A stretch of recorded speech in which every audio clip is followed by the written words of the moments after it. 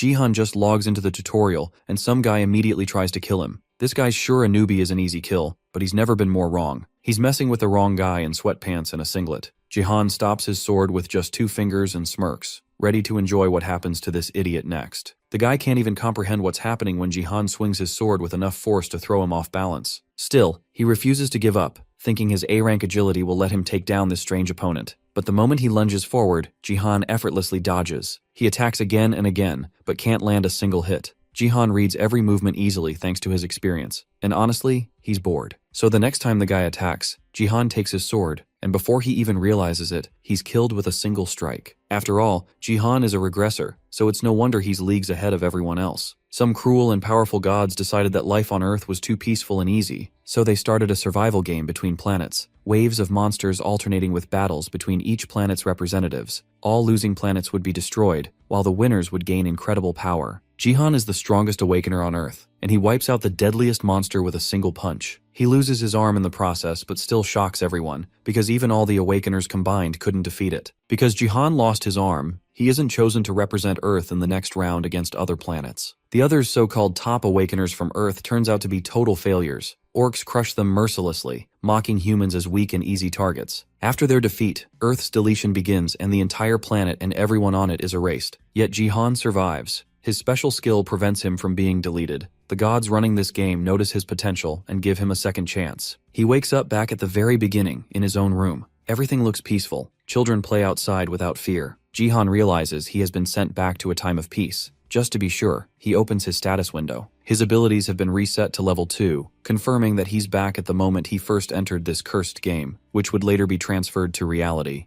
For now, though, he decides to check his inventory, and something in there immediately catches his eye. It's an achievement points exchange coupon which gives special benefits to the last survivor who chose to challenge again. Obviously, this was made specially for him, and it's a rank X item, which means it's incredibly useful and rare. He uses it immediately, and the system activates an achievement store for him. The store has things that are exclusive to him for sale, and it can even be upgraded with a certain amount of achievement points. He will most likely get more options to choose from if he upgrades, and he needs to buy something that he can start using right away. There's not a lot of choices in the store, so he gives in and tries upgrading it. The level 2 expansion doesn't give anything particularly useful, so he upgrades it to level 3, and once again, it's not very useful to him. With only 50,000 points left, if he upgrades the store to level 4, then he will only have 10,000 points left. The higher he upgrades the store, the more expensive it will be to upgrade it again, so he's only got 2 choices. He can either buy all the items that are available to him right now, or gamble his points and upgrade to level 4. He has always been a hardcore gambler, so the choice is obvious. He upgrades his store to achievement level 4, and immediately, his actions pay off. The next level unlocks an item called Urgent Restoration. It allows him to repair other items from a faulty state to a perfect state. Good outcomes like these are why he just can't stop gambling. How can he possibly stop when he keeps hitting the jackpot over and over? Now that he has gotten this god-tier ability, it's time for the real test of his abilities. He heads to a room elsewhere within the massive penthouse and uses his thumb to unlock access to a special area. He opens up the inventory of the BattleNet connector and finds exactly what he was looking for. It's an item called Dongfang Shuo's Spoiled Brush, and it's an A-rank item that even the inventory describes as useless. But with a little assistance from his new Urgent Restoration tool, he's able to repair it and turn it back into exactly what he wants. The A-rank Spoiled Brush becomes an SS-rank item that holds a link to the martial god. Before he can admire his handiwork, though, a notification pops up, informing him that the tutorial for the Gangnam Bronze League will soon start. There's only 10 seconds left before he will be summoned to the arena, so Jihan has no time to waste. He calls for his status window and uses the brush to mess with his stats.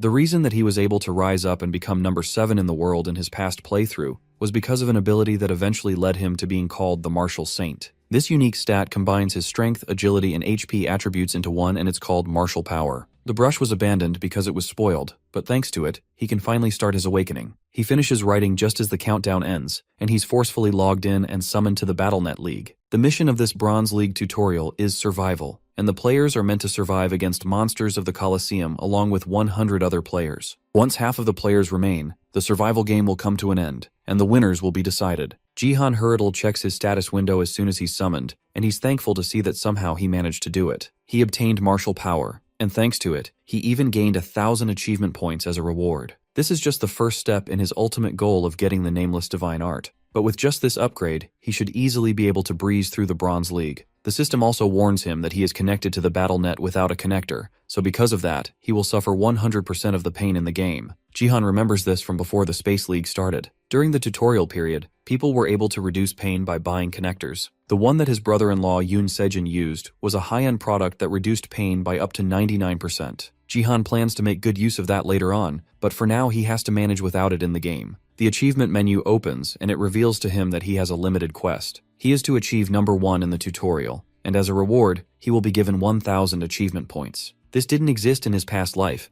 but clearing this quest will be easy for him thanks to the help of martial power. The game eventually starts, and not even a second after the notification is given, someone rushes at him from behind with his sword raised. The surprise attacker looks like he's rushing to catch a newbie off guard and get a free and easy kill, but he's surprised when Jihan manages to easily stop the attack with nothing but 2 fingers. The man can't even pull his sword back and Jihan turns to him. Then he thanks the man for being generous enough to give away the first kill. This is easily the most enjoyable content in the game, and that is the ability to mercilessly slaughter people. Another thing in the world that completely changed with the introduction of the BattleNet is the addition of guilds. Guilds are groups of people that train and manage players, and everyone around the world is incredibly interested in the BattleNet. Because of that, each country put their resources into fostering players, and well-known enterprises also aggressively invested in the growth of players, allowing large and small guilds to be established in South Korea. Thanks to that, Korea has been able to train strong players early in the league. The Gangnam Bronze League is a place where rising stars of each guild made their debut. In this particular Gangnam League match, an aspiring player is summoned to the Coliseum just like the rest of the players, and he's trying his best not to be nervous. This potential cannon fodder is named Do Hyukgyu, and he considers himself to be luckier than anyone else. After all, he's with the Divergent Guild, which is managed by the Divergent Group. This famous guild is known for having many rising stars, and the ordinary young man, Do Hyukgyu, was able to join this impressive guild after obtaining the A-rank gift, Agility. Only a small minority of people can obtain an A-rank gift, and thanks to it, he's sure that he can make it into the top 50. Now the first step is finding out who his opponent is going to be. His eyes scan the crowd, and all he can see are powerful knights, brutish warriors, and scary-looking monsters. Faced with these many options, Do Hyukgyu makes the brave decision to completely ignore them and turn away as if he didn't see anything. After all, staying alive is the most important thing for survival, and the other players are staring at him as if they can smell his fear. If he gets eliminated for messing around right off the bat, then that would be absolutely embarrassing. Looking around, most of the players seem to be from major guilds, and they all have good equipment. Being here doesn't even feel like being in the Bronze League at all. Among the crowd, though, he notices someone that looks out of place among all the other rising stars. He's wearing a wife-beater top,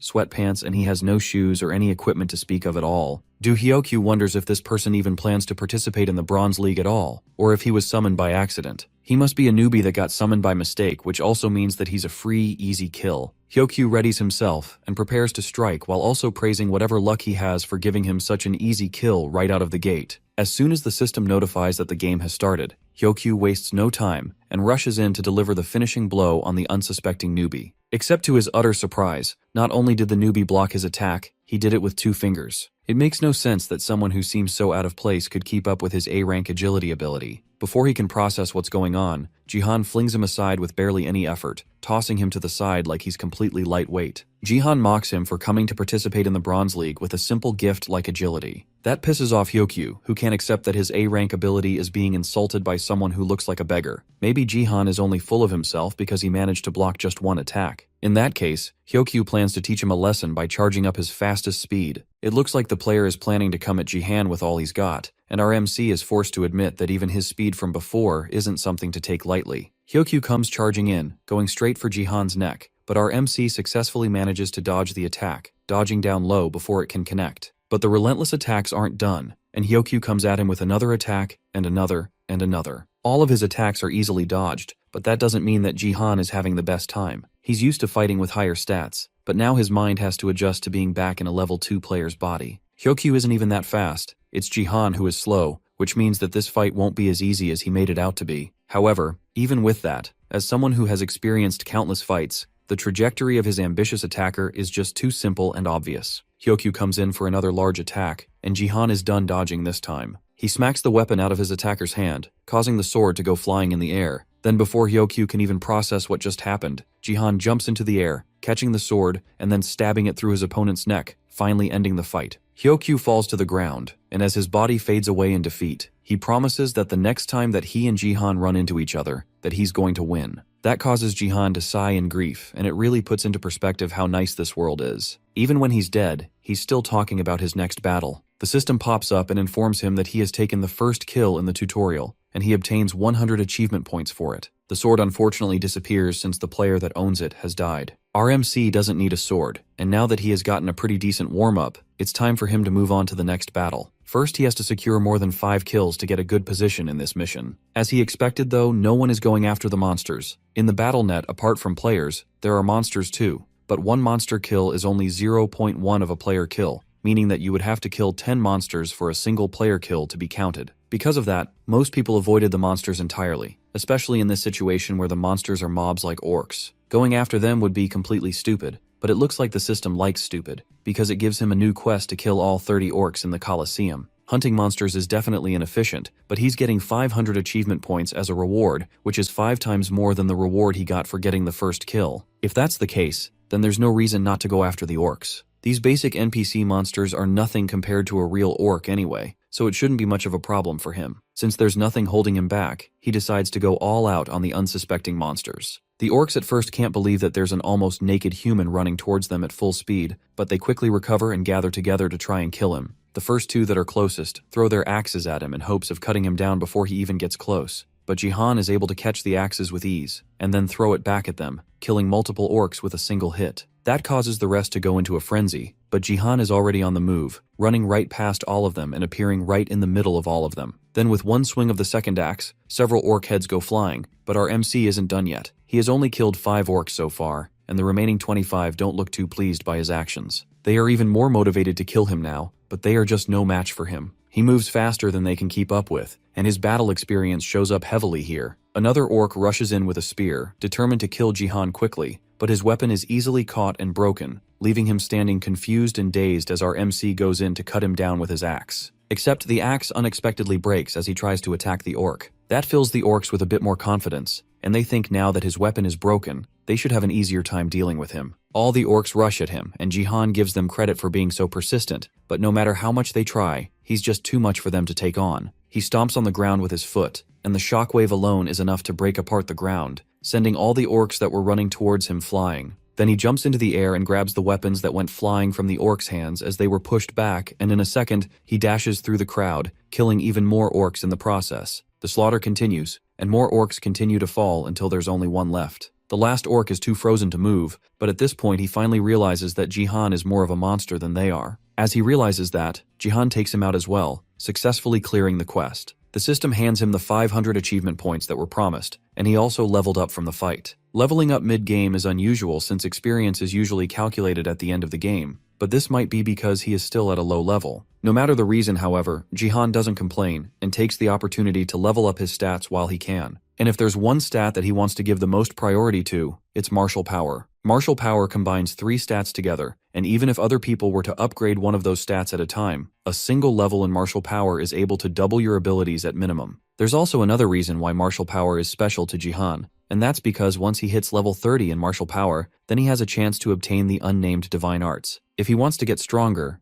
then he has to obtain the unnamed divine arts as soon as possible. However, there's a fatal flaw to the stat, and that's the fact that it's not easy to increase martial power. Normally, you would have to gain an assortment of battle experience and training in order to increase the martial power stat, and points can only increase the maximum growth rate. However, this time, for some reason the martial power level actually increases. That's great for him, and Jihan isn't exactly sure how it happened, but if it continues to increase like this, then his hope of becoming the strongest might actually be possible. There's no time for him to loiter around, and this is still a battlefield after all. As he's looking through his stats, an archer shoots an arrow at him which he easily predicts and manages to dodge. The archer is partnered up with a warrior in fancy-looking equipment, and they are both clearly looking down on Jihan. The girl tells her partner to wrap things up quickly, and the confident smiles on their faces show that they think they are going to deal with him very easily. It's not unusual for 2 people to team up in a battle. This survival game is intended to be PvP, but there's no rule saying that participants can't work together. The logo on their clothes also shows that they are in one of the top 10 guilds in Korea, the Turtle Guild.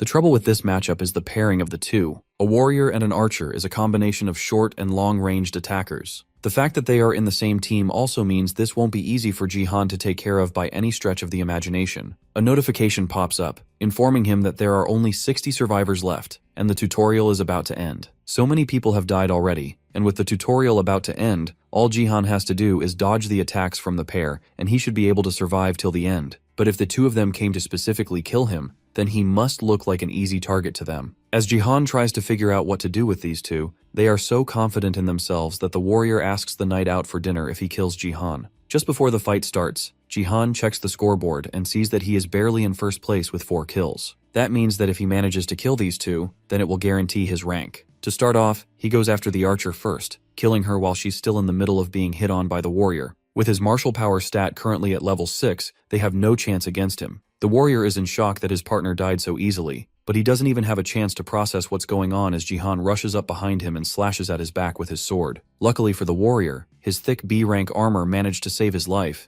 and he thinks that Jihan won't be able to pierce through it with such a poor weapon. But Jihan keeps going, using the sword to stab at the armor over and over, slowly creating a hole in the same spot with his continuous strikes, until the gap is just large enough for him to take out the knight. Elsewhere, in a dimly lit office space, a woman watches a replay of the match with a cup of tea in her hand, right as Jihan cuts down the warrior. This woman is Lee Haeon, the 3rd Division head of the Department of Human Resources in the Divergent Guild. She thinks it's a relief that Jihan wasn't summoned right beside her bodyguard, Lim Gaiyong, who was in the same match as Jihan and managed to rank 2nd place. Gaiyong isn't thrilled about basically being told that she's weaker than someone, but Haeon still advises her to try and avoid fighting with the maniacal newbie. For now, what she needs Gaiyong to do is to collect data. However, as Gaiyong watches the video playing on her boss's monitor, she can't help but notice that she has definitely seen Jihan somewhere before. Lim Gaiyong of the Divergent Guild is known mainly for possessing an S-rank gift. She is the Divergent Guild's high-potential prospect, and her performance in the Bronze League lived up to everyone's expectations. She should have ranked first just as everyone hoped for her, and she most likely would have if it hadn't been for Xiang Jihan's appearance. The Turtle Guild's scout team can't help but yell in shock as he realizes that not only did Jihan beat some of their most promising members, but he also managed to rank first at only level 2 without any proper gear or affiliation to any group. He showed up in a wife-beater top and sweatpants and somehow managed to acquire 6 kills without any weapons. His performance alone in this match was enough to cause a lot of questions to pop up amongst the players in the world. The man himself relaxes back in his living room as he checks his rewards for achieving first place in the Bronze League tutorial. He gained an experience boost of 50%, and with it managed to go from level 3 to level 6. His level up speed is most likely due to the fact that he's still at rookie level, but it's a nice bonus regardless. He didn't gain any GP, which is the currency used by the system, but he did get stat points from his level up, which he threw directly into martial power. Once again, his martial power increases, going from level 6 to level 9. He also acquired a nickname, Tutorial Conqueror, which gives him an additional point in all his attributes, as well as an additional 20% experience boost. The nickname only applies in Bronze League, but it's fine in its own way. With that effect, he now has 10 points in martial power, which makes him incredibly overpowered in the Bronze League. The Silver League promotion battle will happen when he reaches level 25, so until then, he just has to focus on growing his power continuously. Those are already a lot of boosts to his stats and strength, but there's still one more thing he gained. By reaching level 5, he unlocked a class advancement, which means that he can now pick a class. When choosing a class, it's important that the player knows what each class brings to the table. There are 4 options to pick from: Warrior, Archer, Mage, and Support. In his previous life, he picked the Warrior class, and since he already has expert level knowledge of it, picking it again will make his life easier. But in his achievement store, there's an option to buy an extra class slot. With that, even if he chooses a different class this time, he can always add the Warrior class later on by buying it with 10,000 achievement points. Thanks to this, he doesn't need to choose the Warrior class first, and he can try out something else. His finger hovers over the options as he decides which one he's going to choose, and then eventually, he picks one. Later on, he's summoned to the Bronze League Gangnam area again for another mission. This place is filled with thousands of zombies crowding around each other, and the mission this time is defense. The zombies are at the bottom of a castle, and the players are to kill the zombies and protect the crystal resting at the top of the castle walls, while also doing their best to survive against the zombies. There are multiple towers, and the battle will continue until only 5 towers remain. On top of one of these towers is Lim Gaiyong, a warrior of the Divergent Guild. and she stares down at the zombies in disgust. They may be in a game, but that doesn't make the sight of decayed corpses any better. Behind her, the other players spawn in, and they seem to be familiar with the map as well as the mission. Gyeong knows the people who have been matched up with her. One is an archer from the LK group, and he has strong-looking B-grade gear. Another is a mage, and he doesn't seem to be affiliated with any guild, but his equipment is impressive, and he doesn't look too bad for this level. These two look like good partners to work with, but the most important person in this particular mission type is the support. The defense mission is a long-term fight, and the support is the person that guarantees that they will be able to survive that fight. He's summoned last, and as the light clears, Gyeong is surprised to see Seong Jihan appear as the support of their group. Just like last time, his gear is pretty unique, and he's sporting a tracksuit and a metal pipe, truly the strongest gear available. 20 minutes before he was summoned for the mission, he decided to choose the support class. As he selected the option, the system itself advised him that the class isn't compatible with him. The reason he chose the support class, even though it is so bad for him that the system has to reconfirm his decision, is because the class gives him a new ability called Divine Power that is unlocked after choosing the support class. Divine Power is something he desperately needs if he wants to grow another unique stat, but it's one of the harder abilities to grow. That's because it's not as easy to boost with training like other stats, and there's no way to raise it other than to invest extra points in it. Jihan doesn't want to do that, of course, because he's throwing everything he has into his martial power stat in hopes of gaining the nameless divine arts early. He would never waste his valuable points on anything else. Then why did he choose the support class and gain the divine power stat? That's because he knows of another way to enhance divine power, and it's a method that people aren't aware of at all. The secret lies in his shiny new pipe. The other players are just as surprised at the fact that Jihan is a support as Gyeong, and the mage in particular doesn't hide his frustration with Jihan's superior outfit and gear. He yells at Jihan for choosing not to have better equipment, and even emphasizes how expensive his own gear is in comparison,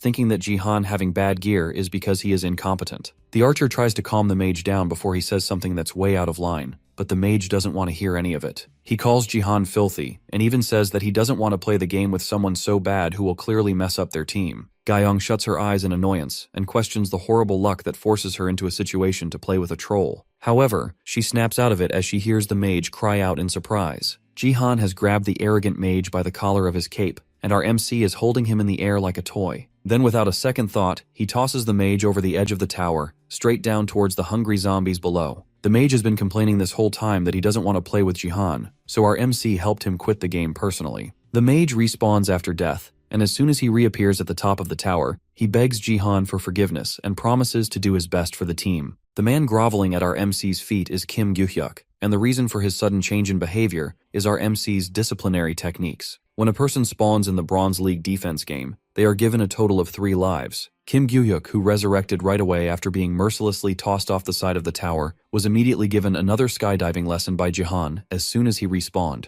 Thanks to that, he has only 1 life remaining, and if he were to die one more time, then he would be kicked out of the game and get last place. That's why he's currently begging for his life at the feet of our MC, hoping that he's not thrown down to be zombie lunch again. He needs to avoid getting last place because if he does, then his level will fall as a penalty. That also means that all the skills he bought with his own money will disappear as a consequence. If a user's level doesn't mean the skill requirements, then the skill will automatically be deleted. Jihan is surprised that Gyu-hyuk's personality has changed so quickly, especially since he was so intent on raining down attacks in his last life as soon as he spawned. Gyu-hyuk tries to advertise himself as a fire mage who is very good against mobs of undead, and he's also level 15, which means that he's very strong. For any other team, he's a precious resource that they wouldn't want to lose, but all his yapping has reminded Gyeong of who he is. Kim Gyu-hyuk used to be affiliated with one of the 10 great guilds in Korea, and he was respected by all, but he fell 4 times in the silver promotion leagues, and after that, he just went around starting fights. In other words, Gyeong considers him a loser.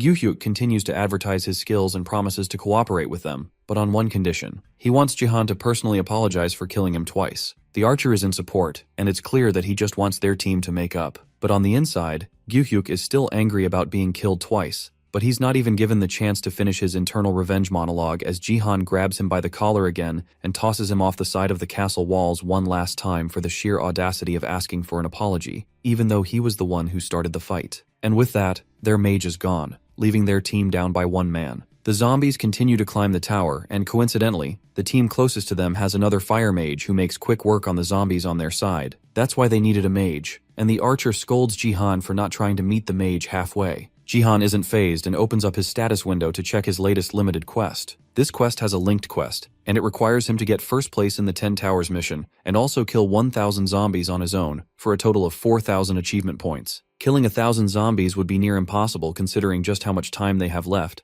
but he doesn't want to lose out on 3,000 points. Lim Gayong watches as Jihan tries to figure out what to do, and she doesn't even try to hide how much she's judging him. So far, Jihan has only done what he wants, and despite his impressive specs, he's just a support class. From what Gayong can tell, there's no reason for her to try and bring him into the Divergent Guild. The archer isn't nearly as calm as she is though, and he continues yelling at Jihan, who finally notices. Finally, he tells Jihan that if he's going to continue acting like a jerk, then he should just go ahead and fight by himself. Unexpectedly, Jihan is happy to hear that, since he will be able to take out all the zombies alone if they let him go ahead without their help. Gayong tells him to stay behind her while she takes the front. She sees the game is already lost, but she at least feels the need to take responsibility as a player, but Jihan tells her that it's alright. He plans to take everything in the front while the archer and Gayong protect each other. A zombie finally manages to reach the top of the tower, and it's a blood zombie which is different and stronger than the other zombies. Its head is made of liquid, so they can't kill it with physical attacks. Well, they can anyways. Jihan doesn't care about the rules of the game. The zombie leaps in, and Jihan readies himself with the spear, and with one clean hit, kills the zombie by smashing its head in.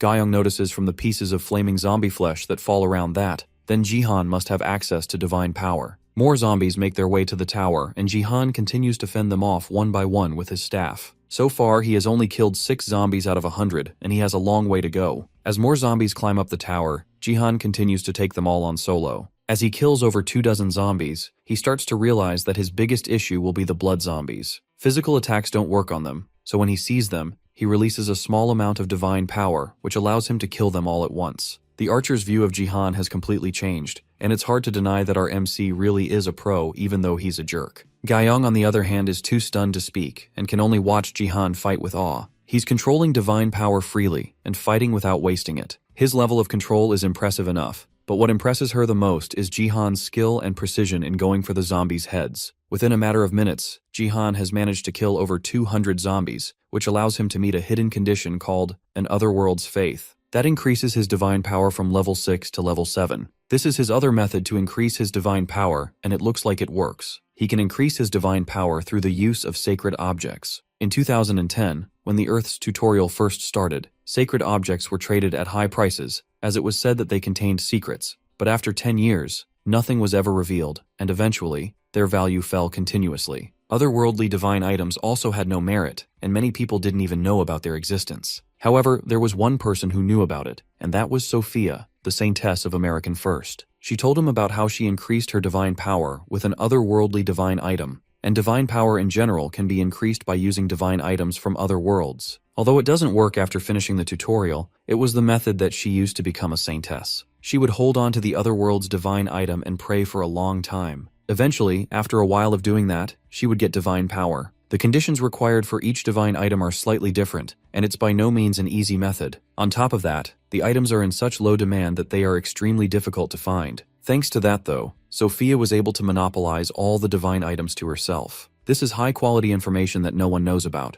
so she definitely used this to her advantage. But despite how valuable this information was, there was also someone else who was constantly purchasing otherworldly divine items, which means that there is one other player who knows this information. After Jihan regressed, he visited his sister's room in the Sword Palace penthouse, and there he found all the otherworldly divine items that had been purchased. All their divine power has all been drained, so they are all empty. That means that the identity of the other player who had been collecting otherworldly divine items was his elder sister Seong Jia. Along with Yoon Se-jin, the Sword King, Jia, his sister was South Korea's best support, and a hero. How she died is a whole other story entirely though. Out of all the otherworldly divine powers that she left behind, Jihan found a steel pole which has been reduced to an E-rank item. According to the item's description, it should be especially perfect for breaking zombie skulls. After using it for so long though, it has been reduced to an F-rank item, and there's not much divine power left to absorb, but it's still tough, so it's the perfect weapon for hitting things with. Gayong continues to marvel at his amazing physique and his unbelievable level of control. The archer notices that another tower has fallen, and they were in the top 5,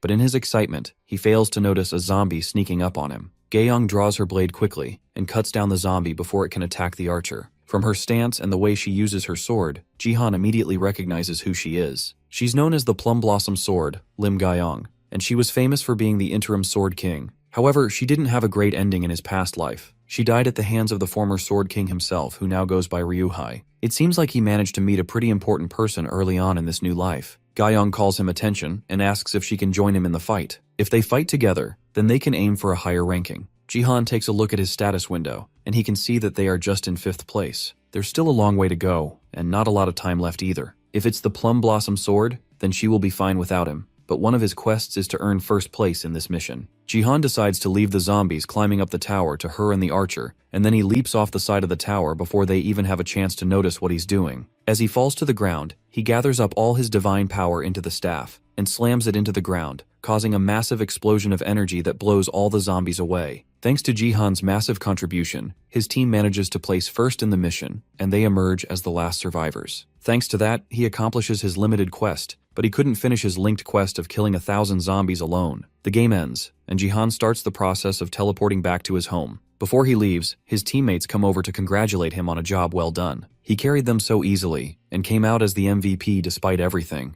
and the archer is more than eager to team up with him again. But while the archer fawns over out MC, Ga-young can't help but be shocked at the massive amount of damage that their support did despite being a level lower than her. She thinks that this has to be some kind of bug. She can't hide just how surprised she is. The archer decides to log out first, leaving her along with Jihan. She takes the opportunity to approach him before he leaves, and even calls him by his name, which surprises Jihan. After all, they should have met at this point, but Ga-young doesn't care. With the potential and achievements that he has shown during these past few missions, she can tell that this man is definitely someone they need at the Divergent Guild. As a member of the Divergent Guild, she has to recruit him no matter what. But now that she's staring at him, she ends up accidentally asking for his phone number instead. Suddenly, her calm expression changes to extreme panic as she realizes that she skipped many steps to get to this point. She's asking for his phone number in the first conversation, and she has to hurry up and explain herself before he ends up taking it the wrong way. Before she can get her words out properly though, Jihan apologizes and tells her that he doesn't remember his phone number right now. Then he opens his status window and logs out with a quick goodbye before she can say anything else. Ga-young takes a moment to wonder how exactly someone can forget their own number before she realizes that she has most likely just been rejected. Back in the real world, it turns out that Jihan really doesn't remember his old number. He used his American number for a while in his old life, and he hasn't had the time to memorize his Korean number since he reincarnated into this new life. There's no way he can ask others what his own number is, so for now, he's just going to have to leave those thoughts for later. The more important thing to think about right now is that he got recruited. It looks like with all his showing off recently, he ended up standing out too much. Now that he thinks about it, he should have probably gotten her number instead, but he doesn't plan on joining a guild right now. For now, he has to focus on getting as many rewards as he can from quests. He managed to raise his level by 2 points, and he even managed to earn 1,500 GP thanks to it, but he can't buy any holy items with just that amount. The divine items he wants to buy are much cheaper in the past than they were in his time, but it's still too much for him. For now, he has to go home and rummage through his sister's storage a little more. He makes it back home, and immediately notices someone else's shoes at the door. He immediately realizes who is at home with him, and the shock causes him to drop his bag. Everyone has moments that they regret for their whole lives, and Jihan also has similar regrets. His biggest regret, though, is the fact that he couldn't protect his beloved niece, Se-ah, in his past life. He had so much that he wanted to say if they met again. He remembers how strong she was, and how she even told him that she would protect him. And now, she's standing in front of him again, alive like nothing ever happened. Above everything, he wanted to tell her once again that he really missed her. Yoon Se-ah just turned 18 this year, and she's the daughter of Yoon Se-jin and his older sister. She wasn't at home when he regressed because she was with a group living in Jeju, but she was the only one that ended up leaving early for obvious reasons. Because she was born when his sister worked to provide for them, Jihan was in charge of looking after Se-ah from a young age. Now her mom is gone, and her dad is defecting to Japan all of a sudden and changing his name. Now that everyone else is gone, the only family they have left is each other. Right now, she's the most important person in his life, and all of this happened because of Yoon Se-jin's sudden decision. Earlier, Se-ah contacted her father to see what caused him to change sides all of a sudden, and he told her that he had fallen in love. He announced it to her so casually, and even though she was freaking out on the phone call with him, he seemed way too calm with the situation. She asked him what he wants her to do now with him disappearing, and even asked if he's throwing her away for nothing, and he calmly replied that he is throwing her away because that's the condition that his new love had given him. Without even another word, or a goodbye, he hung up the call and ended his relationship with his daughter in one move. That's incredibly trashy, but Jihan has always known him to be that kind of man. He is an irresponsible renegade that is willing to throw away his only daughter and his whole country for the sake of one girl. Because of that, innocent Se-ah was left all alone and in another life,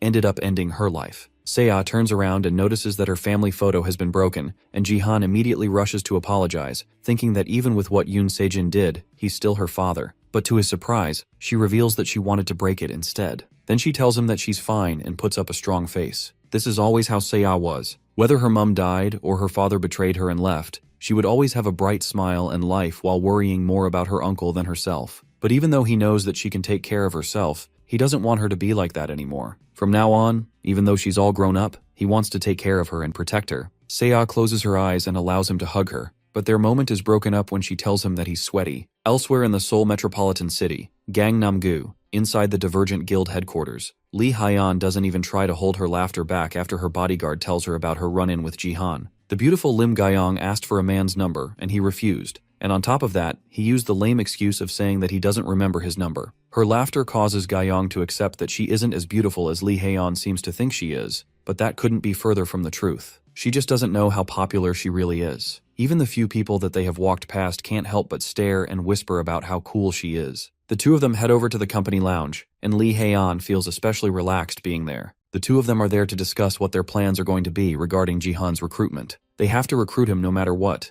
and even the higher-ups are pushing her to get him on their team as fast as possible. As they are talking, Hyeon notices a notification on her phone. It's someone broadcasting a live stream, and she's confused who this could be since there shouldn't be any big matches happening today. The person streaming is usually a gambling streamer that Haeon follows once in a while. She calls it a strategy analysis, but it's just simple gambling. But the person hosting the stream is definitely not who they were expecting. It's Seong Jihan, and he's starting an impromptu stream seemingly with no announcements. On the other side, Jihan is setting up the camera while Seiya advises him from off-screen. Gayong struggles to figure out why Jihan is showing up on a gambling prediction stream, but Hyeon is more focused on the title of the stream. Jihan is claiming to be the brother-in-law of the Sword King. The people watching the stream are also confused about the sudden announcement, and comments fly into the stream asking what's going on. The statue behind him is the Twin Sword statue, which proves that he's in the Sword Palace penthouse. Now that the stream has properly started, Jihan tells Seiya to step back. Then he channels power into his foot and stomps into the ground, cracking the floor below him and causing the pillar below the Twin Sword statue to shatter. Then he uses his fist to break the statue apart, shocking everyone watching the stream and causing thousands of viewers to flow into the stream. Now that he has made a big splash and caused a lot of people to grow interested in the stream, it's time for him to actually start addressing the Sword King,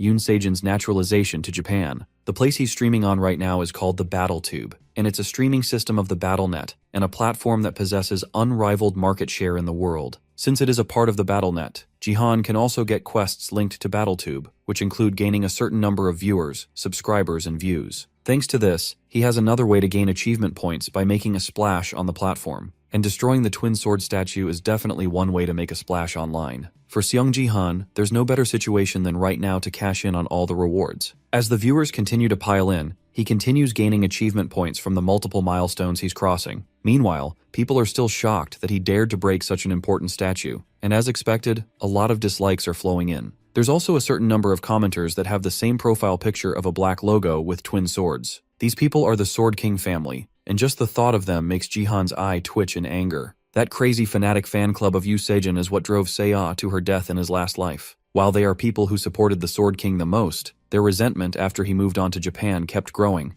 and eventually, those emotions began to gravitate towards Yoon Sejin's only blood relative, Yoon Se-ah. Their terrible words and anger never failed to reach Seiya no matter how far she ran, and in the end, she lost her life because of their senseless acts. Since they needed someone to blame and be angry at, they targeted his innocent niece, but this time, he won't let that happen. If they need someone to point fingers at, then Jihan will gladly become that target. RMC clears his throat and tells everyone to listen carefully, then punches the still crumbling statue to make sure that all eyes are still on him. Then he makes it clear by stating that Ito Ryuhei, their former Sword King, will not be coming back. As he continues his announcement, people start to recognize him from his past achievements, specifically the bronze tutorial where he made a huge impact by placing first, despite the odds. But the fact that he's still bronze definitely hurts his chances to act like an authority figure. Jihan ignores their conversation and then shows irrefutable proof to the camera, bringing his phone in close to the microphone to play a recording. This recording is from a call between Ryuhei and Seiya after the Sword King decided to naturalize as Japanese. On the call, Ryuhei clearly announces that the reason he is leaving Korea is because he found someone that he loves. He admits that he's leaving the country all for her sake, and he's even abandoning his only daughter without remorse. This is a condition that his new love gave him to be accepted. Now that the intended message has been passed across, Jihan ends the recording. People are left speechless, but most aren't convinced. It's pretty much just street gossip at this point, and not concrete evidence that their Sword King has left. To further drive in the point, Seiya comes on camera herself to continue the announcement. She announces that her father said that he will pass down the Sword Palace to her, but she doesn't want to accept the inheritance of someone who has abandoned his country and his family. Because of that, she instead plans to donate the Sword Palace to the country, in hopes that the donation will become a huge support for the growth of young Korean players. As she continues her announcement, Jihan smiles as his plans come together beautifully. Half an hour earlier, he first told Seiya that he wants them to give away the house. Just like everyone else, she was confused that he would suggest such a thing. Why on earth would he want to give away everything they have? He can't tell her the real reason, and he doesn't even know if he can fully convince her if he tried. After all, since they are not selling the building and instead casually giving it away for free, it would seem like a truly insane decision. But Jihan has to convince her to do this for her own sake, no matter what. In his last life, after Yoon Se-jin destroyed Korea by becoming Japan's representative, the anger of Koreans grew so uncontrollably that they ended up confiscating all the assets of Yoon Se-jin, including the Sword Palace that they live in. Seiya had nowhere to go, and she couldn't withstand all the stalking and threats from the Sword King family. At the end of everything, she took her own life. Since this place is going to be taken away anyways, it'd be better to give it away to win Korea's favor and keep Seiya safe. To Seiya though, he's just a freeloader uncle that drinks all day at home, and he certainly can't tell her that he came from the future either, but he has to find a way to convince her. Surprisingly though, while he was still thinking about how to get her on board with his idea, she surprisingly agreed to his plan. He had to take a moment to double check if she's really alright with this, since even to him, his sudden request would make absolutely no sense. The reason she has decided to trust him is because he's not the kind of person that would suggest something like this for no good reason. More importantly, it's been a long time since Seiya has seen this confident side of him, so she decides to trust his judgment. Thanks to her impressive resolve, he managed to make this situation a reality. That doesn't mean that there won't still be problems going forward though. The Sword King family is still up in arms, and they are specifically calling out Jihan as a fraud and a con man. That's exactly what he wants from them though. He wants them to keep firing their insults at him and avoid messing with Seiya completely. But this still isn't enough to finish the job. To make sure that everything is perfect, he's going to need to drive one final nail into the coffin. He steps back into the camera's view and calls out Yoon Se-jin specifically. He tells them that the reason the Sword King gave for leaving is because of a woman, but the truth is that he's a has-been. Seiya can only watch since this definitely wasn't in the script from earlier, and she doesn't know what to do. The commenters start going crazy, with some not believing that he would say such a thing, while others can only laugh at the absurdity of his claim. Jihan continues provoking him, claiming that the only reason Yoon Se-jin left was because he knew he wouldn't make it in Korea. Even Ga-young and Haeyeon can't help but scream at the things he's saying. Then Jihan finishes it up by saying that Yoon Se-jin should stay well in Japan, because they will be meeting soon so Jihan can crush him. The stream ends after that, and the two of them head back into the house to freshen up. Seiya confronts her uncle with the chaos that has started online due to his statements. Both Korea and Japan are in an uproar because of what he said, but Jihan isn't worried. He assures her that nothing will happen, and that they should just ignore all the publicity this is bringing them so she doesn't get stressed unnecessarily. Because of his recent actions, Seiya can't help but notice that something seems different about her uncle. It's almost as if he became a different person overnight, but it's not surprising that she feels this way. After all, there's no way that he would act normally after dying and regressing to the past. He asks her if all she saw in him was a freeloader who drinks all day, and Seiya tries to backtrack her words, even though she does think that it's true that she saw him that way before. As they are talking, the doorbell rings, and Jihan already knows who it is, but he wasn't expecting them to come over this early. Now that things have come to this point, it's time for him to start earning some money. Elsewhere in Tokyo, Japan, Yoon Se-jin watches over the news as he sits beside a sleeping woman on the bed. The news recounts the events that have happened recently, and states that the relationship between Korea and Japan is only expected to get worse continually due to his naturalization to Japan. It's only gotten worse since news has now spread that he did all of this for a woman. Now with Jihan, Yoon Se-jin's brother-in-law, coming out with even more provocation, things are only set to get worse, and now all that's left is to see how the Sword King will react. It could even be said that Jihan is a representation of Korea's fury. The woman gets up from the bed, and Se-jin turns off the broadcast, afraid that he had woken her up, but she assures him that she doesn't need to sleep anymore. She's more worried about him and the hard times that he will go through going forward, but Ryuhei stops her and tells her that she shouldn't call him Se-jin anymore. He has taken her name, and that's how he wants to be addressed going forward. This woman, Shizuru, clings onto him and assures him that he's still Yoon Se-jin, Korea's #1 player, and that truth hasn't changed. But there's a strange power to her words. and it looks like the things she's saying to him have a much heavier ability than just being mere words. Then she pulls him close and the two of them kiss as she reminds him that she is her Yoon Se-jin. Back with our protagonist, he opens the door and standing outside is the man that he was expecting. This man is a government official, and it looks like he and Jihan at least know each other a little bit. His name is Park Yoon-sik, and he's the department manager of the BattleNet in South Korea. In his last life, after Yoon Se-jin left, the department stopped coming, but it looks like he made such a big splash today that they just can't ignore him any longer. However, even though the government stopped coming, this man still took the time to take him and Seiya into his consideration and took care of them well. Now that the stage is set and all the players have arrived, it's time for Jihan to start taking all the things he will need. The three of them sit down to talk, and Yoon-sik gets straight to business. He knows that they won't be able to bring the Sword King back, and the government is aware of this as well, but they can't let the citizens know about it just yet. The Korea vs Japan match will be taking place soon, and they need the people to be in high spirits for that. Jihan can see where this conversation is going and tells Yoon-sik to get to the point and stop beating around the bush. What they really want is for Jihan to return the donation of the Sword Palace, since if the government accepts his donation, it will be official recognition that the Sword King isn't coming back. Yoon-sik is shocked that Jihan hit the nail on the head so easily, and even he starts to believe that Jihan really has become an entirely new person. The Jihan of before was just a jobless alcoholic addicted to gambling. Setting aside his shock, Yoon-sik confirms what Jihan says, but tells him that they haven't fully given up on the Sword King's return. So instead of completely giving it away, the government would like to suggest a co-signed management instead. That means that the ownership will change to someone else, but they still have joint decisions in the affairs. It's a way of making sure that they can still be prepared for the return of the Sword King. The government also wants the two of them to continue residing in the Sword Palace, which in the end makes this a win-win for both sides. Yoon-sik slides a document towards them which goes into more details about the agreement, and he urges them to read it over and think about it. It looks like they really put a lot of thought and consideration into this. Jihan really was just going to hand it over, but if they are willing to do this, then it's even better for them. However, in exchange, there's a favor that Jihan would like to ask for. Time passes after that event, and yet another match is about to begin in the BattleNet.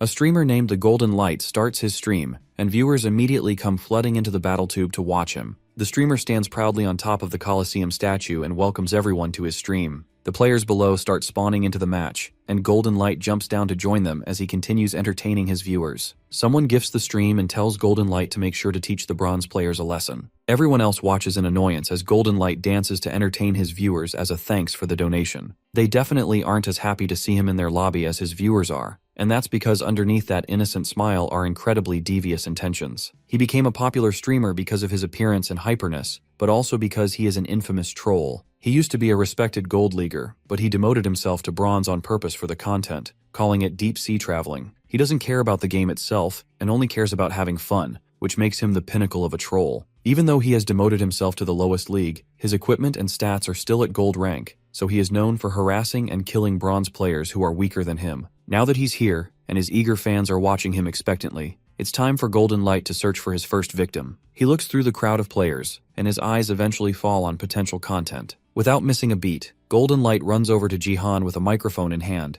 eager to interview the man who recently became the talk of the town. At this point, Jihan goes by many nicknames and people have been showering him with attention. John, on the other hand, is just confused about who this golden boy is. He's obviously a BattleTube streamer, and he's way too loud for Jihan's liking. But now that he thinks about it, there are quite a few BattleTube achievements that he hasn't accomplished yet. Since the opportunity has come, Jihan might as well start his own stream for his viewers. He completely ignores the shiny boy and summons his own BattleTube window to start a stream. Golden Light's viewers also notice the on-air mark above Jihan's head and realize that our MC is streaming. As a result, they start leaving to watch his stream, and our bright boy can't help but shake in fear as he realizes that he practically advertised Jihan's stream for free. Now that things have come to this, he needs to figure out a way to get people to come back to his stream. As he's thinking, he gets a notification from someone with a Sword King obsessed username, encouraging him to kill Seong Jihan so that he ends up in last place. The reward for completing this achievement is 2,000 GP. 1 GP is about 1,001, so this is a 2 million won quest. The people who started the donation are none other than members of the Sword King family. When Golden Light doesn't immediately accept, other members of the Sword King family come together and continue increasing the reward. It's clear that these people clearly have a grudge against Jihan, but he had no idea it was to this extent. They continue increasing the rewards and it passes 30,000 GP and even reaches 40,000 GP. Unfortunately for him, the remaining players are summoned, which causes donations to stop at 42,000 GP. Despite the already insane amount of money being offered, Golden Light is still upset that the GP stopped at under 50,000. One of the Sword King family members agrees to donate an extra 10,000 GP if he successfully defeats Jihan. That finally gets Golden Light to move with determination, and his target is now set. As soon as the match starts, Golden Light sets himself up to charge at an unsuspecting Jihan. He uses one of his skills called Charge, which accelerates a user's body forward at very high speed. He rushes in, and in an instant, he's behind Jihan with his sword raised. The attack connects, but Jihan successfully manages to parry it with no problems. Unexpectedly, he's using another one of his weird weapons. This time, it's a club that's part of a cooking set, and it's a D-rank extraterrestrial holy item. Jihan is still surprised that despite swinging with all he had, Golden Light's weapon somehow survived the attack. Since things have come to this, Jihan also summons a sword to use out of etiquette. In a matter of seconds, Jihan is able to cut down Golden Light with simple and precise strikes, and the commenters realize that he's using sword chi, which normally shouldn't be possible for someone in Bronze League. He's also using white sacred flames, which are a divine power. But if he's using divine power, that means that he's a support. Regardless of how he did it, Jihan has successfully gotten first blood, and all with a D-rank kitchen knife holy item that's also part of the cooking set of divine weapons. However, although he has been killed rather embarrassingly, Golden Light isn't down for the count just yet. He somehow managed to revive himself thanks to an item he has called the Crucifix of Revival. This item can only be used once. However, it can't be used during national leagues, promo games, or guild matches. Despite the fact that he is revived, there's no point since the goal wasn't just to kill Jihan, but also make his place last, and since he died first, Jihan can't be in last place. Despite all of their obvious disappointment, Golden Light is determined to make sure that he redeems himself with Xiong Jihan's defeat. Unluckily for him, Xiong Jihan is determined to make sure that he wipes the smirk off of this golden boy's face. In a matter of seconds, Jihan takes him out again, unintentionally giving him a double kill. As he walks away from the dying streamer, he thinks about the item that the man used. In the future, nobody used it because the revival process had certain flaws. That aside, today is more hectic than usual. That's most likely because of the spectators who came to watch the game today. Today's spectators are elves, and it looks like they are all watching Jihan.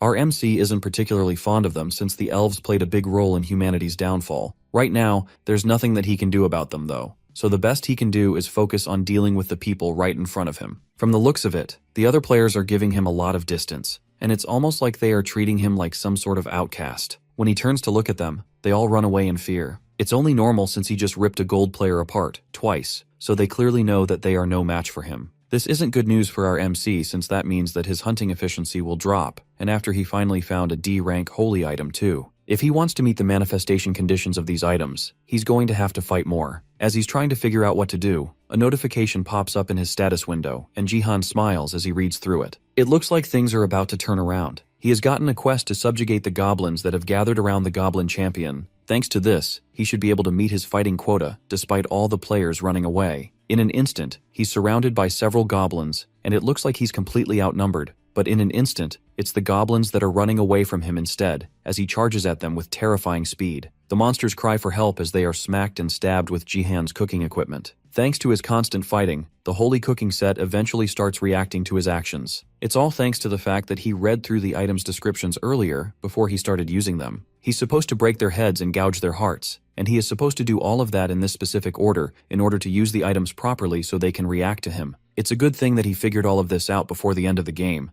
but with the way things are going, this is taking way too long. If he had learned this a little earlier, then there would have been a few more goblins left for him to use his weapons on. But at least it's not completely over yet. There's one more goblin left for him to take out, and this one is much more threatening than the rest. This beast is the goblin champion, and in comparison to normal goblins, he is way bigger and stronger. Despite its size and strength though, a good smack with the cooking club is enough to send the goblin champion crashing to the ground. Then Jihan takes advantage of that and stabs it in the heart. Despite its size, it's just a big goblin. And with that, the quest has been cleared, and he receives 500 achievement points as a reward, as well as earning 1 divine power in the process. But because he used the items heavily, the rank of the weapons have been reduced to E, so he should only be able to earn divine power 1 more time. Hunting monsters is way too slow though, so he's going to need to catch players instead. They are way too far from him though, so now, if they won't come to him, he's going to have to go to them himself. The commenters who have been quietly watching the stream this entire time finally come out of hiding to talk about how scary Jihan looks now. But out of all the people watching the stream, there's one person who is way too upset about what's going on his screen. It's Golden Light who's watching Jihan's stream from the outside, and he notices one comment in particular saying that Jihan is 1,000 times better than him. While he's upset about the way they are talking about him, he's more curious about the beast that is Jihan. From his fight with the goblin, the system has calculated his estimated stats, and his average strength is about 35. The average of a Bronze League player is 25, and Jihan is somehow 10 points above that. None of this makes any sense, and Golden Light even starts to think that Jihan must be using some kind of hacks. As he lays on the bed, lamenting his failure, and the cracked beast that is our main character, he hears screams of terror coming from his monitor. He looks up just in time to see Jihan smacking someone in the face with his club. In a matter of seconds, Jihan has taken out multiple players at once, and the all-out brawl is entirely one-sided. In a matter of seconds, Jihan has killed countless players with ease, bringing the number of total players down to minuscule numbers. The remaining players realize that this isn't the time for them to be fighting amongst themselves. This is the time for them to come together and beat up this hack user. A mage and an archer are the first to come together and try to take down Jihan, but their attacks are blocked or pushed away with ease. After a while, they stop attacking completely once it looks like nothing they do will work on Jihan.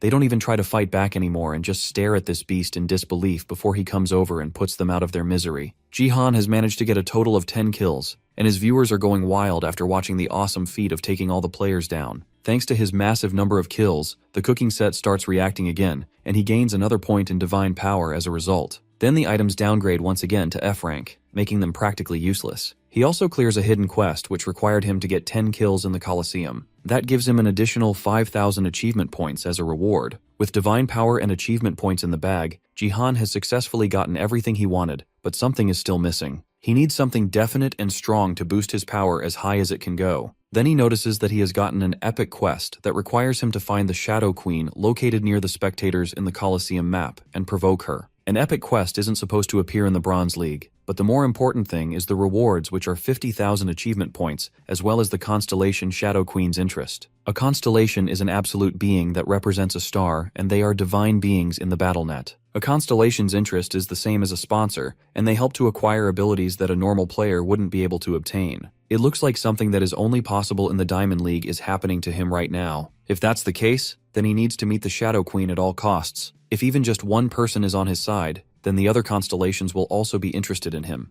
However, with the number of elves staring down at him from the side, will he really be able to find the Shadow Queen among them? Outside the game though, the world is recoiling at Jihan's accomplishment. Seong Jihan's record of 10 kills at the Colosseum was a first in the country after Yoon Sejin. News of it quickly spread across social media communities, and as a result he gained around 10,000 subscribers, and his streams gather up to 4,000 simultaneous viewers. Those from the Sword King family who hoped for Jihan's ruin in turn became his supporters. Now all the resentment was directed at Golden Light, who unintentionally became Jihan's stepping stone to stardom. His reputation has practically gone into the gutter after recent events, and he's struggling to figure out what he should do to fix it. Since there aren't many options, Golden Light instead decides to jump on the Seong Jihan train too and become one of his supporters. From this point on, Golden Light now hopes to become Seong Jihan's editor and make him BattleTube's best star. Back in the Sword Palace, Seiya can't help but stare at her uncle in disbelief. After the fight she watched in the afternoon, she can't believe that her uncle got so strong. She almost started feeling bad for the other players since this was basically the same as griefing. So many people also wanted to donate to Jihan's stream,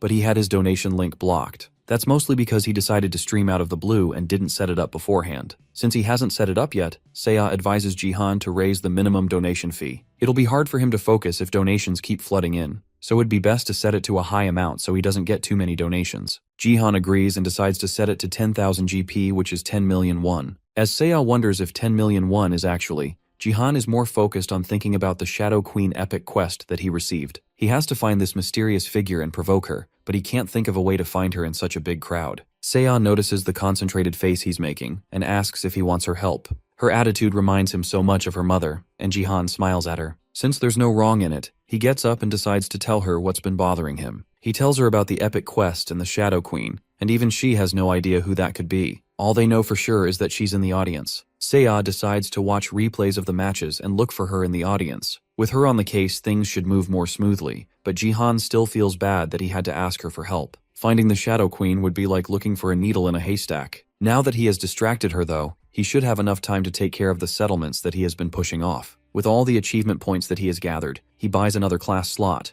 and now it's time for him to add a new class and gain new powers. There are 3 options for him to pick between warrior, archer, and mage, and out of them, he decides to become a mage. As soon as he adds the new class, he starts to feel a new power flowing from his heart. It's different from divine power, and it gives him access to new abilities. The reason he chose the mage class after the supporter class is because of a unique stat that he can only obtain after having both classes. This new ability is called Force. Before regressing, he used to listen to Baron talking drunkenly. One day, during one of his drunken ramblings, he told Jihan a lot of unnecessary things, like the fact that he would have recognized Jihan as an American if he had been naturalized earlier. But on that day, he also talked about something unusual. He talked about his skill, Force, which he gained by combining divine power with mana perfectly. It's not an easy task, and others wouldn't even be able to try it since Baron is the only player in the world with 2 classes. This is something that no one else can obtain, and the only reason the Baron has it is because he has 2 status windows, which is his SSS rank gift. Jihan originally asked if it's alright for him to have this information, but at the end of the day, Baron was confident that he could tell anyone in the world because he's the only person capable of having 2 classes. He was certainly arrogant, but what he's saying isn't a lie. Force is an overwhelming power that completely dominated space, but now, Baron isn't the only one with this ability. Jihan knows of the requirements, and now he has fulfilled them. This ability is what got Baron to first place in the world rankings despite his terrible control and utilization of it. So if Jihan wants to be prepared for what will happen in the future, then he has to make sure to get this ability for himself no matter what. To gain the power, he needs to concentrate the divine power into his hands, and direct the flow of his mana from his heart to his hands, where the 2 powers can combine. If he can perfectly combine the powers and allow nothing to leak through, then he will achieve it. For a moment, it looks like his attempt worked, but the circling power in his hand sends him flying back into the wall after a short explosion. It looks like he failed this time, and he can't hold on to the power in his hands with strength alone. He must be missing something. Maybe he needs more mana or to be a higher level, but something is definitely missing. The problem is that he can't keep the power in his hands forever, so maybe the problem is where he's gathering the power in the first place. Since he can't hold on to the power in his hands, the next best option would be to keep the power in his body instead. If he can combine the divine power which starts in the upper dantian with the mana from the central dantian, then he can hold the 2 stable with the power from the lower dantian anytime they struggle to mix. This should lead to a perfect form where nothing leaks out. If he compresses it in that state, then that should allow him to unlock the new power. He decides to try it out, and the backlash on his body is immense. He can't hold himself back from screaming in pain as the power fills his body. A system notification pops up, informing him that he has begun attempting the unification of the 3 dantians. However, almost immediately after, a warning pops up, informing him that he has surpassed the limits that he can endure, and if he continues, then he will die. Downstairs, Seiya hears her uncle screaming as the pain overtakes his body, and she gets up to go and see what's wrong. Meanwhile, Jihan is still experiencing the immense pain from trying to fuse the 3 dantians. In order to do so, and fuse divine power with mana to use force, then he has to use strength subconsciously in order to consolidate them. The conditions for the unification are very strict, and one needs to be able to perfectly use the 3 which have very different natures. On top of that, all of the person's stats need to be at least 100 to allow the process to go smoothly. If you're far from these standards and try to attempt to unify the 3 dantians, then it's possible to lose your life. Seiya runs towards her uncle's room as the sounds of his struggling get louder. She calls for him as she rushes over, but he doesn't answer. Eventually she reaches his room and surprisingly finds him in good condition. He claims that he was screaming like that because he got a headache, but it's obvious that something much worse must have been happening. She clearly doesn't believe him even as he tries to play it off like a joke,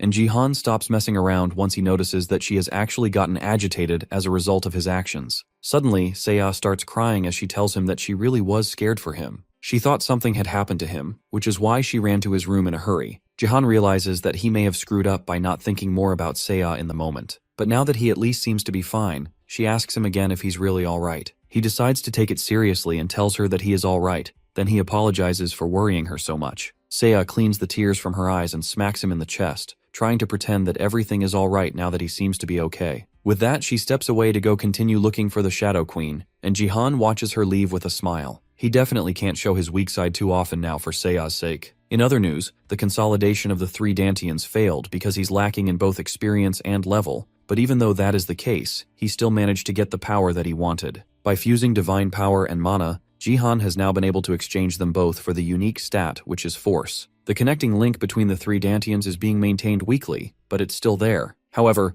looking through his status window reveals something odd. The number for the force stat is weird. He just got the ability now, but it's starting from level 12. Since the link between the 3 dantians is being maintained weakly, then the stats for martial power and force will have to share their ability values. That means that if he raises his martial power stat by 1 value, his force stat will also rise as well. He tests it by raising martial power to level 14, and the force stat follows suit, also increasing to level 14. This is pretty much a cheat code. Having force alone is a really good stat, but now he can very easily upgrade it however he wants. If these are the perks he gets from such a weak link, then how Amazon will the benefits of consolidating the three Dantians be? As excited as he is for the huge boost in power, he has to leave it the way it is for now. If he tries to unify them again, he might actually die in the process. Since he has already earned what he wanted, there's no need for him to push his luck too much. Next, he decides to try a mage skill now that he has the class. He calls for a fireball, and a tiny flame pops into existence as the system informs him that he does not have the mana required to maintain large spells. It's an adorable little flame, but he definitely can't use this in battle. The next day, Jihan is woken up by the sunlight entering his window. As soon as he opens his eyes, the system informs him that he has gained 10 divine power, and he cannot obtain divine power from holy items that are D rank and below. From now on, he can only gain divine power from holy items that are C rank and higher. The previous night, he bought 2 items and slept with them beside him through the night in hopes of getting a power boost from them. However, it looks like his limitations have come to catch up with him. From now on, he's going to have to sell what he has left on the second-hand market to make a profit. He steps out of his room and calls out for Seiya to see if she's awake. He gets no answer and goes downstairs to check on her and finds her sitting on the couch with earbuds in and a laptop on her lap. From the bags under her eyes and her tired expression, it's clear that she pulled off an all-nighter,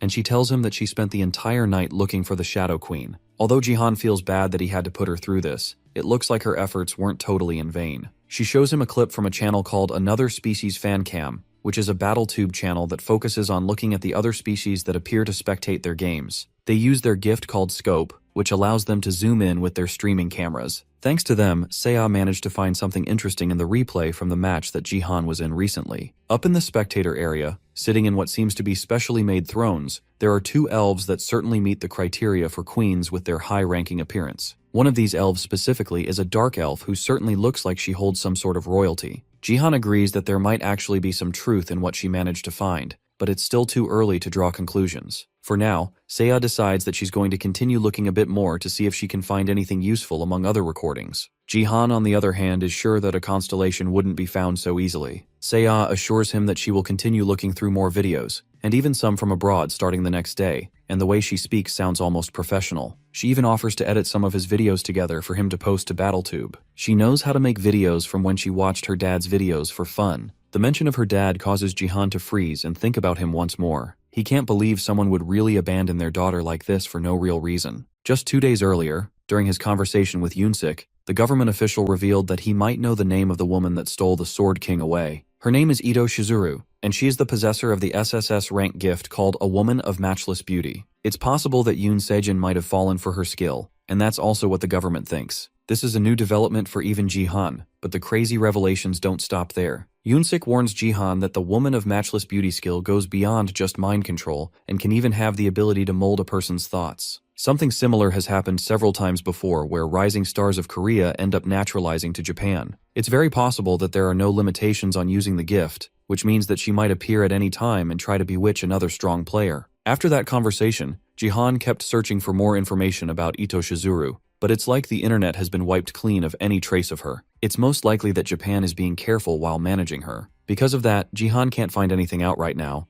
but if what Park Unsik is saying is true, then Jihan has to try and be pretty careful as well. There's a chance that they have already started moving. Meanwhile, as he's thinking about this, a plane descends into a Korean airport, and on the wing, it's written that the plane belongs to the NEO Self-Defense Force. Eventually, time passes, and it's time for another major event in the small family's lives. Seiya waits at the door for her uncle, who seems to be taking his sweet time preparing. If they waste any more time, they're going to end up being late. Eventually, Jihan finishes his preparations and comes out to meet her. His hair is slicked back and styled, and he's dressed in a fancy-looking suit. In this getup, he's definitely ready to meet their new guests. The two of them head into the elevator, and on the way down, Seiya is visibly shaken. Jihan tells her to relax and not worry about anything, but Seiya can't help being a little bit nervous. This is her first time making an official public appearance after her dad's incident. Jihan tells her that there's no need for them to care what others think, since they haven't done anything wrong. Eventually, they reach the lobby floor of the Sword Palace, and they are met with a large gathering of people. Almost as soon as they exit the elevator, they are met by Park Unsik, who tells them that everything Jihan asked for is ready, so they can go in right away and start the procedure. Jihan thanks the advisor for his help and trusts him to take care of everything till the end of the event. This is the favor that Jihan had asked for back then when they were discussing the status of the Sword King and his assets. Jihan asked them to organize an auction of the Sword King's collection, where they would sell Yoon Sejin's beloved items and other possessions. The point of this entire auction is to lure Japan over, and Jihan also made sure to choose the specific items of the auction for that purpose too. The main item is Yoon Sejin's battle connector, and all the battle data stored within it. It's likely that if Japan shows up, that is definitely what they will try to take. Depending on the situation, the Sword King himself might step in to try and take the battle connector. No matter what he does though, the Korean citizens will be forced to face the reality that the Sword King is gone and most likely will not be coming back. Yoon-sik silently listens to Jihan's plan and notices that it's almost as if Jihan can see into the future. This is their last chance to change public opinion, and because of that, Jihan asks that they have the reporters pay special attention to the NEO Self-Defense Force table. As they walk towards the main lobby, some people barge into the building and try to call for Seo to stop. The bodyguards at the door stop them, and the group of people declare that they are Seo's family and they are related to her. These people are her aunts and uncles, and they are here to try and stop her from starting the auction and selling off the Sword King's precious items. They also don't try to hide the fact that they think Jihan forced her into doing all of this. They continue hurling insults at Jihan, but Seo steps up and stops them. After all, her aunts and uncles got kicked out from the Sword Palace in the first place for using her dad's name to defraud other people. She knows that the real reason they are here all of a sudden is because they want to take her dad's money now that he's gone. She knows what she's doing since all that her dad left is hers, and they have no right to argue over it with her. She knows that there's no point talking to them, and with nothing else to say, she turns and walks away from them, ordering the guards to kick them out as fast as possible. As the outsiders continue trying to fight their way in, Jihan compliments Seo on how cool she was just now. She really knows how to stand up for herself despite everything that she has been through. The three of them make it to the lobby hall where the auction will take place, and the area is already packed with news reporters as well as the people who are interested in the items. As soon as they walk through the doors, the reporters immediately start taking pictures of him and trying to ask him questions. They also bombard Seo with endless photographs and questions, not even giving them any time to answer. Jihan is tired of the constant barrage of questions and uses force to shatter the cameras and stop them from working. Now that the noise has finally stopped, Jihan reminds them that they are currently at an auction event, not a press conference. Then, with everyone finally nice and settled, he prepares to start the event. 3 items have been prepared to be given out for this event. The first is Yoon Sejin's BattleNet connector, which decreases the sense of pain by 99%. It also comes included with all the data saved by the connector. Finally, there is the analysis of battles made by Yoon Sejin himself, an analysis on East Asia's high-ranking players. The Sword King's data is very precious, and the analysis data is going to be really useful, especially since the Korea versus Japan match will be taking place soon. From the murmurs in the audience, Jihan can tell that no one would want to let go of any of these items. A high-end player's analysis data isn't something that you can get anywhere. As soon as he's done talking, someone raises their hand from the audience, and Jihan recognizes them immediately. He introduces himself as Takeda Kazuo, a recruitment manager of Japan's NEO Self-Defense Force. He immediately offers 5 billion yen for all the lots in the auction. On top of that, he also wants to request a private meeting with Jihan and Seo. His intentions are incredibly obvious, and he doesn't even try to hide what he really wants from this meeting. Jihan doesn't want to play those games and tells the man directly that if there is something he wants to say to them, then he can say it right there in front of everyone. With the recent events that have happened, this isn't really the time and place to accept private meetings. Takeda wipes the sweat from his brow nervously because of the way Jihan is glaring at him.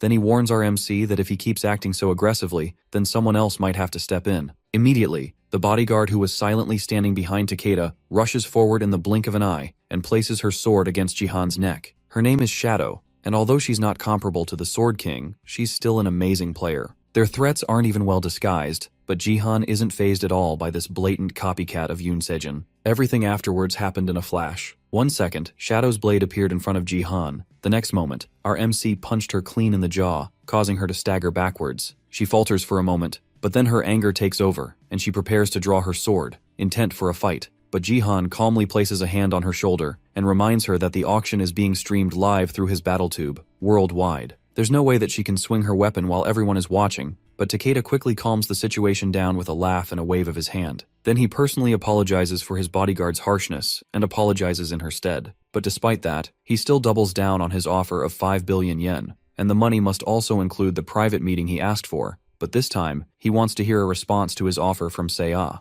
After all, the Sword King's possessions belong to Seo right now, so she's the real owner of this auction. He walks past Jihan and goes directly to Seo, informing her that the private meeting is specifically for her. She should want to know where her father is, and Takeda promises that he will answer any questions she has about him. As Seo struggles to give an answer, Takeda is completely sure that she will agree. There's no way she can reject this offer to talk to her own father. However, despite his cockiness, she blatantly declines his offer. The response gives Takeda such a shock that he loses some pixels. He can't believe that she would give up 5 billion yen just because of a private meeting. That's the equivalent of 50 billion won in Korean currency. As much as that would be great money, she understands that Jihan is right. They need to be careful because of the times, and if her father is only available for communication through money, the Seiya doesn't want to know anything about him. On top of that, Seiya is a minor, so she has to do what Jihan says at the end of the day. The rest of the audience sighs in relief since they thought that these high-value items would be sold to Japan. They can't let their guard down just yet though, and even though she rejected the meeting, the NEO Self-Defense Force can still offer an absurd amount of money. Takeda takes a small breath and accepts that they have rejected his offer for a meeting,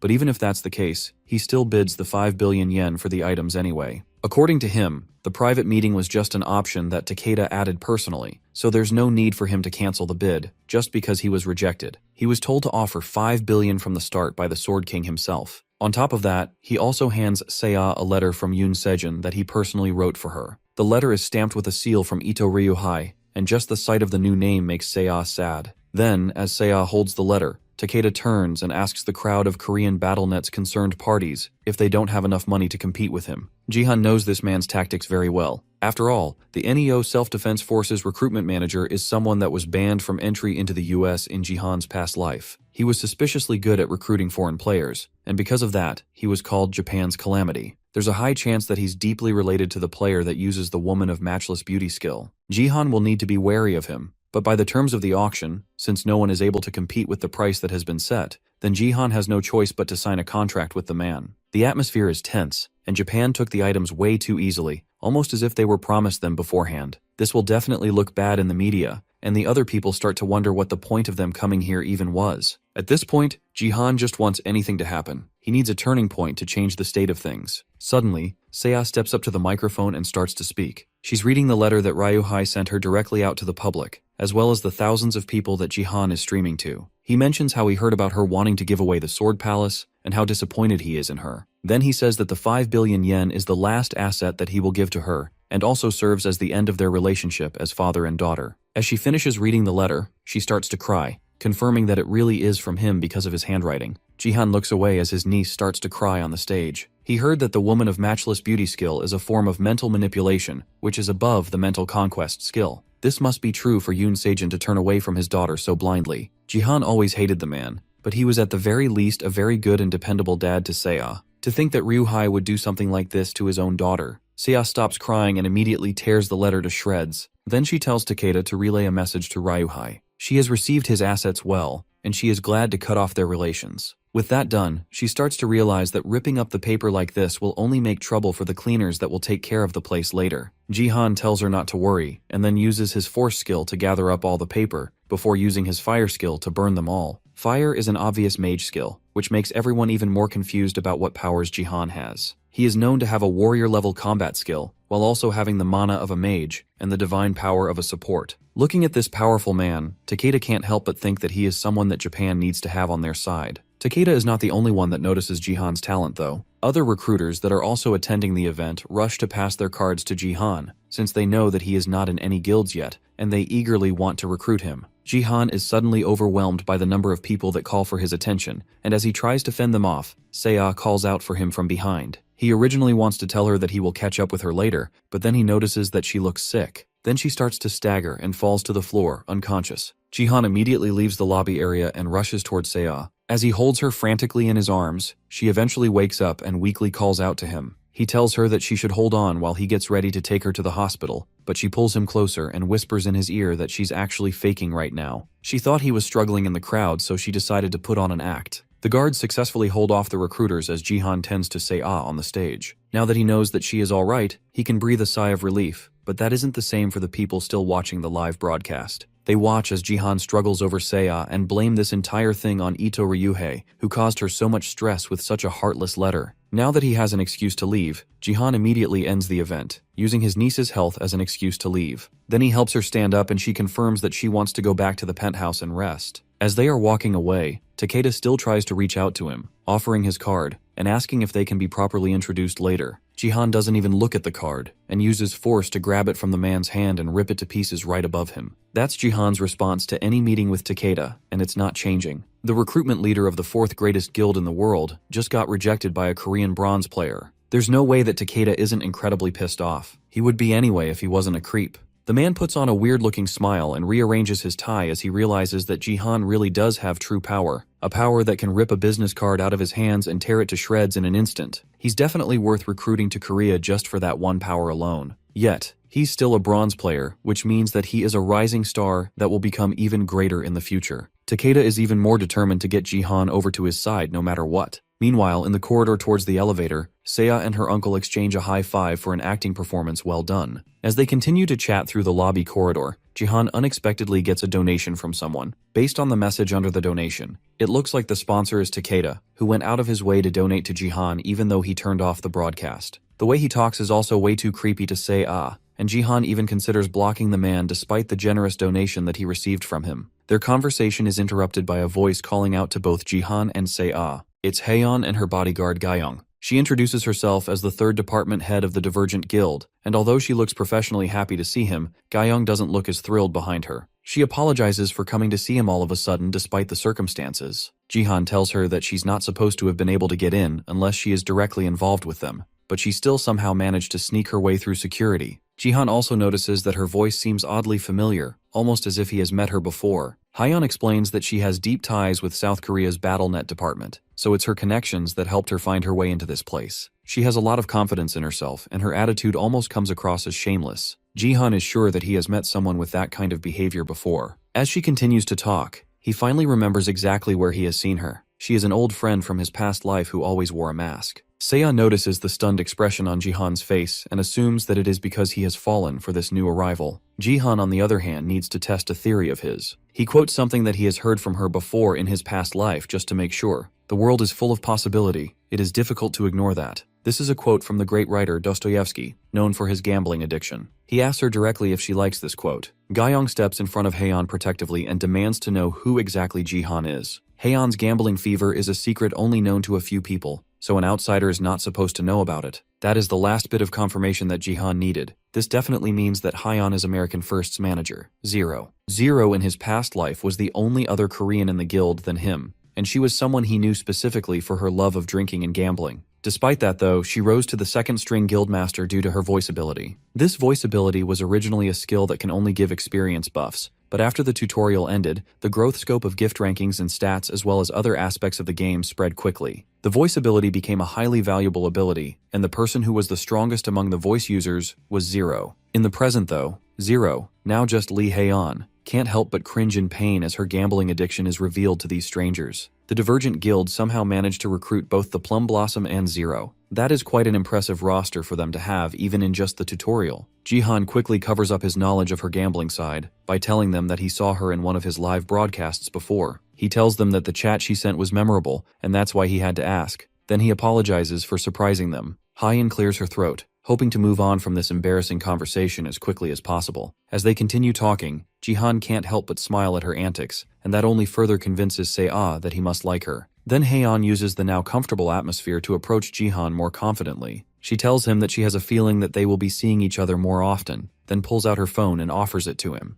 Her goal is clear. She wants to invite him to the Divergent Guild, and she hopes that the two of them can meet again privately. Seiya can't stop herself from squealing at the new development. It looks like she's about to get a new aunt out of nowhere. Even Haeyeon believes that she made a lasting impact on Jihan from how she acted, and she glances at Gyeong, who was famously rejected by Jihan in the past. That act would all have been perfect, if not for the fact that Jihan still can't remember what his number is. He turns and asks Seiya if she can give out her number instead, but Seiya misreads it and thinks that Jihan is just playing hard to get instead. That's not the case, but she falsely believes that Jihan has some kind of big plan and decides to help him out by pretending to be dizzy and sick again. After noticing that she must want to head back, Jihan apologizes to them and asks Haeyeon for her business card instead, so he can contact her later. Then the uncle and niece continue their walk to the penthouse, with Seiya falsely believing that her uncle has suddenly turned into a playboy. Gyeong and Haeyeon start to make their way out of the building, and the bodyguard is visibly shaking after the exchange. Haeyeon tells Gyeong to stop holding it and just laugh, since she's about to get really pissed off. As Jihan and Seiya take the elevator back to the penthouse, Seiya points out that she never expected her uncle to wear her dad's clothes. Jihan can't help it though, since his own clothes don't fit anymore. Besides, it's not like the clothes did anything wrong. The man is the problem, and as long as it looks good on him, then it's fine. Then she asks him about what he did earlier, telling a pretty woman that he forgot his phone number. Jihan has no idea what she's talking about and seems genuinely confused as Seiya scolds him for pretending to forget his number. But then Jihan tells her that he really doesn't know his phone number and he wasn't playing hard to get. Later on, it's time for another mission to start,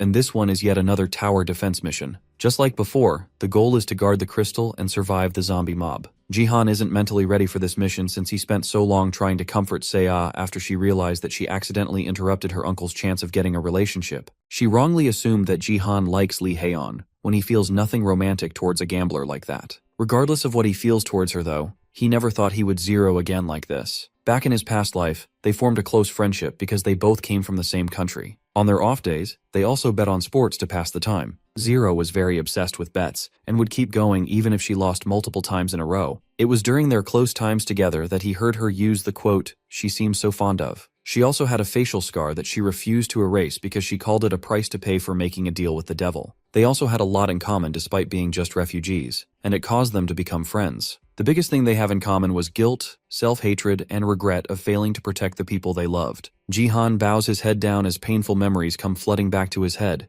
but the flood of comments into his stream snap him back to reality. They also notice the large sword in his hand, which has to be the first normal weapon he has brought to a mission since he started coming into the battle net. This weapon is the C-rank Urk Pontiff's horse-slaying sword, and despite being C-rank, Jihan managed to get it for unexpectedly cheap. Now that he's holding it though, he can see the reason why it's so cheap. It's way too big and heavy for most people to handle, but for him, it's pretty easy for him to use. He swings the sword to get more comfortable with it, and his viewers are obviously in awe at his obvious combat ability. They ask him to show them his status window so they can finally see what his class and stats are. It looks like he has a lot of people watching, so they are starting to request more things. Right now, he already has 12,000 live viewers. Jihan isn't sure he wants to show his status window to the public right now, but he can't ignore them since they are regulars. He decides to be straightforward about it since so many people are curious, and he turns on his mic to talk to them directly. He tells them that he will reveal his status window if they can get his channel to reach 200,000 subscribers. That's a high feat to accomplish since he only has 10,000 right now,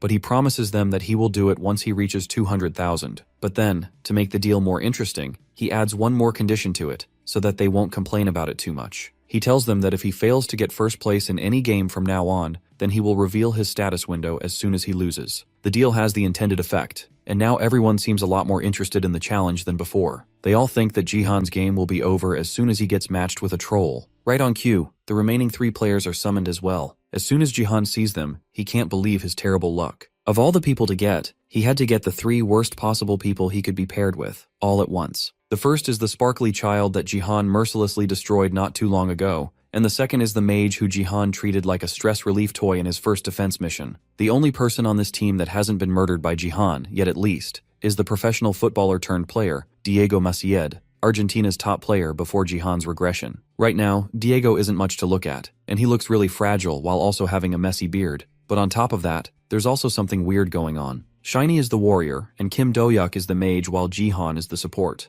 That would mean that Diego is the archer. In Jihan's last life, Diego was a mage, so something weird must have happened. Kim Do-hyuk is not too happy about this matchup either. Thanks to Jihan taking him out last time, he lost his skill and his rewards from the last mission. Then suddenly someone named Sword King Family 898 registers a reward mission. The mission is to destroy the crystal and stop Seong Jihan from getting first place, and the reward, just like with Golden Light, is an absurd amount of money. The game begins, and Diego immediately goes on the offensive. He starts beating the zombies up with his soccer ball, actually impressively managing to knock each zombie off the tower with precise shots. Then he tells Jihan to give him more support buffs so he can get more power. Jihan hasn't had enough stats to use support skills before, so he never tried it. But now that his divine power has gotten higher, maybe he can try using it now. He gives a strength buff, and that also proves that he must be a support since he can give out buffs. But that only makes his viewers more confused about what his real class is. Then before he starts the fight, he asks Kim Do-hyuk if he's ready to play properly this time.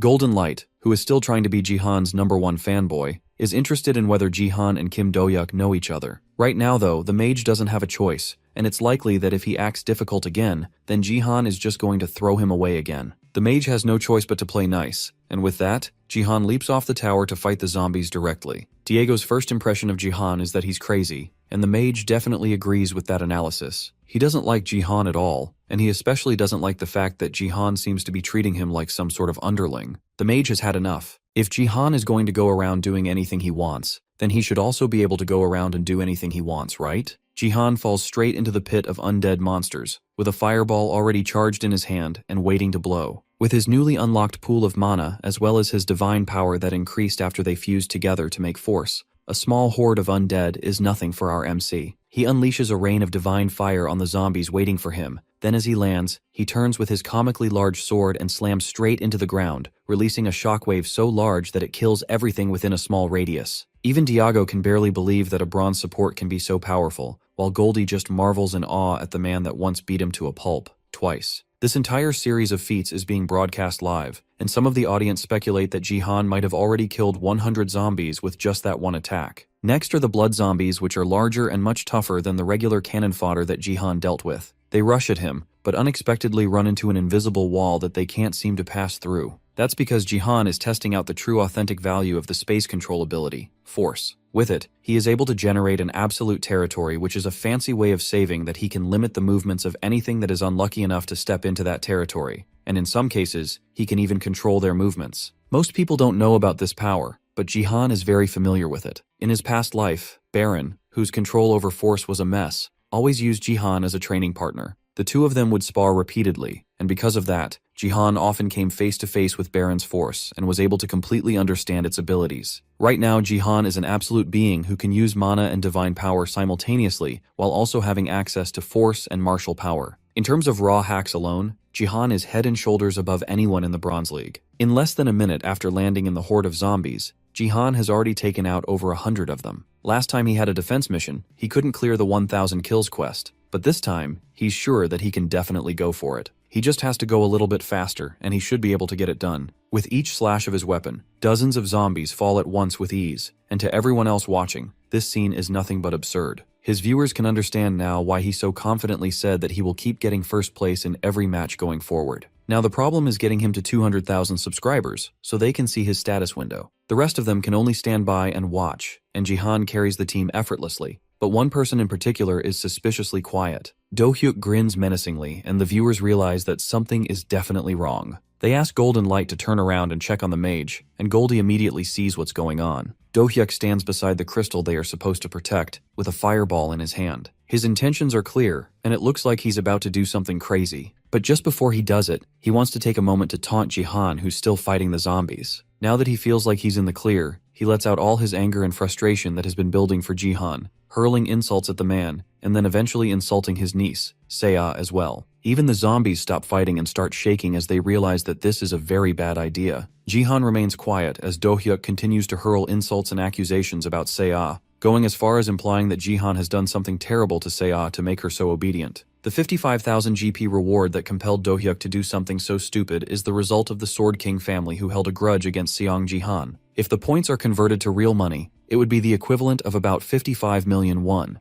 and that absurd number is enough fuel to give Kim Do-hyuk the courage to do what he's doing right now. Jihan can also see through the mage's actions, and his intuition tells him that there can only be two reasons why someone so cowardly would start acting up all of a sudden. Either someone is behind him, or someone is encouraging him to do this. He must be thinking that since Jihan is far away, that he can quickly destroy the crystal and run away without any consequences. Jihan truly doesn't care about any insults towards him, but mentioning Seiya is a line that he will make sure no one ever crosses again. The day he regressed and met Seiya again, he couldn't help but recall the terrible nightmare that became his reality. In order to hide a scar that was inflicted on her due to a terror incident by the Sword King family, she hid her face in bandages, and by the time he found her, her body was cold and lifeless. Back then, he couldn't do anything for her, and could only cry with her lifeless body in his arms. Now that he's back with the power to change the future, Jihan decided that he would never let that happen again, and that he would protect Seiya from anyone that tries to hurt her. From the flaming chi coming from his body, the viewers can tell that Jihan is pissed off, and even they can tell that mentioning his family is definitely crossing a line. However, that doesn't change the fact that he is still way too far away from the crystal to do anything to stop it. At least that's what they think. Today, he will make sure that everyone remembers what happens when you mess with Seiya. The moment he earned force, there was something that he realized while trying to unite the three Dantians. He realized that he can use nameless divine arts. His martial power isn't yet at level 30, so Jihan can only intimidate it, but right now, that's all he needs. The moment he gathered the three powers into one, he felt a sensation similar to when he USD nameless divine arts. All he has to do is feel the electricity starting from his feet, then channel it into the rest of his body, feeling himself become a thunderbolt. From there, he just has to push himself off the ground, and he can move with lightning-fast speed, using a technique called flashing sky thunder steps, which is a method to break the sky. The Sword King family realize that Jihan is moving, and they warn the mage to hurry up and destroy the crystal quickly. Before he can damage the crystal, the other teammates rush over to try and stop him. Do-hyuk pushes Goldie back with a fireball before he can get too close. Then the mage charges up an even more powerful fireball, but it's blocked by a football before it can make contact with the crystal. The mage asks what Diego thinks he's doing, but the star soccer player is always serious about any game he plays, and right now, he's stopping the mage from ruining the game. More than that, Do-hyuk also cursed out one of their team members, and even went as far as cursing his family. That's something that can't be ignored. Do-hyuk turns to start arguing with Diego, but it's too late for him to do anything else. Jihan has arrived, and he does not look happy at all with the fact that the mage seems to have a lot to say. With nothing else to do in this situation but talk, he decides to try and insult Jihan a little bit more, but our MC is tired of hearing his voice and uses force to shut his mouth. Originally, Jihan wanted to just blow up the guy's head as soon as he got back, but that would be way too easy. Instead, he wants to dish out a little punishment first before letting him off. Every player has their pain filtered through a connector, and even if Jihan kills the mage, the only penalty is that he will go down by a level. So instead, Jihan will dish out damage so brutal that the mage will think twice before daring to do something like this again. Do-hyuk smiles in relief since he knows that there is nothing that Jihan can do to inflict pain as long as he is logged in through his connector.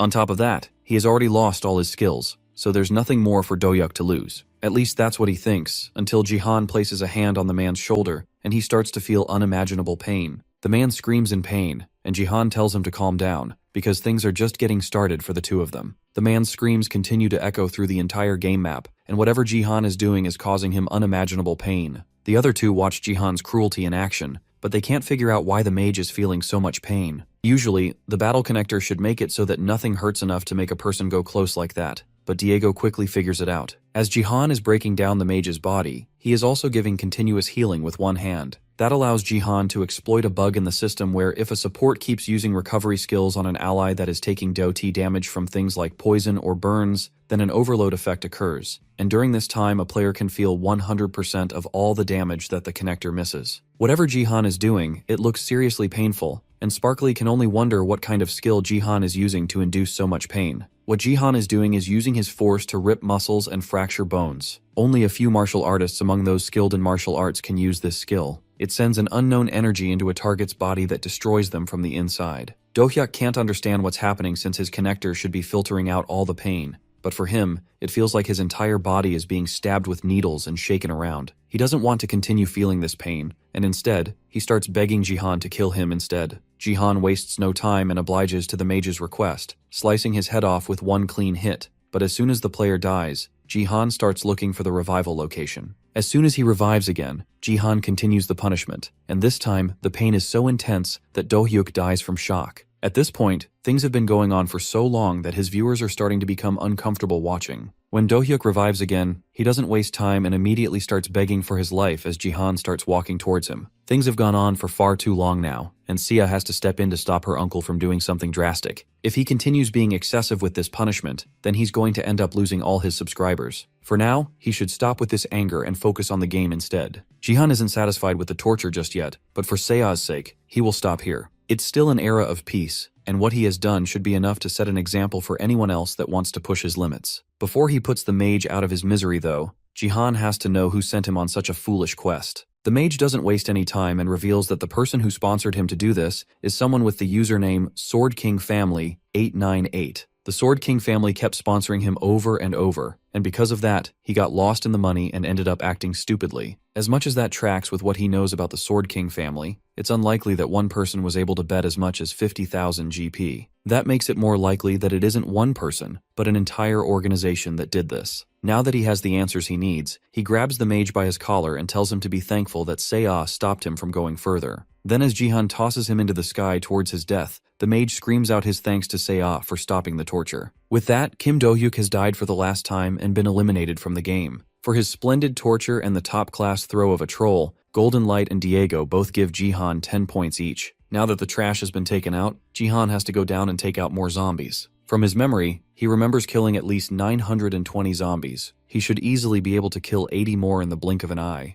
However, when he opens his status window to check what's left, he has already cleared the linked quest. That's because of the thunder from his flashing sky thunder steps. The electricity from taking off supercharged the ground and zapped surrounding zombies, causing him to kill enough to clear the quest. If anything, this happened because he failed to control it, and the dispersed power exploded, which caused this to happen. He didn't use the power of nameless divine arts, and only used the 3 Dantians, so his execution wasn't perfect. However, the results were good, so he can't really complain. For now, he just needs to train more and get a better grasp over his skills. Goldie tries to buddy up with Jihan and asks if he's going down again, so that they can fight together. But our MC ignores him completely and goes to meet Diego. He thanks the soccer star for helping to protect the crystal while he made his way over to it, and even offers to meet with the man later so he can be properly repaid. On top of that, he also has a lot that he wants to discuss with the man as well. Their friendly chat is cut short though by a sudden earthquake. It feels like something is trying to break through the earth, and nothing like this has ever happened before. Goldie notices that it feels like something is about to explode, and Diego notices something emerging in the distance. It looks like a giant hand with a mouth breaking through the ground.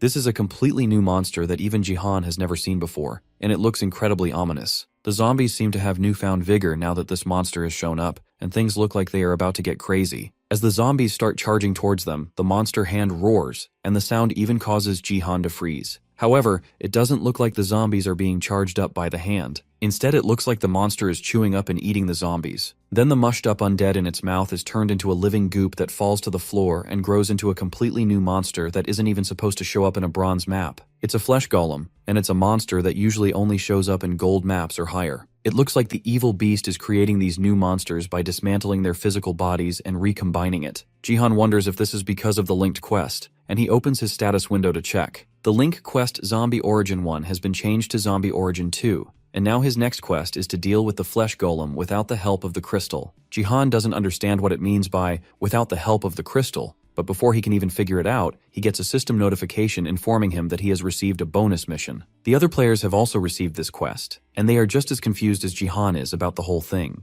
They can't even imagine having to fight this massive creature, but the system has clearly given them an objective to defeat it. It also names the massive beast as the disciple of destruction called Black Hand. They also unlock the blessing of the crystal, which allows them to lessen the gap in strength enough for them to have a chance to fight back. Even Goldie, who is as strong as a Gold League player, isn't sure that they can win this battle. In fact, he tells Jihan that even gold-level people like him struggle with these sorts of quests. It's definitely not a mission that they are expected to complete, otherwise they wouldn't offer such rewards. The system is offering him 10,000 achievement points, as well as a crystal fragment. It's rare for the system to offer him a reward that isn't just achievement points, which means that this is at least an epic quest. Goldie resigns himself to his fate, and then tells Jihan that he should receive the crystal blessing first, but our MC refuses. Then he picks up his sword and prepares to launch towards the flesh golem that is already aiming for their crystal. A flesh golem is an undead monster with incredible vitality. You can only defeat one by destroying the core at the center of its body. However, even that is difficult since it has a huge body and crystal fragments are stuck all throughout it. Above all, even at gold level, the fleas golem is a boss level monster,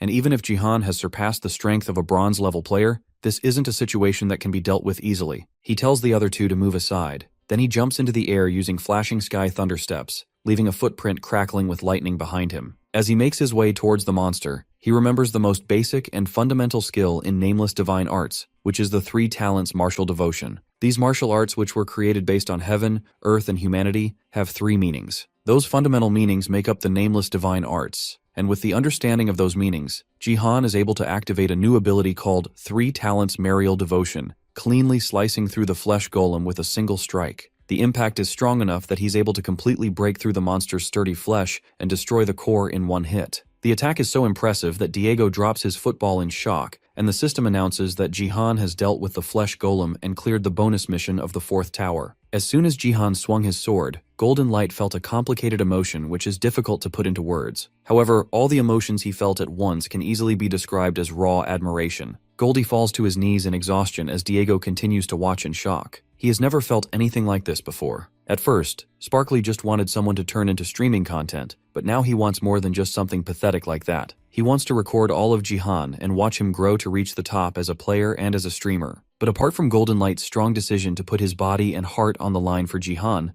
this moment owls marks the start of Seong Jihan and Diego's relationship. Platonic, of course. This isn't that kind of manga. Jihan managed to quickly and easily take out the flesh golem, but the other towers aren't having quite as grand of a time. With one hit, the flesh golem easily destroyed the third tower, ending their bonus mission, and the other towers as well are facing a similar fate. Meanwhile, Jihan's group is ready and preparing to log out. Because they managed to clear the bonus mission, they will be awarded triple the experience and GP. The rewards are plentiful, but there is one more thing that Jihan needs to do now that he has the chance. He suggests that he and Diego see each other on the outside. Diego initially declines since getting the bonus is a good enough repayment for him, but Jihan has other plans in mind. He wants to give Diego more information about his skill. That shocks the soccer player, and Jihan gives him a hint to make him even more interested, telling him that he needs to become a mage. However, it will be boring if everything gets explained right now, so Jihan offers to meet him elsewhere so they can continue the conversation over a meal. If it were anyone else that told Diego this news, they wouldn't even be worth responding to.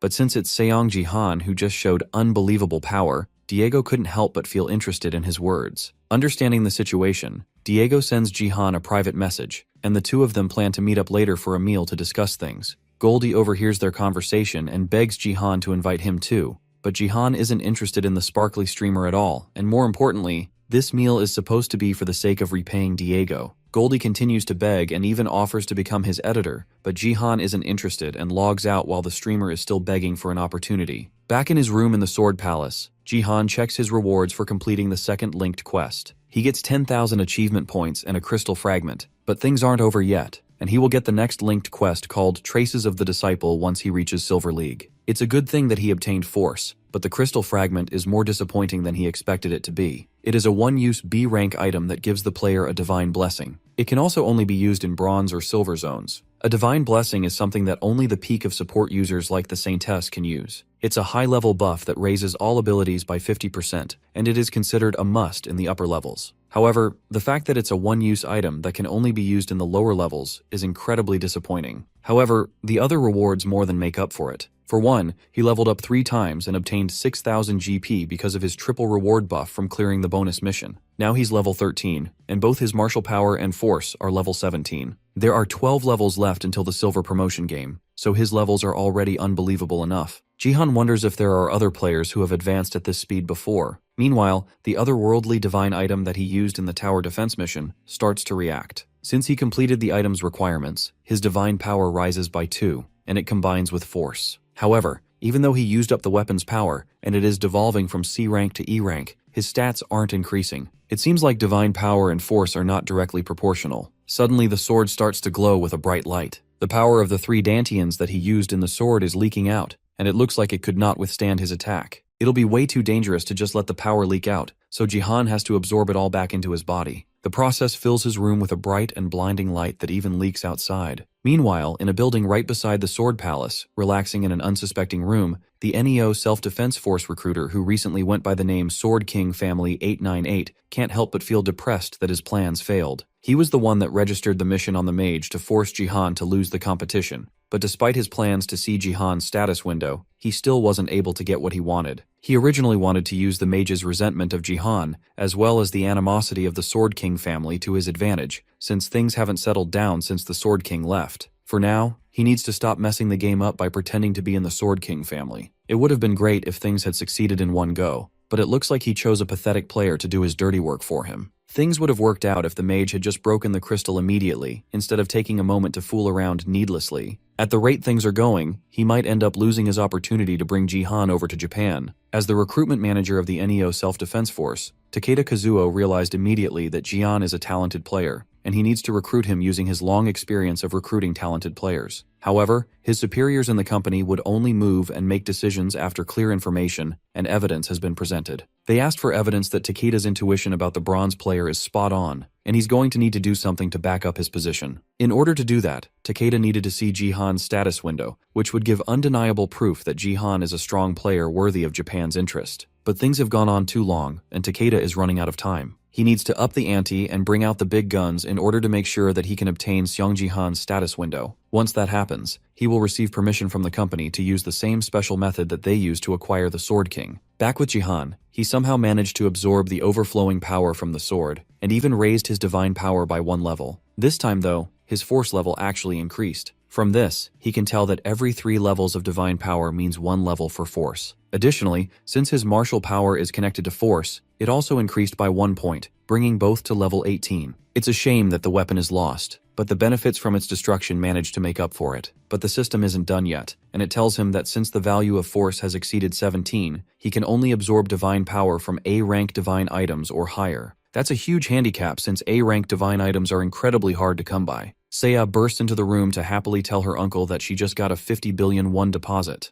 Her joy is cut short though when she sees the state of the room and Jihan. He tries to play it off, but the blood fountain on his forehead begs to differ. Seiya ignores his attempts to placate her and drags him into the washroom so she can apply medicine to his wounds. Jihan just follows along with her as she continues to scold him with a smile on his face. Later on, after he gets his wounds bandaged up, the two of them head out to a restaurant to eat with the money they have received. After spending a decade in the US, he really missed eating some pork belly in a familiar Korean atmosphere. It's the first time he has been able to eat a proper meal since regressing. It's not back to eating out once in a while, but Jihan just wants to return to the food he's familiar with. Seiya insists that she's paying, so he should ask for something better and more expensive. Jihan just waves his hand and tells her that they are going to eat all their meals together anyway, so they can have fancier food some other time. But Seiya tells him that they won't be eating together for much longer. She has decided to go back to school, and although she may not look like it, she's still the student council president. So it's weird for her to have such a long absence from school. The teacher already told her that she can rest for another week, but it's almost the day to get the blessing from the gift room, so she can't rest for too long. The gift room is something that everyone gets to experience on their 18th birthday. Seiya's birthday is August 22nd, and even in these hellish times, Seiya still waited for that day eagerly. Seiya, who had wanted to be blessed in the academy's gift room, had hoped that she would get a good gift that would make the situation better. That hope fell apart when Seiya received an F-rank gift. That was the moment where the strong Seiya finally fell apart. He can't tell her that she's going to receive an F-rank gift though, so for now, he should just try to lower her expectations. She's going to start school the next day since it's a Monday, so she can get a fresh start. Jihan offers to be her personal driver to and from school, and although she tries to argue, Jihan has already made his decision about it. She frowns and turns away from him,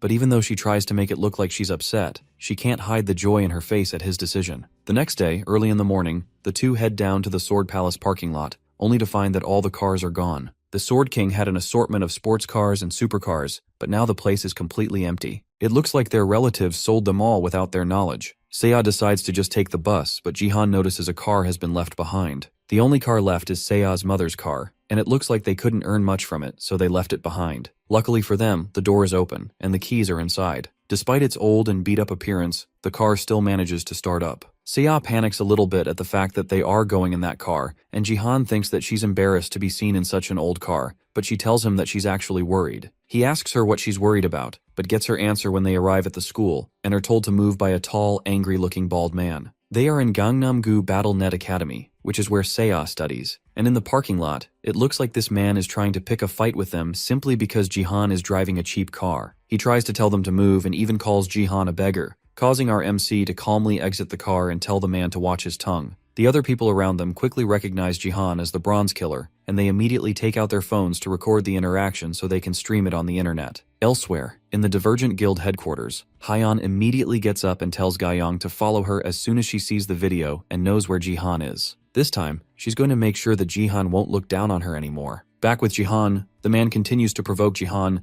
and then eventually draws his fist back to attack. Jihan doesn't make any attempts to block, and instead uses force to stop the fist before it can connect with his face. Then before the man can speak, Jihan shuts his mouth and slams him to the ground in a kneeling position. As Jihan calmly scolds the man for his bullheadedness, Seiya comes around the side of the car and warns her uncle that people are watching them. Then, from the car that the man drove earlier, a young girl around Seiya's age sticks her head out of the window and calls out to Seiya. Her name is Kim Hisu, and she's the vice president at BattleNet Academy. It looks like this person is Sea's friend, and she hops out of the car to greet Sea. As she steps out of the car, she asks her driver why he's on the ground, and he lies that it's because it's slippery. Hisu ignores her driver's attempt to apologize and asks Sea where all the supercars from before went. She admits that her dad sold all the cars, and Hisu gets even more worried and tells Sea that she should have contacted her in that situation. Then she promises to give Sea a ride to school from now on. The action and offer are both so sudden, and Sea can't hide her shock at the sudden offer, but Hisu continues to insist and even offers to tell her father about it. Jihan watches the interaction, but something doesn't feel right. He doesn't remember anyone being so close to Sea in his past life. Later on, Hyeon and Gyeong make it to the BattleNet Academy, not even up to 10 minutes after the video that showed Jihan went up,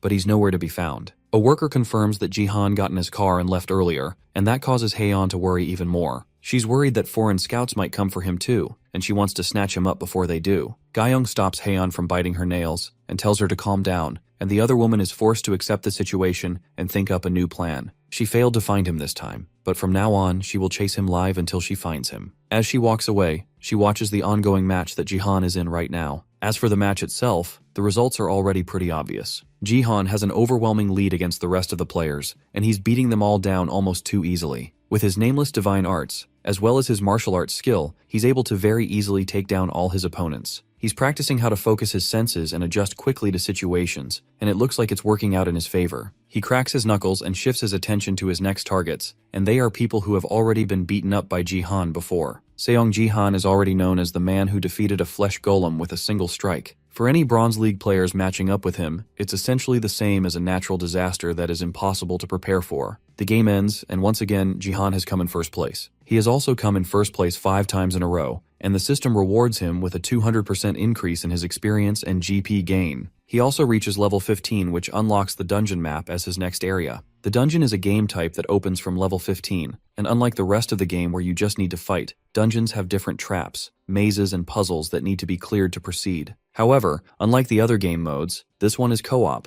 and there is a limit to how far one person can go alone. Even on BattleNet, they recommend that cooperating with party members is a necessary part of playing in dungeon mode. However, there are too many guys after him, and if he ends up being partied with people who want to screw him over, then there's nothing he can do about it. He briefly considers joining a guild, but changes his mind not long after. He doesn't want to be there for long, and the guild will be annoying when he eventually asks to leave. Besides, he will reach silver soon, and once he reaches silver, then he will create his own guild. Later that day, it's time for dinner, and Jihan calls for Sea to go and set the dining table. The food is all set, and the two of them sit down to eat. Sea is surprised that Jihan can cook so well, but Jihan honestly just threw together the ingredients they had to make a basic meal. She freaks out over how good the food is, and Jihan tells her that he will cook properly for her next time. He used to cook himself a meal every day when he was in America, so he's already well accustomed to being in the kitchen. As they eat, Jihan asks Sea if she's going to be getting a ride from her friend often from now on. Sea tells him that she doesn't want to ride in her car because during the entire trip, Hisu overreacted and made her very uncomfortable. She kept on showing uncomfortable levels of concern and asking personal questions, and eventually, it became too much for Sea to handle.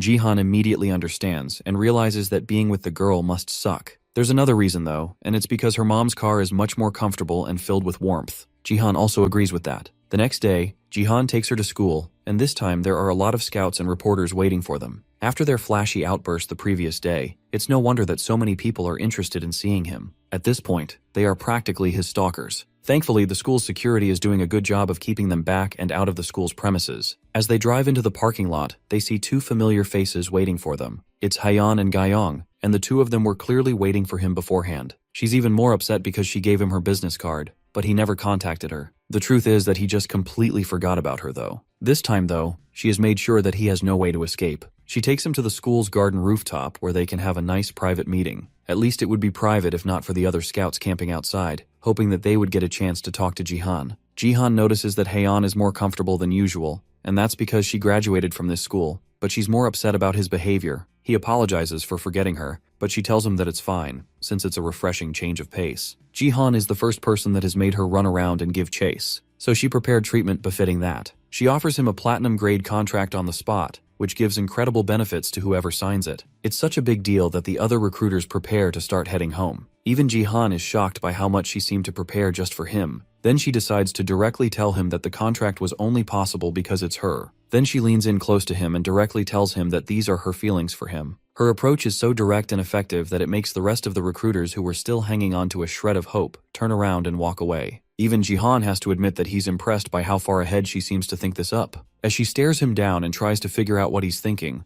her being so close to him allows him to catch a scent of her perfume. He can immediately tell that it's the same perfume that Zero used back when they were close friends. Now he's certain that Lee Haeon is in fact the Zero that he knew. But now, the next question is if another quirk of hers is the same as he remembers. Haeon, tired of standing up and staring at him, finally plops back onto her seat with a huff. At this point, she's frustrated by the fact that she can't seem to get a reaction out of him. And on top of that, she hasn't even gotten his number, and it looks like she's the only one that has been giving him things. Now she's determined to get his phone number, no matter the cost. She tells him that after he checks the contract, she will have to put her seal on it, so she's going to need his contact information. Her approach is too direct though, and Jihan immediately realizes that she just wants his phone number. He doesn't turn her down this time though, and instead suggests that they make a bet. He tells her about the fact that he just hit level 15, and as they know, the first game after hitting the milestone will always be a dungeon. Haeon can barely believe that Jihan has reached level 15. It's been less than a month since he started actively participating in the BattleNet, and he has already grown so much. But more importantly, even in a situation like this, he's trying to make a bet with her. It makes no sense. She doesn't turn it down, and instead asks what his betting conditions are. It's straightforward, really. He wants to enter the BattleNet right now, and if he misses first place, then he will form a contract with the Divergent Guild, and of course, he'll give her his number as well. That sounds risky since it's well known that a lot of people are targeting him. If he hops into his first dungeon game by himself without a party or guild, then he will end up having to play with random people. The offer is almost too good to be true for Haeon, and it's pretty scary that he can just pull something like this out of nowhere. She doesn't refuse and asks him what he wants from her if she loses the bet. His request is simple. It's the last piece of the puzzle that he needs to confirm Haeon's identity. He tells her that he wants to see her status screen. Once he sees it, he can finally check if she has the same gift of nurturing as Zero. At this time, the nurturing gift was just an experience buff, which makes it an embarrassing gift to show others, and seeing her reaction pretty much confirms his suspicions, but he needs to check things with his own eyes and make sure that his intuition is correct. Just like he expected, she agrees to the bet reluctantly, and warns him not to end up regretting it later on. Since he plans to enter the BattleNet immediately, she asks if he wants to move locations, but he doesn't need that. He enters the BattleNet immediately, and starts a BattleTube live broadcast as well, so they can watch him. Just as expected, he spawns in a dungeon called the Conqueror's Tomb. The Conqueror's Tomb is a high-level difficulty dungeon where the legendary Conqueror sleeps. Various monsters appear in this dungeon, but it lacks the complex puzzle features such as traps or mazes. However, there is a reason that the difficulty of this dungeon is so high. The only way to clear it is to ensure that all members of the party survive till the end, which means that getting lucky with teammates is very important. Jihan enters the dungeon, and his temporary teammates also get summoned right beside him. From what he can see, these teammates don't look bad at all, and they immediately recognize him. From the looks of it, they are all in the same guild, and their equipment is pretty good too. They greet him with a lot of respect, and look genuinely happy to be working with him. One of the commenters recognizes the players as members of the Black Eagle Guild. They are usually known to be considerate people, so it's likely that they will get first place. The team also has a laid-back air to them now that they have someone as powerful as Jihan on their team. They initially tell him that they will take the lead, and he can follow behind them, but Jihan refuses, and decides to take the lead himself. They try to argue for a bit, but it's obvious that Jihan is dependable, so they eagerly follow behind him. Jihan is just glad they aren't trolls this time, and he was worried because of the clear conditions of this dungeon. Now he just has to focus on making sure that they all get to the end of the dungeon. They step into the first level, and the monsters already start to spawn. The ground seems to grow as the sand on the floor slowly morphs into monsters known as the Tomb's Guards. The rest of his team enters battle mode and asks how they should get into formation, but Jihan just needs them to stay behind him. He calmly walks into the room filled with sand guards, and as soon as he enters, they try to take a swing at him, but he's able to easily dodge the attacks with no problem. Then he returns the attack with a simple punch, taking down one of the guards with one hit. He continues the onslaught, punching through the guards without any problems, and taking them all out easily before they are even able to attack him. In a matter of seconds, the room is clear, and he reminds his stunned teammates that they need to keep up with him. In the Conqueror's Tomb, there are a total of 10 pathways, and each team is assigned to one pathway. All pathways lead to the underground level 7, which has the final stage. Jihan's team was assigned to the 8th path, and they are currently in an overwhelming lead. They're already down to level 3, and all his teammates have had to do the entire time is quietly follow behind Jihan. They have heard of how strong Jihan is, but seeing him in real life is really humbling. He's crushing the sturdy heads of the soldiers like they are made of sand, and easily clearing a way for them.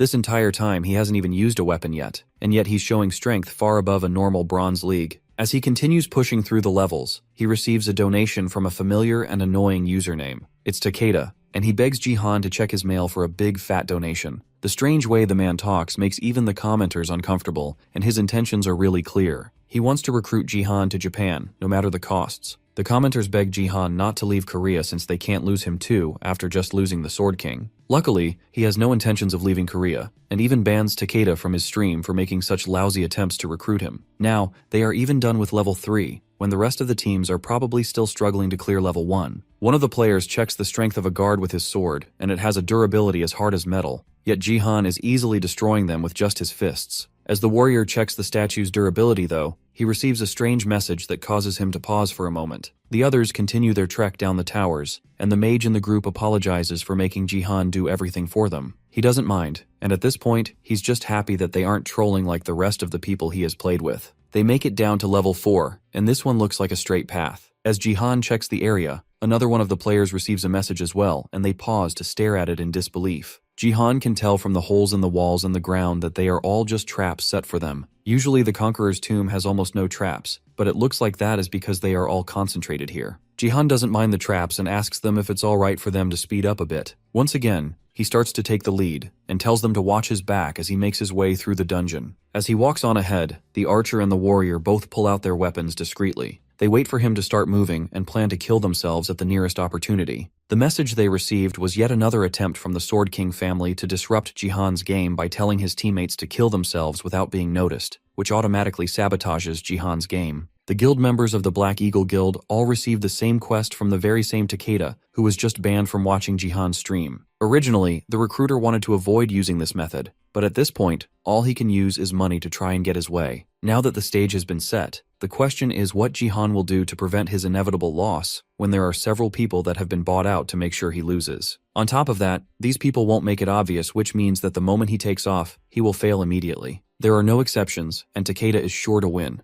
That is, unless a certain golden lad decides to step in and tip Jihan off in advance. Jihan and the mage rush through the trap-filled room, and immediately, the traps activate, sending several arrows flying towards them. The mage tries to prepare a spell to get rid of the arrows, but Jihan already has a plan to stop them. He activates his absolute territory, and the arrows freeze in midair. The mage excitedly turns to ask his teammates if they can also see what's going on, and that's when he notices the two of them turning their weapons on themselves. The mage calls for them to stop what they are doing, and that's enough of a warning for Jihan to turn and notice what they are trying to do. He activates his flashing sky thundersteps in the split second that the guys are confused from having been caught, and thanks to it, he's fast enough to stop them from doing anything drastic, and knocks their weapons out of their hands. Then he uses force to bind them to the ground, stopping their movements entirely. The mage runs back in from the trap room to check if Jihan and his guildmates are alright. In their panic, they both reveal the fact that they got a suicide mission from someone. If one of them kills themselves, then the game ends immediately for them. The mage takes a moment to apologize to Jihan for the actions of his guild members,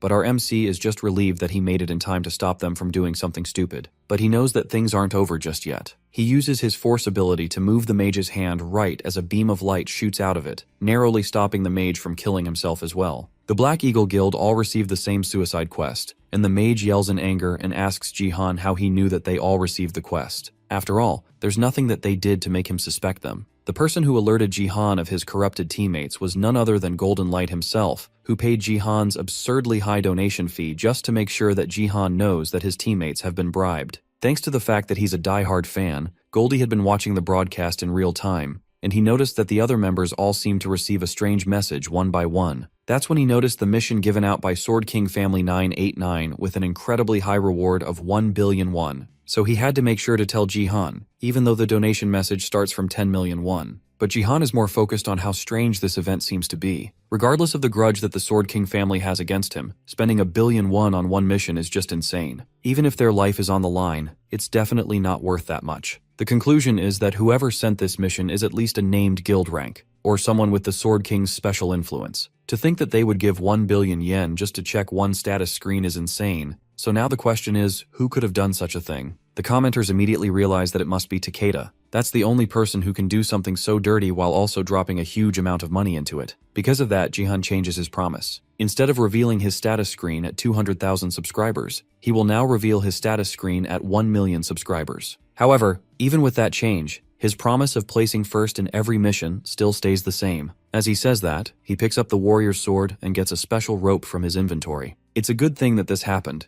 because Jahan was worried that he would hit 200,000 subscribers too soon. Thanks to all this, he managed to gain some money as well as some attention. Now with the F-grade rope of restraint, it's time for him to take care of these betrayers that he has unluckily been paired up with. He tied them up in a bunch like livestock and drags them through the dungeon behind him so he doesn't have to worry about them. Eventually, without any more distractions, they are able to make it to the 6th level, just before the Emperor's room. And it looks like this place is filled with a lot more tomb guards than anywhere else he has been. Jihan stares up into the darkness as hundreds of eyes stare back at him and warn him not to go any further. Before they made it here, Jihan continued to drag them through the floor, and to make sure that they didn't make too much noise, he also used force to close their mouths. As Jihan tied them up, one of the players even says that Jihan will make an energy out of their guild if he continues treating them like that. But the truth is that the Black Eagle Guild will most likely not want anything to do with trolls like them. Then lastly, to make sure that they don't struggle, Jihan used his finger to poke at their pressure points, causing the strength to leave their body. That's something that only an advanced level martial artist, which is an advanced warrior class, can do. At this rate, they will be dragged around meaninglessly, and there's nothing they can do to stop it. The warrior remembers that Jihan is very sensitive about his niece, but before he can even say anything, his mouth is shut tight with force, stopping him from doing something stupid. As he drags them through the ground to make sure that they don't die, he passively heals them so that they don't die from the rough treatment. Finally, they make it to the 6th floor where they are confronted by multiple monsters hiding in the shadows. They are all the same clay soldiers that he fought before, and there are a lot of them this time.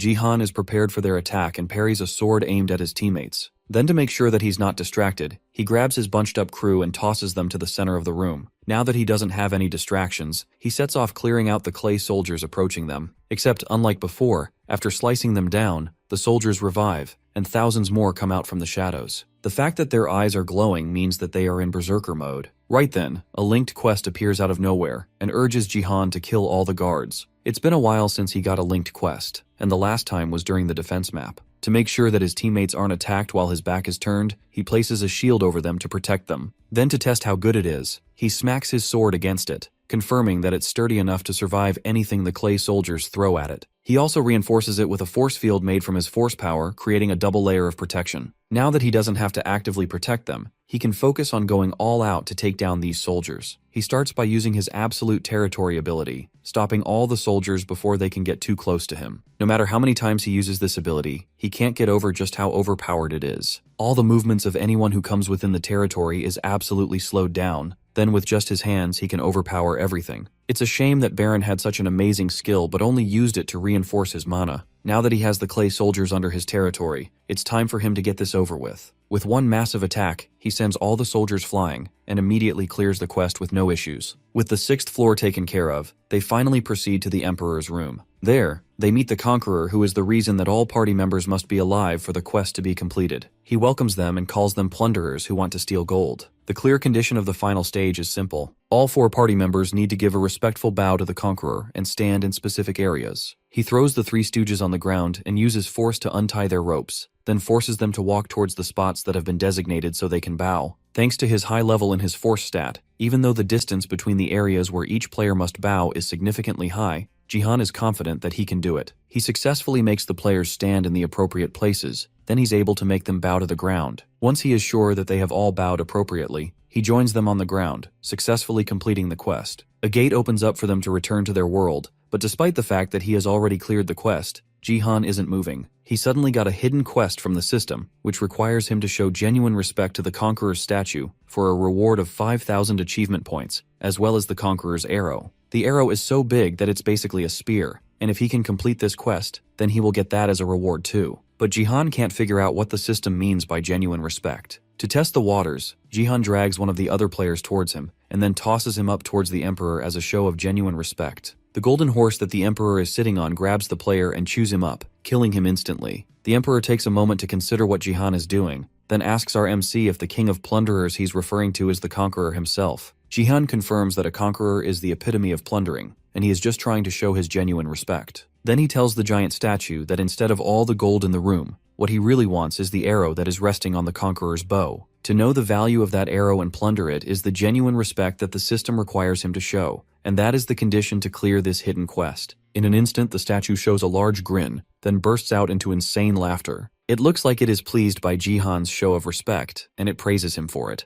As a reward, he will grant Jihan the treasure for having shown true and genuine respect. Jihan knows where this is going, and grabs the sword to prepare for it, as the statue draws the phoenix arrows back and takes aim towards Jihan. The air becomes unbearably hot as the conqueror draws back the arrow, and the others can barely breathe. They catch on fire from the phoenix flames filling the room, and even Jihan catches on fire as well. Things have gotten dangerous, and as it stands, he's not sure that he will be able to hold out until the end. It doesn't matter if his teammates die, but the problem is that the moment that they are dead, their weapon which he has been graciously borrowing will disappear as well. Jihan needs to resolve this before that happens. The room gets so hot that even the gold starts to melt, and the conqueror hasn't even shot the arrow yet. One of the other players dies from the overwhelming heat, leaving just Jihan and the warrior. The heat is overwhelming, and Jihan can feel it inside his body. At his current state, Jihan definitely cannot face that arrow head-on, so the only hope he has is to aim for the bow before he shoots the arrow. He uses another skill that used to be part of the nameless divine technique called the ultra-speed stab. Just before the conqueror has a chance to shoot the arrow, Jihan uses the stab to toss the sword straight at the bow, snapping it in half before the conqueror has a chance to shoot the arrow, causing the phoenix arrow to fall to the ground. At that moment, the statue's grin disappears, and he asks Jihan for his name. Then he stops referring to Jihan as a plunderer, and refers to him as a noble warrior instead. Then he passes the arrow over to Jihan as a reward for showing true respect. Just like he thought, the arrow is so big that it can be used as a spear. Then the statue tells Jihan that he looks forward to the day they can meet in a more honorable battlefield in the future. The BattleNet has countless battlefields, so it's inevitable that they will meet again. But until then, Jihan will gladly use this new weapon to its fullest potential. As he admires the spear, his viewers are more concerned about the ability that he used to break the bow. It was so fast that slow motion isn't even enough to see what happened. That's because the ultra speed stab isn't just super fast, it's also a technique that precisely aims at one point with a thin sword chui. The fact that he was able to use it means that he's getting better at controlling the nameless divine arts. The first time he drew out this ability, it was unstable and consumed a lot of his strength. But now, the more he uses this skill, the more refined and stable it becomes. At this rate, he will be able to manifest the basic forms of martial arts too. Now that he has completed the hidden quest, he has also been acknowledged by the conqueror and has been exempted from the test on the 7th floor. Since he doesn't have to worry about the test on the 7th floor anymore, there's no reason to let a guy that stabbed him in the back make it to number 1. He walks over to the warrior who is still just barely waking up after the intense heat that engulfed the room.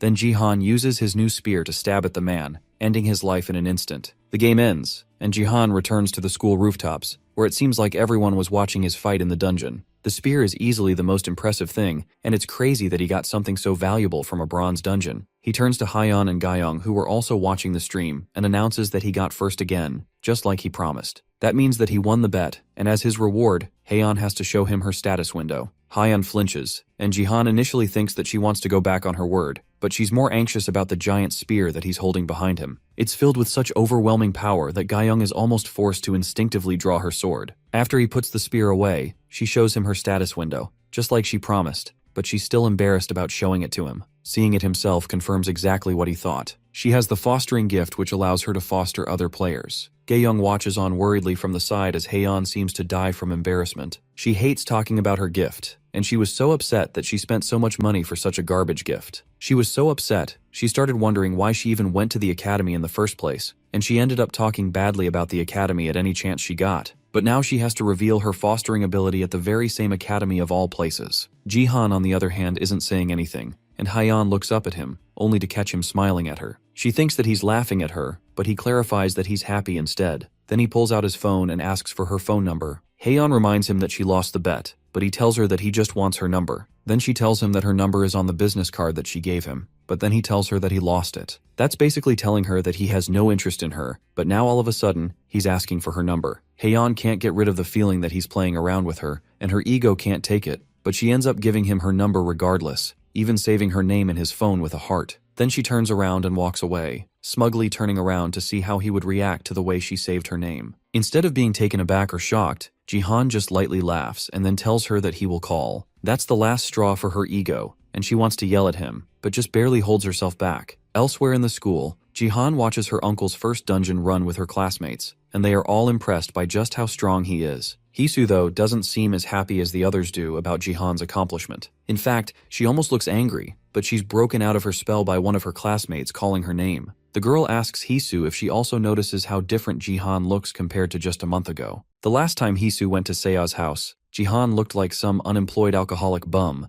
and now he has turned into this amazing person who even has one of her other classmates swooning in glee. Sia can't help shed tears of joy at the fact that her uncle has become someone so respectable. Hisu then reminds Seiya that her 18th birthday is coming up, which also means that the day she officially becomes a player is coming up. Everyone awakens as a player when they turn 18, allowing them to see their status windows. The other students also remember that fact, and the fact that she must be nervous about it. BattleNet Academy students eagerly await the day that they can become players, after spending so much time with various classes and undergoing so much training. The gift room is the biggest reason for the academy existing, and all the students are also the most interested in the gifts. The other students start to wonder if Seiya will receive a gift as well, and some already think that it will be at least an S-rank gift. After all, her dad has an SSS rank gift, her mum was an SS rank and a saintess, and there are rumors that her uncle is at least an S rank. With all those talents in her family, there's no way she won't be just as powerful as they are. Although there has already been research done that proves that genetics has nothing to do with gifts. Still, despite that, she still hopes that she will get something good. Her birthday is just a little over a week away, so she has been really anxious about it, but Hisu tries to be there to comfort her. She tells Seiya to look forward to a gift that she will get on her birthday. Meanwhile, in the NEO Self-Defense Force training hall in Japan, countless unconscious people lay behind the Sword King as proof of his training session. The onlookers can only wonder if the Sword King has always been this powerful. However, it's been made clear through this training session that the Sword King has gotten even stronger, and all his abilities are now higher than before. Now that things have gotten to this level, everyone in the NEO Self-Defense Force is eagerly looking forward to the day when Ito Ryuhei will debut in the fight between Korea and Japan. In the Divergent Guild headquarters, Heian is having a very heated conversation with someone over the phone. She's talking to her father who wants her to try and pursue a relationship with someone she doesn't like at all. They continue to argue, and her father continues to try and encourage her to get married as soon as possible. And eventually, she gets so upset that she ends the call abruptly on him. Gyeong comes into the room to check what's going on, and Heian doesn't even hide the fact that she's upset. She left her home and her life behind because her father kept on trying to force her to marry people that were way too old or unlikable. This time, he forced her to go on a date with an overweight, balding old man from the NEO Self-Defense Force. It was a really bad and uncomfortable situation, and this has been her life for as long as she has been in marriage. Despite the fact that she's rich, it doesn't stop her father from wanting her to marry someone wealthy. Gyeong suggests that Heian go and rest at home, but she declines since she's more comfortable in the Divergent Guild headquarters. Then Heian takes a moment to apologize to her bodyguard, seemingly out of nowhere. She knows that Gyeong doesn't have much time to herself because she is working as a bodyguard, and with her S-rank gift, her talents would have been much more useful elsewhere. Gyeong doesn't mind though, and she assures Heian that being a bodyguard is her duty, and something that she has chosen to do. For now, she'll just hold on until Heian inherits the company, although the Divergent Guild recruiter doesn't want to do so. Instead, she wants to be independent, so she can earn her own money and live the kind of life she wants without her parents nagging her to get married. That would have been a noble cause if not for the fact that Heian's main way of earning her own money is through gambling. It may be legal, but Heian keeps losing on every gamble, which makes it very unlikely that she will make her own money this way. But this time, she is sure that she will be able to win something big this time. That is because of the Korea versus Japan matchup coming soon. It's a rather sad situation, but all the Koreans are betting on Japan winning. People don't want to say it directly, but everyone knows that Japan is going to win. Her phone vibrates in her hand with a message from Jihan, and the contents of the message cause her eyes to go wide with shock. The next day, Jihan is making good on his promise to treat Diego to some good food as thanks for the help during the defense mission. The two of them go to a fancy restaurant where Diego gets his first taste of Korean beef, and even he can tell that it's very expensive. Jihan doesn't mind though and tells him to ask for anything else he might want. He asks for a drink and Jihan orders him some soju. In a split second, Diego perfectly mixes it even better than Diego would have been able to. Then he takes a bite of the meat, and it's so good that Diego can barely speak. Now that the two of them have gotten acquainted, Jihan tells Diego to speak more casually and comfortably. The two of them chat and drink, and as the day goes on, Diego confesses that he's a bit resentful about the way his life has gone. If it weren't for the BattleNet, then he wouldn't be living this kind of life. He was a soccer star and one of the best in the world, but in the blink of an eye, he fell to rock bottom. Because of that, he couldn't get any more to support himself, and his wife and children left him. Jihan understands what Diego is talking about. He was once a world star, and he was someone who could have everything he ever wanted.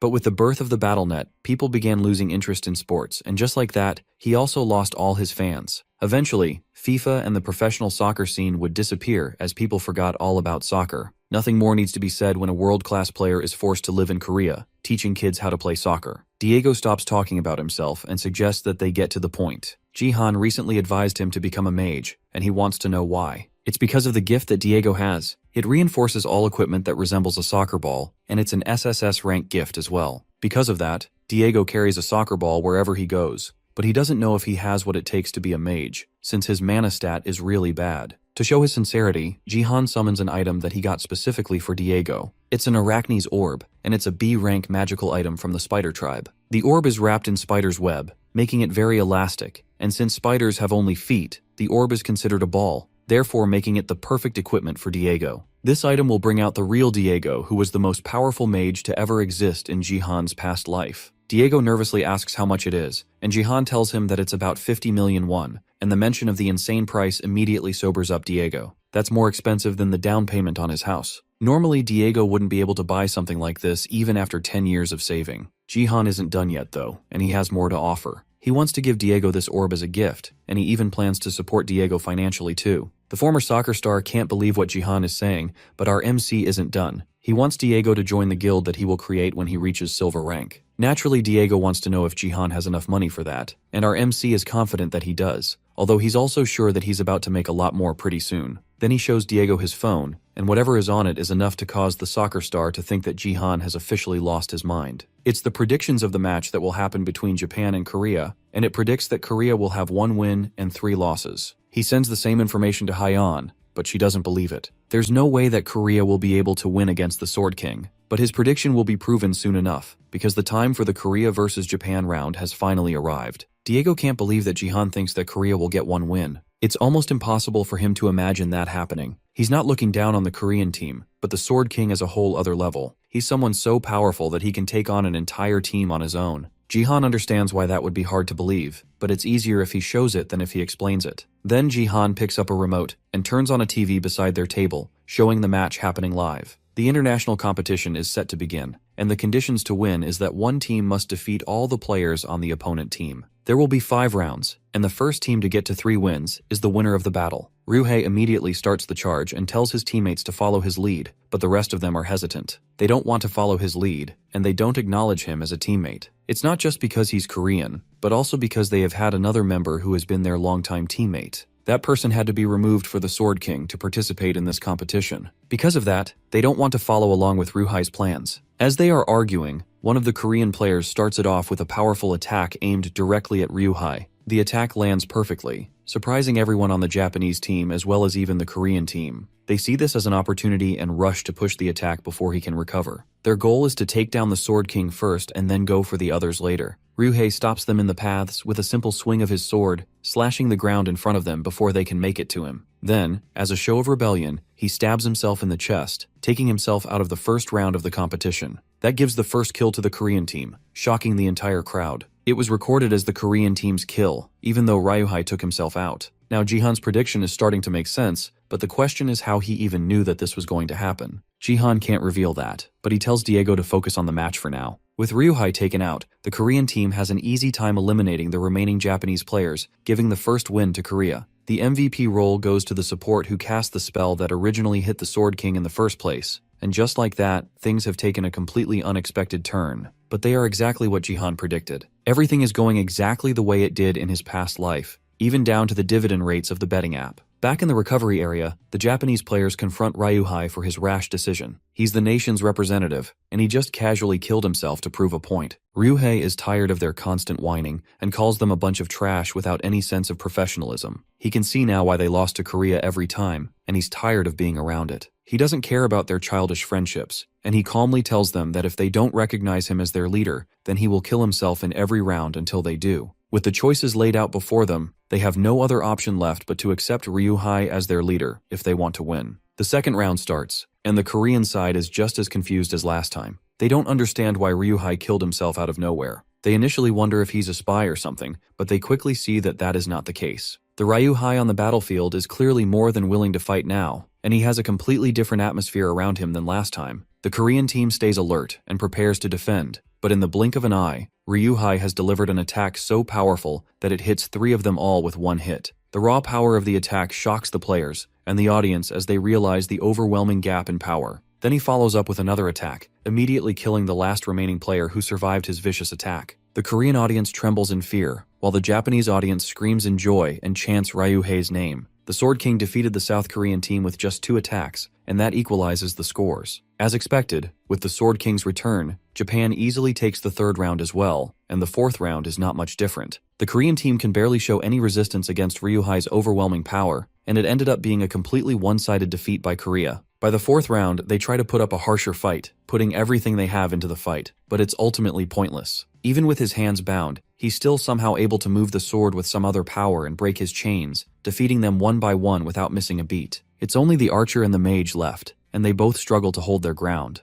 but it's no point. With their attention completely focused on Ryuhei, the other team is able to take down the archer with a cheap shot before he notices. The other members of the Japanese team are still there after all, and they can still put up a fight, however minuscule it might be. With only the mage left, Ryuhei personally goes up to finish her off. He does this with a new ability he seems to have called Sword Flight. The 2 players make some small talk, and the mage doesn't let her inevitable loss stop her from taunting Ryuhei on his rash decision to leave Korea and show off in Japan. Ryuhei doesn't let her words get to him, and tells her that she would have been able to survive for longer if her fighting skills were at least half as good as her talking skills. Not willing to go down without a fight, the mage activates a spell that boosts her power, but before she can fully activate it, the Sword King decides to try out a new technique on her, bringing down a giant sword of light over her head, which leaves nothing but a huge crater in the middle of the arena. The match is over, and as expected, it's an overwhelming victory for Japan. It's hard to swallow for the Korean team, but they are determined to come back stronger no matter what. Diego is just shocked that Jihan predicted the outcome so precisely. He lies that he saw it in a dream, and now that dream has helped him win a mountain of money. That's perfect for him, but it doesn't ease his worry over the performance that he saw from Ryuhei. The Sword King is much stronger than Jihan remembers, and at this rate, our MC won't be able to defeat him. In fact, the nameless divine arts might not even be enough to go against him. On top of that, he also has an SSS rank gift called the Twin Sword Peak, which makes him even more deadly. All of the stats may be against him, but Jihan doesn't care. He will make sure that no matter how strong the Sword King becomes, he will become even stronger. The 2 of them will clash eventually, and it'll be a fight for the ages. Someone else is a lot more excited about her payout from the betting than Jihan is, though. Hyeon managed to make 200,000 won from just 5,000. She never imagined that this day would come, and it's all thanks to Jihan. Unfortunately, she ended up in about 20,000 in debt from the total earnings in the game. After she followed Jihan's advice, Haeun was sure that South Korea would love 0-3 and bet more against them. She bet 200,000 on her surety that Korea would face an overwhelming defeat without a single victory, and that's how she ended up with a net loss. Back with Jihan and Diego, the next question is today's main topic, the fact that Jihan wants to make a contract with the football star. Diego doesn't understand why Jihan suddenly wants to make a contract with him out of nowhere because he doesn't see himself as worth that much effort, but Jihan is sure that this contract will be worth it. He tells Diego that the same foresight he used to predict the outcome of the Korea-Japan match is the same thing he is using to tell that Diego will be a very valuable asset in the future. Jihan is very confident in that decision, and that's why he wants to bring Diego to his side no matter the cost. Diego is set to become the world's strongest mage, and this contract is nothing more than an investment from Jihan. Diego hasn't had someone chase after him this much since his days as a football star. He missed being a vital aspect of someone's team. After BattleNet was created, he thought that he would never experience this feeling again. Now Jihan has come out of nowhere to show him a new ray of hope. There's no reason for him to refuse such a generous offer. Diego happily gets up from his chair and stretches his hand across the table to shake with Jihan. He will never forget the kindness that Jihan has shown him today, and he's determined to pay him back 10,000 times over. Jihan smiles lightly and tells him that he is eagerly waiting for that day. Meanwhile, elsewhere, Gayoung is facing her own battles in a gladiator match of her own. She's not as skilled as Jihan, but she still easily takes out the competition, and is known for constantly placing at the top in any mission she's put in. People usually team up to take her down because of this, but she's always able to send them flying with ease. The game ends as she takes out the last 2 threats and brings down the total numbers, and once again she places first. Her result of 5 kills isn't bad at all, but she can't be satisfied with just this anymore. She has to get stronger to compare to the high-ranking Sword King who showed overwhelming power during the Korea-Japan match, and also to Jihan, who has grown into an undefeated legend. Gayoung started slacking off after she entered the Divergent Guild, and she has to do better going forward. Seo is facing similar struggles on her end, and she reads an article about her father's recent victory with a pained look on her face. She tries to play it off, but Hisu can tell just from the expression on her face that Seiya isn't in a good place at the moment. The vice president offers to stay at Seiya's place for the day to help reassure her, but Seiya declines the offer. She's just happy that Hisu is willing to drive her home since her uncle was busy with work and couldn't pick her up today. The driver even apologizes personally again for making a mistake in challenging Jihan for no reason the other day. Then Hisu brings up another topic that the two have talked about previously, and asks if Seiya has given it any thought. The Sword King's daughter still seems hesitant to agree to whatever they discussed. Their conversation is cut short though when the car comes to a sudden stop. Hisu angrily asks her driver why he stopped so suddenly, but the reason is crowding right in front of the car as they speak. They have arrived at the Sword Palace, and right in front of the building there's a crowd of people seemingly waiting for her. Jihan has finished his meeting with Diego and makes his way home across the rooftops. He notices that he feels a lot lighter now that his strength has increased, and he has also grown a lot as a result. He takes a moment to admire the view from the top of a building, and sits across the edge, watching the peaceful streets below him. He used to relax on rooftops in the past when he lived in the United States, and this makes him somewhat nostalgic of the past. Now he has gotten a first-person view of the kind of person Ryuhei was in this era. In reality, he never got a chance to fight the Sword King himself in his past life. During the era where half of Earth's countries had disappeared, and he started becoming one of the high rankers, the Sword King, who had been the top-ranked warrior, suddenly disappears without leaving a trace. Jihan still has no idea why he vanished. He's definitely as strong as Jihan was at his peak. Just because he's growing quickly doesn't mean that Jihan can afford to take a break. He has to grow and become even stronger than he was back then. To do that, he needs to achieve the full nameless divine arts as soon as possible. Now that he's done resting, he continues his journey home where a startling scene is waiting for him. Hisu's driver tries to shift the people out of the way so that Seiya can pass, but there are just too many of them. These people are reporters, and they are all here to try and get first-hand interviews with Seiya. Despite the larger man's attempts to hold them back, they all keep trying to push through to reach the car. They keep asking her questions about the Sword King's match today, and even accuse her of antagonizing the Sword King with her prior statements. They keep trying to approach the car like vultures, and the scene starts to get incredibly overwhelming for Seiya, who is still trying to process the entire thing. Seiya covers her face as the reporters press their cameras to the car door, hoping to get a peek of her. Because of that, she doesn't notice the subtle smirk on her friend's face as she pretends to comfort the distressed girl. Behind them, an angry voice calmly calls out to them as Jihan approaches. Then he uses force to push all the reporters away and create a comfortable space for himself to reach the car. The reporters are still relentless, and they accuse Jihan of laying his hands on innocent reporters who are just trying to do their jobs. They even accuse him of not caring about his public opinion. On the contrary though, he really cares about his public image. That's the reason why he's treating them so kindly despite how angry he really is. The enraged look on his face is enough to shut the reporters up and force them to look away, and he reminds them that they should be grateful that things ended here. Then she reaches the car where Seiya is still covering her face in distress, and kindly tells her that they should go home. As the two of them leave the car, Jihan takes a moment to thank the driver for trying to protect her. Then he walks away from the car as Hisu wishes the two of them goodbye. Once they are far enough from earshot, Hisu bursts into laughter that she almost couldn't hold back during the whole ordeal. The other reporters notice her as she laughs. She is the daughter of the owner of South Korea's #1 media outlet. It's sad that Seiya has to go through this, and Hisu smiles as she silently reminds the girl that it's all over for her. Meanwhile, Ryuhei goes on public television, once again claiming that he doesn't have a daughter. He abandoned his past and came to Japan, and he says that if he has something that can be called a daughter, then she is nothing to him now. That's the big interview that caused this huge fuss, and Jihan can barely hold back his anger at his former brother-in-law is acting towards his only child. Despite his anger though, he's more worried about Seiya. His niece had just finally started to brighten up, and this came out of nowhere to ruin all their progress. Her expression has darkened again, and he can't help but feel terrible that things are reaching this point. Suddenly though, Seiya calls out to him and asks if he remembers the promise he made to listen to any request of hers. The promise was made when she decided that she would help him find the Shadow Queen. She thinks it's time that he fulfills that promise, because she thinks that she has found the shadow after lots of searching. Jihan's eyes widen as Seiya pulls out her phone and shows him a video that she found which reveals the Shadow Queen's identity. Suddenly Jihan is about to start another game. The Colosseum is filled with players, and the spectators are going crazy. They are unaware of what Jihan is planning to do now. To create further tension amongst the spectators, the guy aims to destroy the audience's seats with his dazzling gold spear. A dark elf lady in the stands, who Jihan suspects to be the Shadow Queen, stares down at him. One day ago, Sia showed him a picture she captured of the person she thinks to be the Shadow Queen. Jihan, at first, is shocked at such an accusation by Seiya, so he asks her for the reason for her assumption. She isn't a 100% sure herself, but claims that the woman in the photo is the prime suspect. She explains that the two elf queens she saw on the thrones were her initial suspects,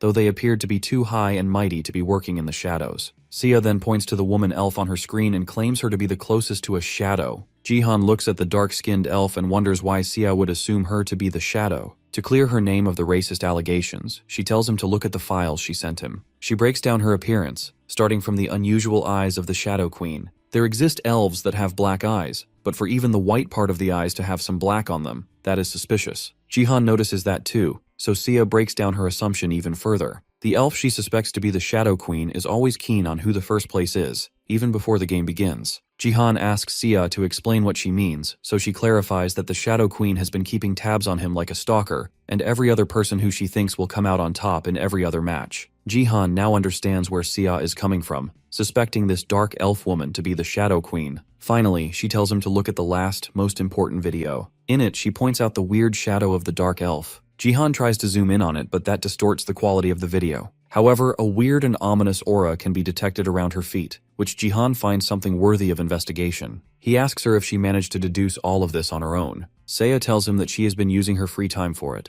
so Jihan gets worried that she might be overworking herself for him. She reassures him that she hasn't been up to much lately, for which Jihan is thankful. To reward her, Jihan asks Seha about the wish he promised to grant for her. She is surprised at first, but after gathering her thoughts, she comes up with something she wants. In present time, Jihan smashes his spear into the ground, causing a huge AoE attack that grants him 10 kills in first place in an instant. He looks up at the audience barrier and prepares to crush it. The audience barrier is a field built to separate the ring and the seats. It is strong enough to rival a diamond-ranked support's barrier skill, also preventing any skill from either side of the barrier affecting an individual. That is why Jihan struggles to figure out the real identity of the Black Elf. He aims to open a hole through the field to take a peek at her. The audience is unsure about this being the right thing to do, but they brace for impact anyways. Jihan, however, doesn't care. The spear in his hand, Phoenix Arrow, that he got from a dungeon. It is a grade A item, made from a feather of a phoenix for a conqueror, strongest when thrown, and returns to the owner like a frisbee. Fire of the phoenix is stored within it. Since it's too OP on paper, it vanishes after 5 uses. Jihan understands the full strength of the Phoenix Arrow, so instead of throwing it at the barrier, he assumes a stance to leap and stab it to create that hole. Determined to see the face of the assumed Shadow Queen, he uses his skill 3 Talents Martial Devotion and strikes the barrier at one spot with the required force to create that opening. The impact seemed strong, but the barrier remained intact. No one in the audience even flinched, so people assumed it wouldn't work. What they didn't expect was Jihan's sheer will to get what he wants. He repeatedly strikes the barrier at the same spot with different sets of skills. With the final skill, Path of the Immortal Sage, he makes an impact so huge that the barrier finally breaks, and thus forms a hole. While the people expressed their disbelief that Jihan succeeded, he wasted not a single second to activate his Wanderer's Eyes to peek at the face of the Shadow Queen before it regenerates. When his eyes meet hers, instead of her identity being revealed, Jihan finds himself in an abyss, with a lurking voice questioning his identity instead. He looks around the pitch-black area in panic, when suddenly, a set of gigantic green eyes illuminate right behind him, leaving him in a state of shock in this unknown domain. Back at his suite, Jihan flops onto his bed, exhausted and agitated by the encounter he just had with the Shadow Queen. Even he got terrified after going through such an experience as a B-ranker. However, he is glad to have seen this as a regressed human, which enables him to make useful changes for himself. He gets up on the bed and opens his achievement store, which he has now upgraded to level 5, with the rewards he has collected so far. A new feature called Constellation Slot Edition was added to the store after it got leveled up. He can now use various constellations, but not yet. Earth is still in the tutorial mode of the game, so purchasing Constellation Slot Edition won't show till the real thing begins. Jihan swipes it away because it's a headache for another time, and instead purchases Title Slot Edition level, one which also increases his level to 22. He opens the status window to find that he needs only 3 more levels to reach the silver status. Still, having in possession martial force, power, and a title, he is basically a silver rank as is. The reason he went for a second title slot was to prepare for the martial god successor he is soon to get. The moment his martial power hits 30, Jihan will earn the Nameless Divine Arts. The process will link him to the martial god, making him his successor. He already owned this title in his previous life, so he aims to obtain it again. All of this is in preparation for his inevitable battle with a certain individual who is presumably stronger than him. Later, Jihan and Sia go out on a search for an apartment. The realtor shows them a penthouse suite at the very center of Gangnam, one suited for public transit and surrounded by renowned schools in the vicinity, looking over the Han River, uninterrupted. The realtor adds that it is 200 square meters, thinking it would be enough for Jihan and Sia to live in. but Sia gets uncomfortable living in such a tight space with her uncle. Jihan notices her reaction and immediately figures out that going from the Sword Palace penthouse to just another regular penthouse is something she can't comprehend. Jihan stares out the window at the beautiful sunset and reflects on Sia's wish to move. He realizes that she only wanted to leave the Sword Palace as soon as possible because it reminded her of Yoon Sejin, her father, making her feel suffocated. Meanwhile, the realtor keeps trying to sell the apartment to Sia. He rambles on about the rooms being perfect for the price, while she continues to listen with a worried look. Jihan spots her tensed emotions and steps in. He tells the realtor that they need more space, because Sia is about to become a player as well, so this current apartment isn't big enough for a connector. The realtor takes his request in consideration and moves to look for a suitable option. The realtor gently addresses Sia while buttering up Jihan, painting him as a reliable uncle she can count on. Jihan appreciates the compliment but humbly plays it down. Turns out, the realtor is a big fan of Jihan, for which the duo thank him. However, it turns out that the realtor is more thankful to Jihan, because he used to work at the Sword Palace. After Yoon Sejin quit, he was worried where Sia would end up. He's relieved to see that she is getting the support and care from her uncle in such difficult times. These kind words and well wishes for her future as a player from the realtor move Sia to tears. Unknowingly though, the realtor puts pressure on Sia when he mentions his expectations of her getting a good gift. Jihan knows that the media attention on Sia has increased a lot more after the Japan-Viv Korea match because they are also interested in her gift. Unfortunately, Sia is bound to have an F-grade gift, crumbling all the expectations placed on her by the people as the attention turns into poison for her. All the pent-up anger of her father's betrayal will be taken out on her. Jihan vows to prevent such an event from ever occurring by keeping away the nosy paparazzi from Sia. Meanwhile, Kim Hee-so, Sia's supposed friend, also the granddaughter of Taewon Daily, giggles away on the phone about something. She gladly leaks the date of Sia's birthday to a media outlet, and even promises to get them an interview with her at the school's gift center. As she hangs up the call, a dude sitting on the sofa calls her a PR traitor that fits her media family. She dismisses the dude's remarks and tells him to leave, but the dude is not done leeching her off until he gets his hands on Sia. He asks Kim Hee-so about where her hatred for Sia comes from. She arrogantly states that Sia is only famous because of BattleNet, otherwise she wouldn't even be comparable to Kim Hee-so. The dude then asks for her reasons to interview Sia, so she, with a smug face, states that it's for her family's good. She is also ready to bury Sia under pressure if her gift is bad. The dude gets up, again calling her a demonic bitch. Taking no accountability whatsoever for her behavior, she moves on to the dude's objective for this mission. Seong Jihan, Sia's uncle. He has to fight our boy to take him away from Sia so that Kim Hee-so can get her interview.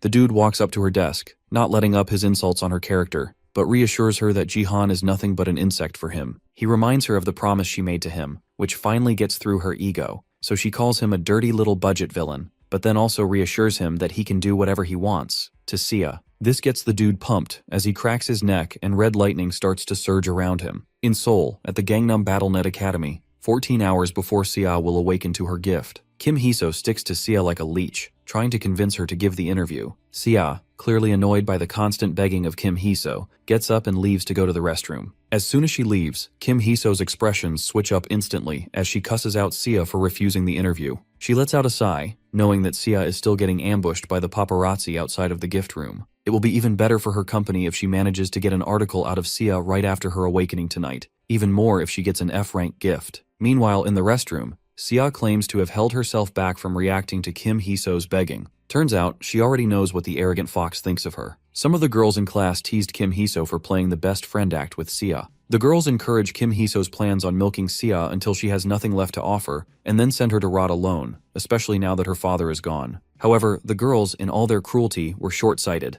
Kim Hee-so, as an offspring of a media family, had planned on feeding off Sia's journey to hell. She wished for Sia to get an F-rank gift just so she could capture her misery and show it to the world. In the restroom stall behind her, Sia sat and wept over finding out that she is surrounded by snakes that plan to devour her. It didn't take long for Sia to accept that Kim Hee-so is the spawn of the devil, but now she's worried about actually getting an F-rank gift. In the chambers, Sia stands at the center of the room, praying to get anything but a bottom-ranked gift. The light on the pillar starts to glow bright red and illuminates the entire chamber, while Sia stares into the blinding light, surprised at what she got. Near the BattleNet building, 5 hours before Sia awakens, Jihan checks his watch for time, impatiently waiting. He gets called by security to be guided through the building. Jihan asks them if Sia is doing alright in the gift room, so the security reassures him that she is being well guarded. Jihan reminds them to keep every soul away from Sia, especially reporters, which the security team already implemented, keeping even the school personnel out. Even the government is in on it. The previous day, Jihan talked about the Sword Palace donation problem with manager Park Yoon-sik. On the call, manager Park Yoon-sik confirmed with Jihan about the time of Sia's awakening as a player. He adds that someone might try sneaking into the awakening room with how bad the situation is currently. Jihan was pleasantly surprised that the government, understanding the situation, are willing to keep Sia safe. He's thankful about the help he is getting. Present day, the security leads Jihan to the gate of the gift room where Sia is, and suggests him to sit on one of the waiting chairs inside. Jihan shows his appreciation to the security and decides to meet with them after 12 p.m. As he sits on the chair, he feels a little anxious about Sia's gift, but shakes it off quickly because this time he is around to protect her. He chooses to remain positive and holds a pendant in his hands that he brought as a gift of good fortune for Sia. The sun sets, and Sia is 5 minutes away from awakening. Suddenly, Kim Hee-so walks in the chambers with a cameraman by her side. She greets Jihan with a snarky smile, trying to get chummy with him. Jihan puts his guard up around the cameraman she has brought with her. Jihan questions about her breaking in the facility when it's supposed to be restricted, so she flexes her media connections to his face.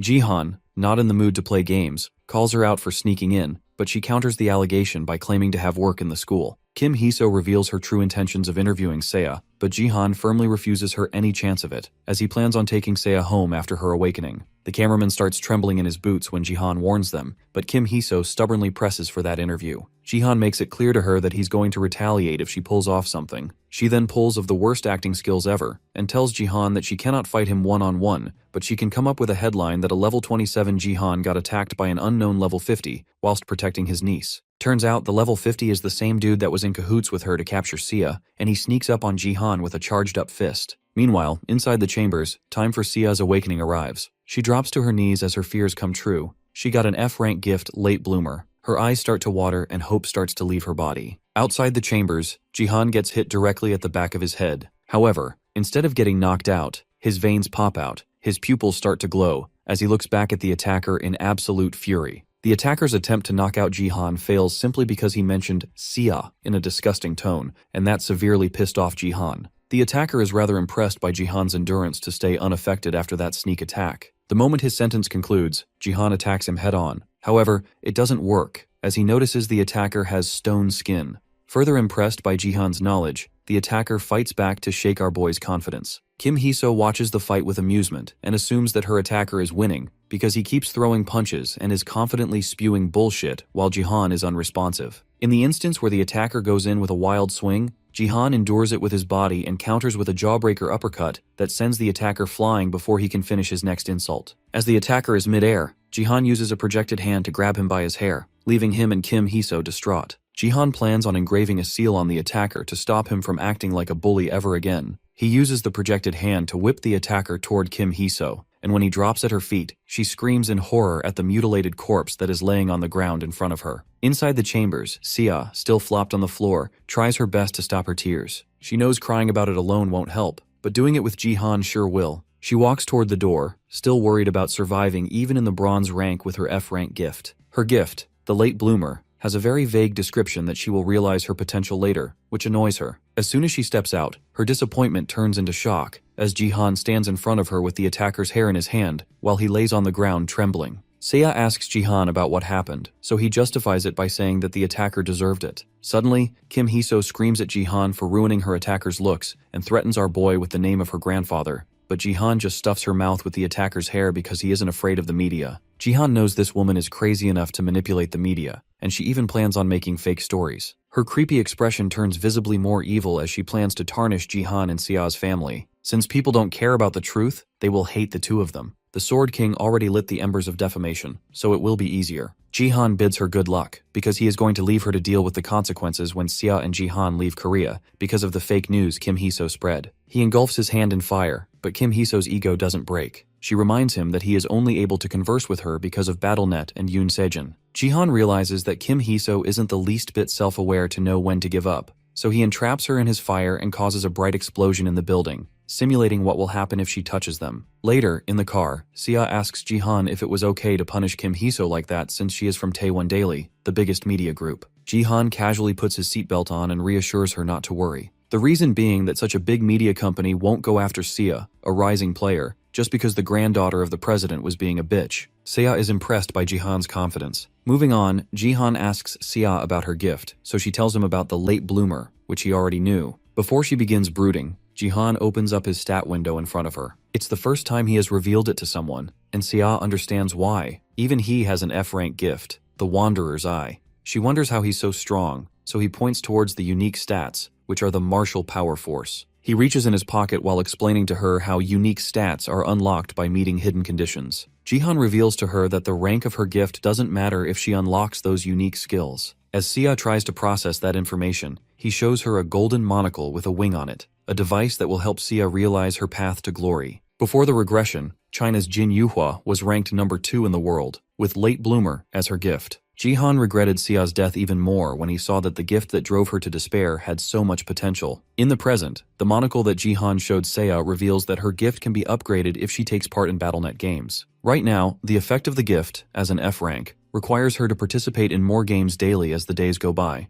but it also increases her stat's natural growth rate by 100%. Seiya is amazed by her gift's potential, and seeing her hopefulness, Jihan is content that the monocle worked. It is the Hermes monocle, an A-rank item from Olympus that reveals the true nature of a gift, but can only be used once. Jihan obtained it when he fixed the C-rank Messenger's broken monocle. He used urgent restoration to prepare it as a gift for Seiya's birthday beforehand. Jihan eagerly tells Seiya that she can train 2 times more effectively than other people when the 100% growth rate is added after she upgrades her rank. Moved, Seiya seeks reaffirmation from Jihan about thinking the gift is incredible, which he gives her. He even adds that she can gain the rare effect he mentioned before, Faster Now. As Jihan proudly claims that Seiya can potentially make it as a top player now, she is moved to tears because the gift she expected to end her life has now given her so much hope. Jihan shows compassion toward her and thinks about how much she needed this. Her father left and disowned her, while she was the public's gossip, leading her to be ambitious to become her own person rather than a celebrity's daughter. His lazy ass uses telekinesis to give her a tissue to wipe her tears as he reflects on her fear of receiving a terrible gift. He gently encourages her to let it all out, knowing she's held it in for far too long. But Seiya, unwilling to dwell on her emotions, quickly wipes her nose and brushes it off. Then, with her mind no longer clouded with worry, she claims that Jihan might be from the future with how much he knows about things. Startled, Jihan just calls it luck. After a weight is off her shoulders, Seiya expresses that she is hungry, so Jihan gets up to prepare dinner. Seiya is surprised to see him cook at this hour, so Jihan reminds her that he promised to cook something tasty for her, and her birthday is the perfect occasion for it. She gives a tender smile as she awaits the hearty meal. Meanwhile, at Kim Hiso's place, the atmosphere is completely opposite. She furiously cusses out Jihan for ripping out her hair from her scalp, even the eyebrows. She worries about showing her face to her parents when a server enters her room with a phone in hand. She yells at him for not knocking as she hides her bald head. He apologizes, hands her the CCTV footage she asked for,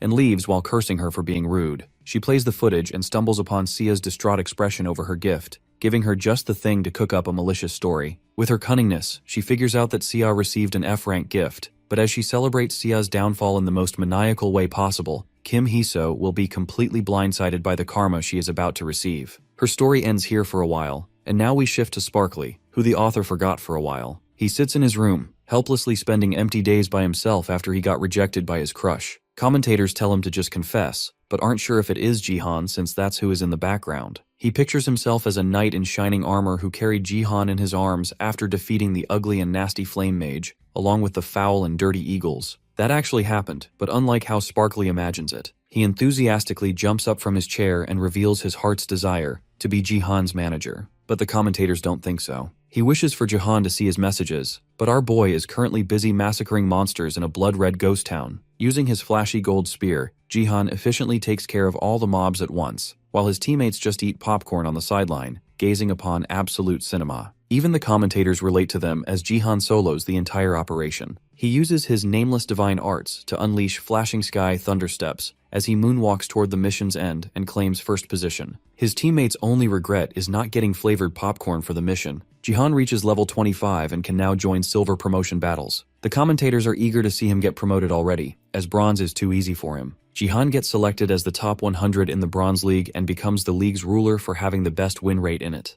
Jihan and the commentators are both shocked to see that someone from Korea will be participating in the global top 100 promotion battle on August 25th, confirming his promotion to silver. Being in the global top 100 means that his BattleNet results were top 100 in the world, guaranteeing his promotion to silver. He is now a silver promotion target, known as the Precious Top 100, which has another special aspect to it. The special aspect is that the promotion battle will be a battle royale amongst the 100 players, a survival game that ends only when one person triumphs above all, a stage to determine the true number 1 player. Commentators and Jihan nervously go through the top 100 player list. One name stands out for Jihan: Baron Williams. He already expected him to be on the list as the global bronze top 100 player from America, but this meeting between the two is sooner than he anticipated. Jihan finds himself in a predicament because he has never beaten Baron before, so he might lose this time too. The decisive factor that got Jihan into the top 100 was his unique stat, Force. Unlike martial power, which only enhances strength, speed, and stamina until the user unlocks nameless divine arts,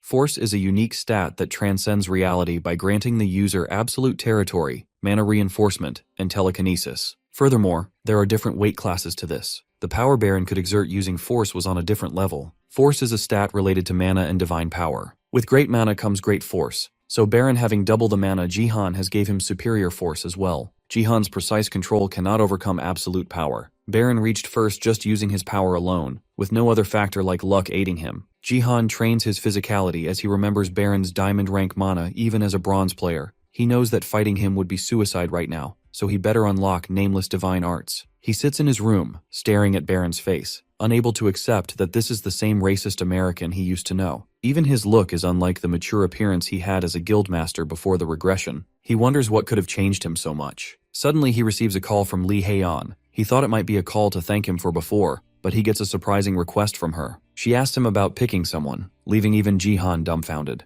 At the Divergent Guild, Gyeong comes to escort the young lady to the next meeting location. Lee Haeyeon asks for 5 more minutes as she is not ready yet. Gyeong asks her about what is causing her trouble, so Lee Haeyeon tells her about the pics she asked from Jihan. Gyeong judges her, but Lee Haeyeon is self-aware enough, so she asks her to be nicer. Gyeong inquires about what Jihan said, so she nervously tells her about Jihan joining the global top 100. The thing that has actually got her worried is the fact that Jihan asked her to bet on him winning this thing, even with Baron being there. Both of the ladies admire Jihan's confidence, but Gyeong wonders how he is planning on countering Baron's barrage of attacks. Lee Haeyeon agrees with it, so she ignores Jihan's advice and places her bet on Baron, just to be safe. She tries to gaslight herself into thinking she is making the right decision, knowing the fact that Jihan got the results of Japan versus Korea absolutely spot on. Gyeong wanted to disagree, but she practices silence. Moving on, Lee Haeyeon wonders how Gyeong is doing in her BattleNet scores, as she has been working hard recently. Gyeong tightens her injured fist as she prepares to tell Lee Haeyeon something she regrets. Meanwhile, Jihan takes a deep breath after looking at his stats, as all the conditions are now fulfilled. He raises his martial power to 30, and his Wanderer's Eye starts to react. He quickly opens his eyes and finds himself in front of the constellation that is the wandering martial god, who found him in his tracks. Jihan floats in the nothingness, his vision blacked out, but a familiar sensation surrounds him. The wandering martial god looks upon him and acknowledges Jihan as his successor. Jihan, covered in mist, reflects on the wandering martial god's help in his past life. He then receives the skill, Nameless Divine Arts.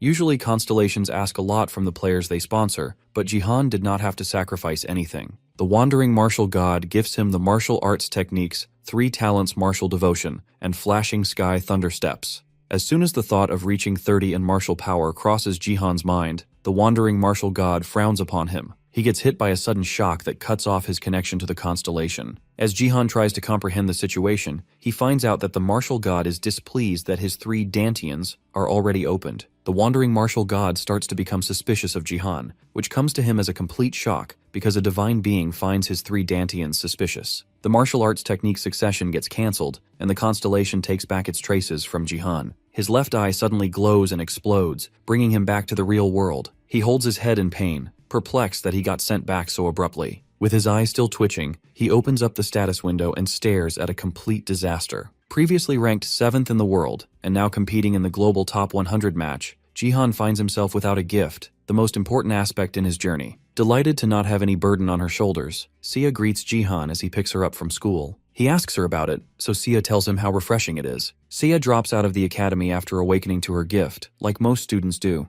as they only attend until they get their gifts. On online forums, people frequently ask about their futures in the academy if they get a C or higher grade gift, and it is often considered better to drop out. as that results in joining guilds and better training. Sia knows that she can just train with the main character, so the academy is just a filler to her. He pushes her to the limit, even if she wants to give up, so Jihan is not too worried about her going forward. He is more worried about himself. With the top 100 battle tomorrow, he is without the Wanderer's Eye and has an incomplete nameless divine art. It is an S-rank skill, passed down in fragments. He has just the 3 talents martial devotion and flashing sky thunder steps out of all the fragments. If Jihan manages to adapt to the 3 divine secrets or find the real name of the nameless, he can awaken to it fully. What pisses him off is that the nameless divine arts he has is an S rank instead of SSS, plus the skills it currently provides him are the ones he already has. Sia notices his foul mood and wonders if it's nervousness for the upcoming battle. To not vent about his complicated future, he just agrees to Sia's guess. Oblivious though she may be, Sia believes that Jihan can win, as he always finds a way. She jokes about how he always comes home with the first prize, making her consider gambling on him from now on. Jihan stops her right there, and her gambling dreams fall apart instantly. She gives him the side-eye for streaming his gambling sessions but won't let her do it. Jihan smiles and reminds her that she is a minor, so she gets annoyed and gives up the idea. However, before he could commend her for being so understanding, his left eye suddenly glows brightly for an instant and goes right back to normal. That leaves Jihan completely bamboozled as he wonders what it was. Later, at night, Jihan secretly sits in a park, trying to figure out the problem with his left eye. He wants to get rid of this new sensation by carefully approaching it with force to pinpoint its location and immediately remove it. Fortunately for him, it works, but not without pain, as it looks like something short-circuited in there. As he tends to his eye, he gets notified that the trace of the wandering martial god has been eliminated, and now he is free from the constellation's domination. Perplexed, he stands up quickly, wondering what being free means in this context. Turns out he can now get sponsored by another constellation, which he couldn't before. He figures out that the martial god was holding him back all this time, as the system never lies about this stuff. He flops back to the ground and gives an annoyed smile. The divine entity he thought to be selfless was more like a parasite to him. This causes the wandering martial god to be even more wary of Jihan, as it leaves him for good. Jihan wonders what is wrong with this tsundere of a god, running away from a bronze player. He is annoyed that even in his second life, there are mysteries he hasn't solved yet. Still, Jihan now finds himself without any of the martial god's powers. Though he quickly moves on to find another constellation, it also coincidentally becomes a chance for him to complete an epic quest. He has to provoke the Shadow Queen seated somewhere in the Colosseum. He will gain 50,000 achievement points and the interest of the Shadow Queen's constellation. He walks around the park, still unsure about his match tomorrow, even if he gets the Shadow Queen to sponsor him. The moment he thinks about filling the gap that the martial god left in him, he remembers a certain thing he had. The day of the battle arrives, and the Colosseum roars with excitement and fireworks. The Bronze Top 100 promotion round begins, and the commentators hope that everyone bets on the Korean players. The game will continue until one player remains, proving that they are the best. Jihan, in casual attire and with a royal spear, finds himself surrounded by several players. Fans count down from 3, and the fight begins. Jihan opens his eyes and challenges all of the extras to come at him at once so that he can make quick work of them. Provoked,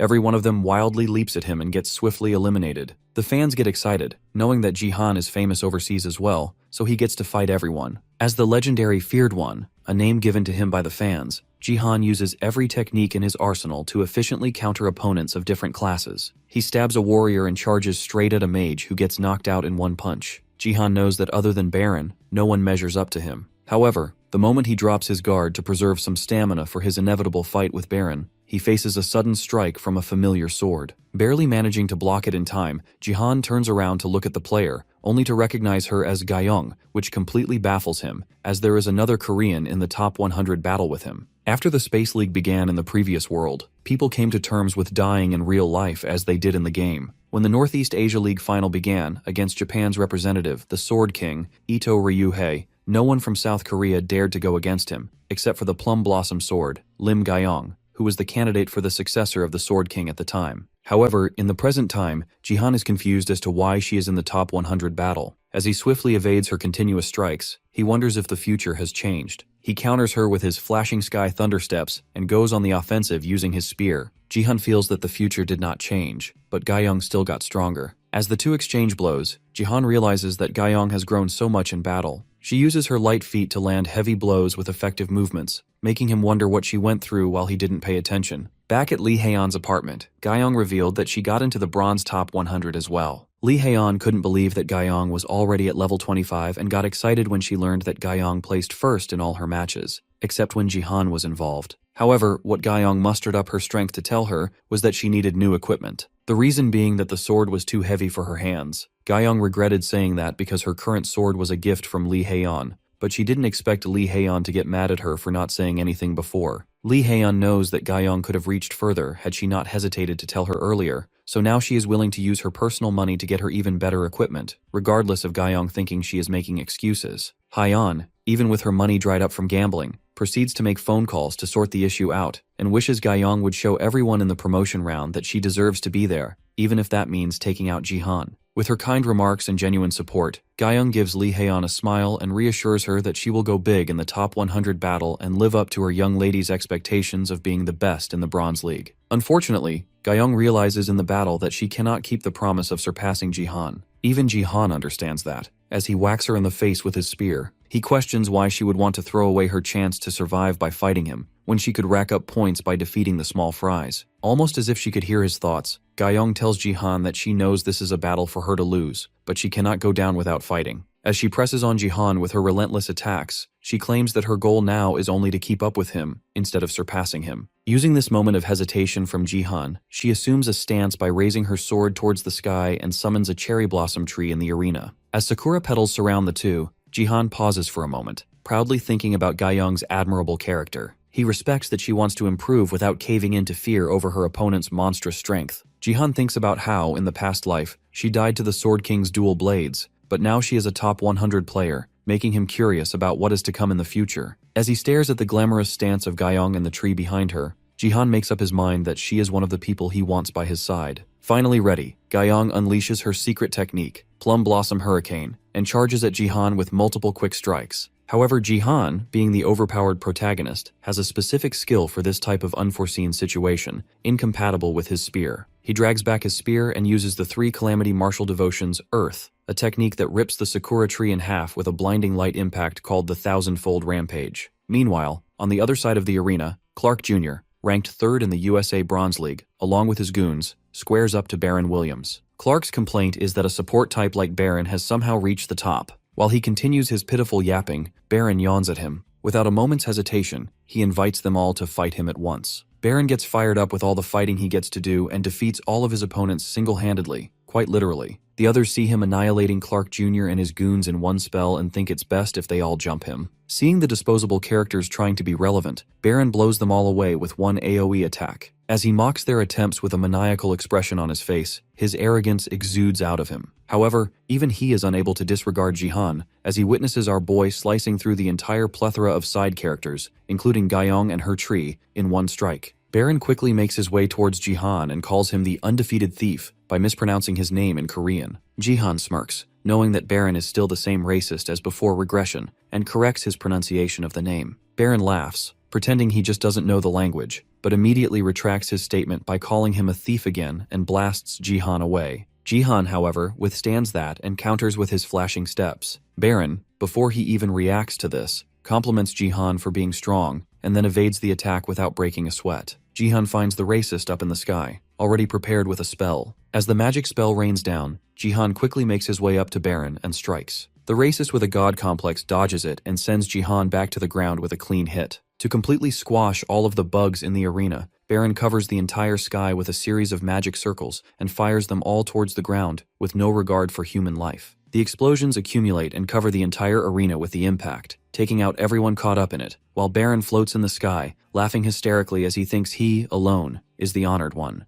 Unfortunately for him, he is not aware that Jihan is the main character. Our boy used his thousand-fold rampage once again to clear out the smoke, all while using its cover to rack up 20 kills to reach the top of the leaderboard of this match. Baron stares blankly at Jihan, pondering how he survived the flames imbued with force that burn until the person is dead. He notices that the flames are not touching Jihan, immediately figuring out that he now faces another user of the force. Baron crashes out because he had thought that no one else could use force like him without 2 status windows and accuses Jihan of trickery. Jihan tells Baron that he is nothing special because getting 2 status windows can make anyone OP, like it did with Jihan. Getting his ego hurt like that, Baron gets pissed off and sets the arena ablaze. He vows to expose Jihan's act and punish him by incinerating him into ashes. Jihan refuses to go down like that, even though he is not at full power currently. That is when he materializes a blue crystal in his hand. Last night, after he chose the Shadow Queen to replace his constellation, He remembered that he had the crystal fragment to make up for his lack of martial god in the top 100 battle. A B-grade item, it can only be used once to receive divine powers, restricted to only the bronze and silver zones. Now, faced with Baron, Jihan crushes the crystal in his hand to use its powers. With Baron literally fired up in front of him, Jihan prepares himself to go all out and destroy Baron with a smile on his face, now that his stats have increased by 50%. Baron used to be a coward, afraid of battles due to his short figure and fragile muscles. The others would express dismay over a gift like 2 status windows and 2 classes being wasted on him. They thought that Baron would dominate BattleNet had he picked classes other than Supporter and Mage. However, upon receiving Force, Baron was able to switch up from being the rear of his team. His unparalleled mana reserves, coupled with the Force, led him to the top of his field as he defeated the other star players. He was dubbed as carrying 2 disasters in his hands by his opponents. First disaster, Fire Wave, a technique that lets him summon a tsunami of flames to deal with multiple enemies at once. It's a sure hit technique, with a survival rate of 0, until he faced Jihan. With 1 stab attack of his spear, Jihan managed to disperse his entire tsunami of flames, unscathed. Baron looks at Jihan with an irritable expression, unable to comprehend the situation. Jihan takes his chance to insult Baron for being nothing special yet again. Just after making light work of one of his disasters, he quickly leaps towards Baron's position and unleashes multiple lightning strikes while lecturing Baron on the things he did wrong. He smashes the stunned American into the ground. However, Baron, being the powerhouse, only reacts to Jihan's words. Baron wonders why Jihan talks like he knows him. Jihan shrugs it off, saying he knows someone like Baron, when in reality, Jihan has spent his past life around this insensitive racist who pretends to be strong, but cannot get rid of the guilty conscience that has taken root in his heart. Baron slowly gets up from underneath the rubble while Jihan continues to berate his poor attempts to cope by altering his appearance to look menacing.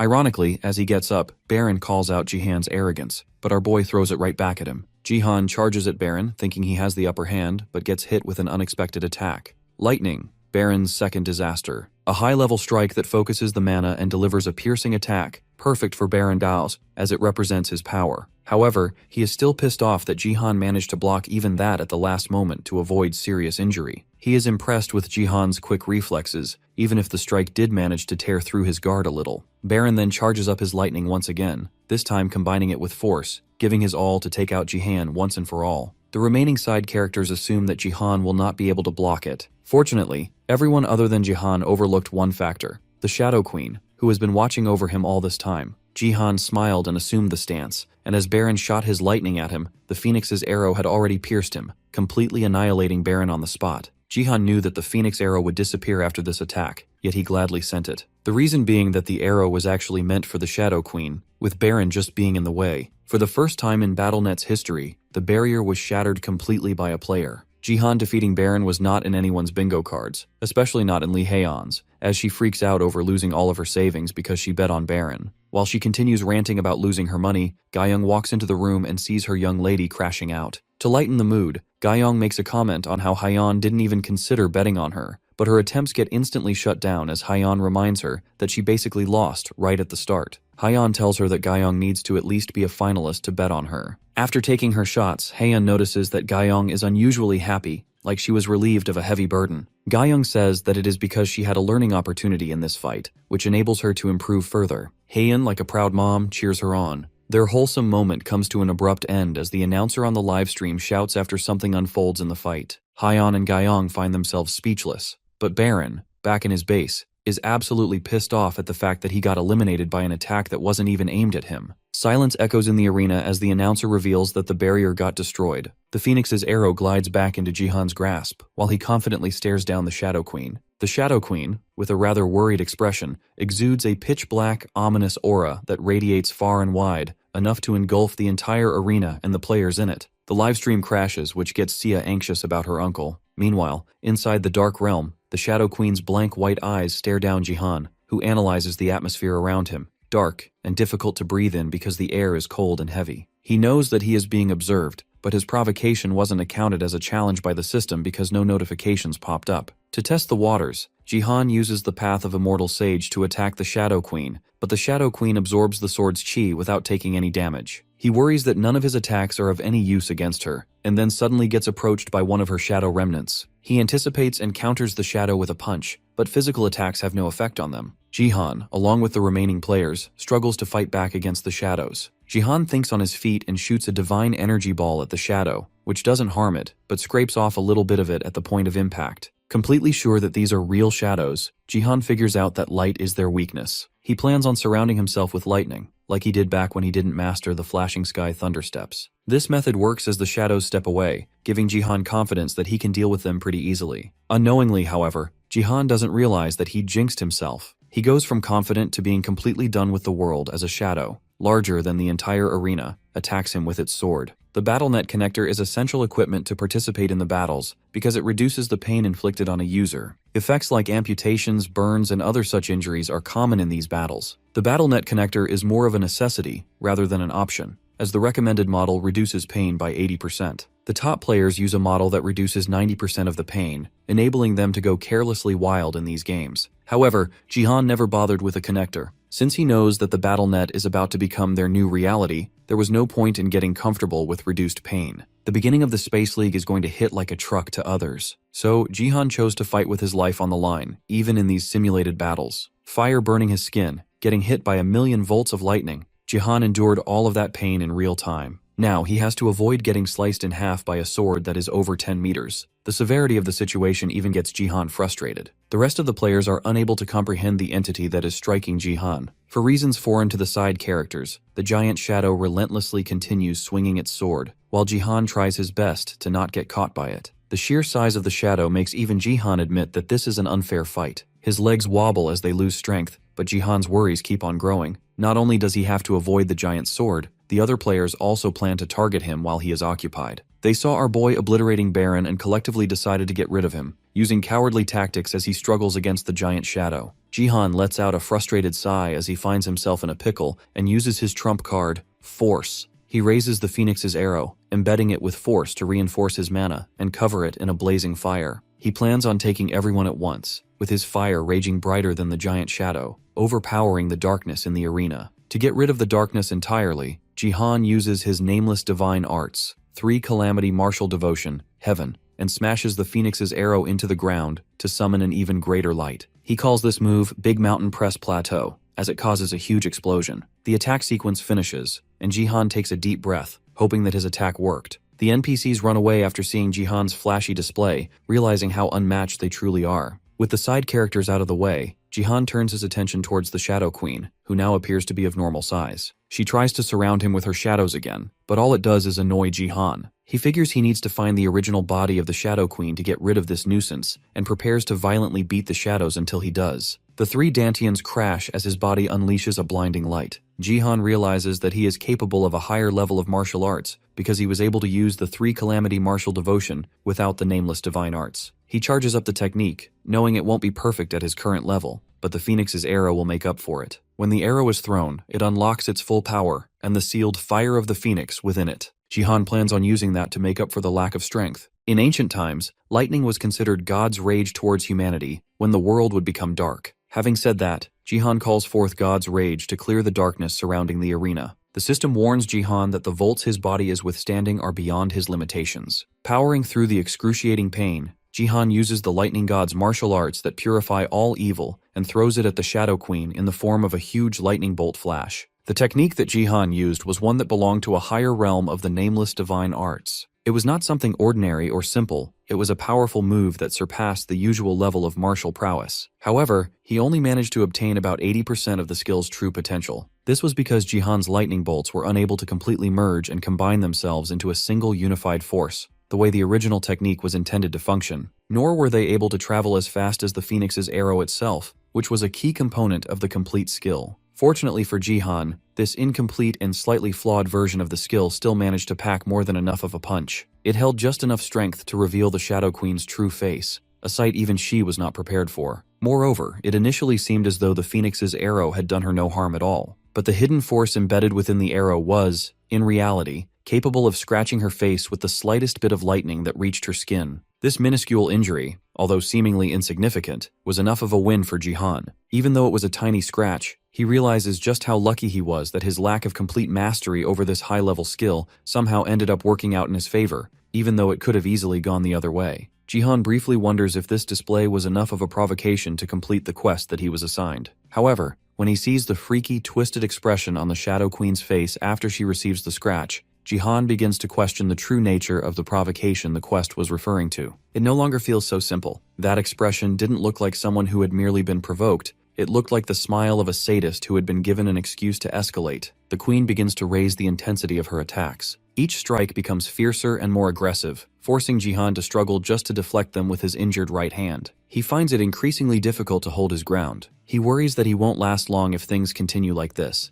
especially because the queen is only targeting him with her full wrath, while the rest of the players are seemingly unharmed, even though they too have been captured. This frustrates him even more. The moment Jihan stops to contemplate the situation, to think about what's really going on, he ends up getting trapped in the shadows, almost instantly catching him off guard. At that moment, Jihan understands clearly what the sadistic queen intends to do. She's aiming to kill him first, and she's enjoying every second of it. With his mana completely burnt out and his energy nearly depleted, there is no way for him to escape her grasp. He is helpless. The queen's attack, however, is slow, and this gives Jihan a dark hint about her perverted nature. How she seems to take pleasure in the gradual pain of her victims, relishing in their suffering before finally delivering the final blow. Knowing that this is the end, Jihan glances around at the smug, irritating faces of the other competitors. He sees how entertained they are by his downfall, and decides, in that moment, to wipe those expressions off their faces, no matter what it takes. To maintain his first place on the leaderboard, Jihan uses force from his fingers in a very suggestive and unnerving way, channeling energy that reaches into the bodies of the other players. He manipulates it precisely to mess with the insides of their bodies and finishes them off one by one. It's a brutal move in more ways than one. The Shadow Queen becomes furious, absolutely livid with Jihan for ruining her carefully orchestrated sadistic ploy. Her enjoyment has been stripped away, and her expression contorts in rage. Without wasting a second, she splits Jihan in half with her gigantic shadow sword. The blow is massive and final, turning Jihan's confident expression, thinking he would win the top 100 battle, into a world of unbearable hurt. Everything shifts in that instant, and the pain becomes the only thing that feels real. With his plot armor working overtime, Jihan manages to dodge the huge sword at the very last second, losing only his left arm in the process. He rubs it in the face of the Shadow Queen, whose frustrations grow by the second. The system forcibly kicks Jihan out of the game, as he bids her farewell until their next meeting. However, the system alerts him to an error, that a shadow of the sun has been marked on his left hand. Jihan blips back to his apartment's floor, complaining about how exhausting it was to fight Gyeong, Baron, and the Shadow Queen in the same battle. Thankfully, he managed to escape with his life, dealing with only the side effects of everything. He thinks about the moment he used the force from his fingers to cut off the arteries leading into the heart of the other players, right as the Shadow Queen's sword approached him. Fortunately for him, she did not notice anything at all, and he managed to escape with only his left arm sliced off. The thought of getting cut in half makes him quit his gambling addiction. On the bright side, he got rewarded appropriately for his troubles. He won the top 100 battle, received 1 million GP and bonus XP, pushing him to level 5. He even earned the title King of Kings of Bronze. The title grants him perks of a permanent +5 boost to all of his stats in the silver rank, and 50% more XP earned than usual. He replaces his Tutorial Conqueror title with the new one, hoping to progress faster from now on. He then moves on to the Special Achievement Rewards, where he receives 10,000 points for winning and an additional 50,000 points for doing it without a gift. His shock turns into relief as he realizes that losing the martial god was truly a blessing in disguise. Suddenly, Jihan notices that his left sleeve is no longer there. He stands up in confusion, but immediately catches on that it might be because of the BattleNet effects. He wonders if it has to do with the slow transition of BattleNet to the real world, or the constellation is of a different dimension. He looks for injuries on his arm but finds none. Sia suddenly bursts into his room to check on him since the live stream abruptly cut off. He reassures her that he is fine, but curiously asks her about the stream getting cut off. Sia explains that it happened right after he broke the barrier. The media is going crazy with headlines about Jihan breaking the barrier, leaving the entire world in shock. He checks his phone and finds his DMs blowing up. Sia, excited, asks him about the elf she deduced to be the Shadow Queen, and gets really happy when Jihan confirms it for her. However, her celebrations are cut short when she notices a dark glaze covering Jihan's entire left arm, which he is completely oblivious about. He starts to get nervous about it when the system tells him that he has been cursed. At the Divergent Guild's headquarters in Gangnam, Seoul, Haean, along with her board members, reviews the footage of Jihan defeating Baron and then breaking the barrier of the arena. She holds her head in her hands, irritated that everyone's been talking about Jihan, so she needs him to be on her roster before he becomes even more powerful and famous. Even in Manhattan, New York, the Americans are eager to contact Jihan and hire him due to his extraordinary showing in the top 100 battle. Moreover, in Tokyo, Japan, another board talks about hiring Jihan, but are not sure of the approach they need to take. They know Jihan is against joining them, regardless of the money, but they have some special measures in place to make him oblige. One of the old men gets mad at the idea because they are worried about losing control over the Sword King if she moves away. However, the person suggesting the idea has a plan to keep the Sword King under control, while she goes on to seduce Jihan into joining them. Meanwhile, the person they keep mentioning is on her way to fly out for her mission. On the helipad, the Sword King asks the woman about where she is flying off to, but all she does is brush him off because it won't take long. She releases an alluring scent, commanding him in a seductive way to wait for her, obediently, until she returns. The Sword King, against his will, finds himself completely enticed by her, and bids her farewell for now. The woman, referred to as Goddess, real name Ito Shizuru, proceeds to board the helicopter, commenting on how it is such a beautiful day to visit a long-lost family, as she names Jihan. Meanwhile, our boy and Sia stand in their room, concerned about the black curse on his arm, which is when a symbol of a dark sun reveals itself. Jihan uses force to drench an arrogant old man in orange juice. Apparently, he came to Jihan, offering a chance to our boy for apologizing to someone, but Jihan did not like that one bit. To understand what brought this on, we will go back 10 minutes. The old man is the South Korean government's BattleNet department head, Kim Namtae. He walks into Jihan and Sia's apartment, talking to someone on the phone about doing a favor. His task is to get Jihan and Sia to apologize to Taewon Daily for what they did to Kim Hiso. The two of them welcome the fat old man into their home, where he tries to make small talk, asking about their well-being.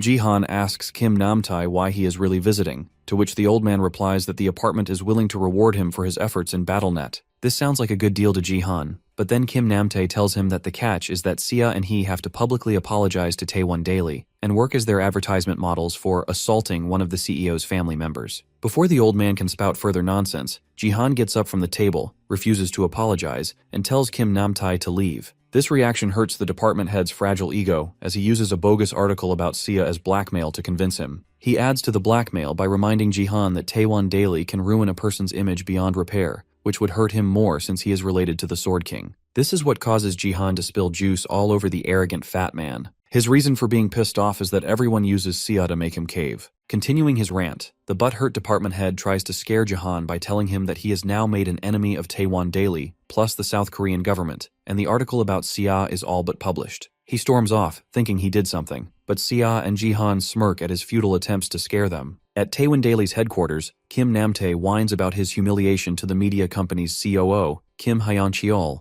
while Kim Hiso celebrates the online hate Sia is receiving after they publish the article about her F-ranked gift. The COO confidently sips his tea, thinking that their article will plummet Jihan and Sia to the ground, which the department head agrees to. However, their victory is short-lived. One of the COO's servants comes rushing into the room and worryingly informs the high and mighty shitheads that Jihan is currently exposing them on a live stream by playing an audio recording of the department head's earlier outburst in their apartment. He also reveals that Taewon Daily tried to attack him in order to release an evil article about Sia while the government backed them. Eventually, when pressure did not work, they decided to release said article. Fortunately, Jihan already saw what Sia's gift is truly capable of, via the monocle, so he knows revealing it will help their case. He tells Sia to open her status window live on stream, and everyone, including the Taewon Daily scums and the department head, witnesses the fact that Sia has a rare gift that can be upgraded. Even the chat is in shock, but they are rather impressed by it, so Jihan uses the moment to clarify that it is indeed not a useless gift by any means. He then thinks of a way to screw over these rotten elites even more, when a golden egg drops in his stream. An agent named Robert Gates from the American First Guild donates 100,000 GP to introduce himself,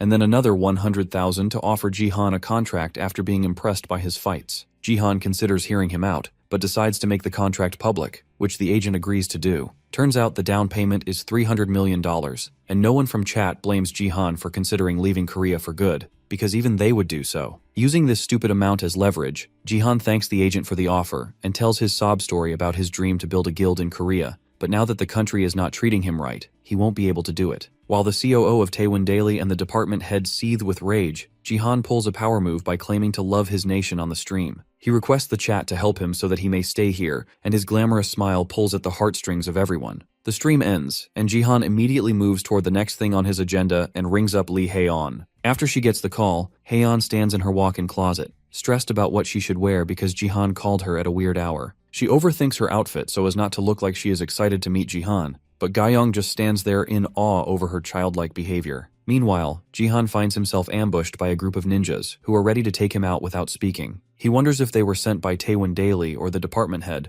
but whoever it is, he finally gets to use his newfound powers. He calls forth Ariel, the Shadow Queen. The dark aura reveals itself and spreads across Jihan's body, irritated that he used her to fight some disposable characters. Jihan tells her that these guys are her pilot enemies to introduce her powers, so she should use the convenient darkness of this underground parking lot to showcase her powers. The shadow moves to his left hand, revealing the emblem of the dark sun. Jihan takes care of the ninja crooks quite easily, and is impressed by the constellation's skills. The Shadow Queen gets irritated that he isn't grateful for her help, but knowing that it's the chibi version of the queen following him around, Jihan doesn't feel like taking her seriously. She tries to lecture him on how Dark Spirit is a prestigious skill which she bestowed upon him, but Jihan ignores her and rings Haeon. She immediately picks up and asks him his whereabouts, but Jihan cancels on her. On the phone, Haeon acts like it doesn't bother her, but in reality, she tells Gayoung that Jihan rejected her, with the most defeated expression on her face. Gayoung is left speechless, unable to believe that her little miss put in so much effort only to get rejected. Meanwhile, in the Taewon Daily headquarters, the CEO of the company forgets his position and beats the crap out of his COO's son. He refuses to listen to any bullshit his son can come up with, and even slaps Hiso across the face when she tries to shift the blame onto Jihan and Sia. He is furious at the fact that the only granddaughter he had pulled off a move that almost got his company shut down.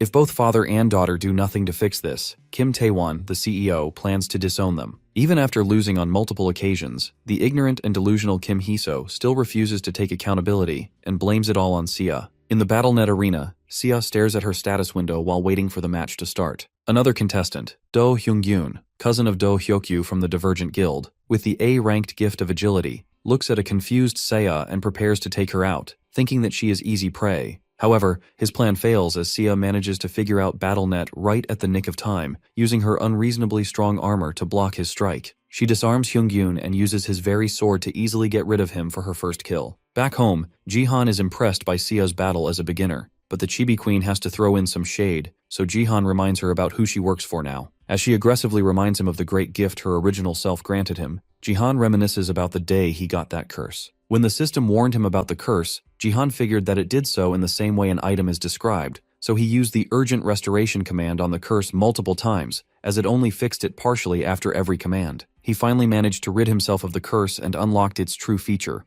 an SS-ranked constellation of the Shadow Queen which can be changed into the Shadow Sword Eclipse, with an upgradable rank through the Shadow Queen's authority. Before Sia and Jihan could be at ease, the Shadow Queen interrupts them by materializing in the room. Jihan instinctively tries to protect Sia, but when the chibi clone of the Shadow Queen comes out, his biggest worry becomes walking around with a dark spirit doll gifted by the Queen. He has yet to use it in the BattleNet, but Jihan is glad to have command of the shadows at his disposal. The downside is that he has to listen to a pipsqueak whining in his ear about raising his dark spirit stat. Sia comes home to a hearty meal after completing her tutorial, making her gleam with happiness. After swallowing a few bites, she asks Jihan about the American Guild's offer, but Jihan plans on rejecting it because he can make just as much money later on. Also, he plans on establishing his own guild, and to pull that off, he has a cheat code in the form of Lee Haeon, an expert in handling these matters, as she drops by their building. Much like a person getting spoiled about an ending, Haeon finds herself flabbergasted when Jihan asks her to be his guildmaster. She screams at Jihan to explain himself, because she's affiliated with the Divergent Guild,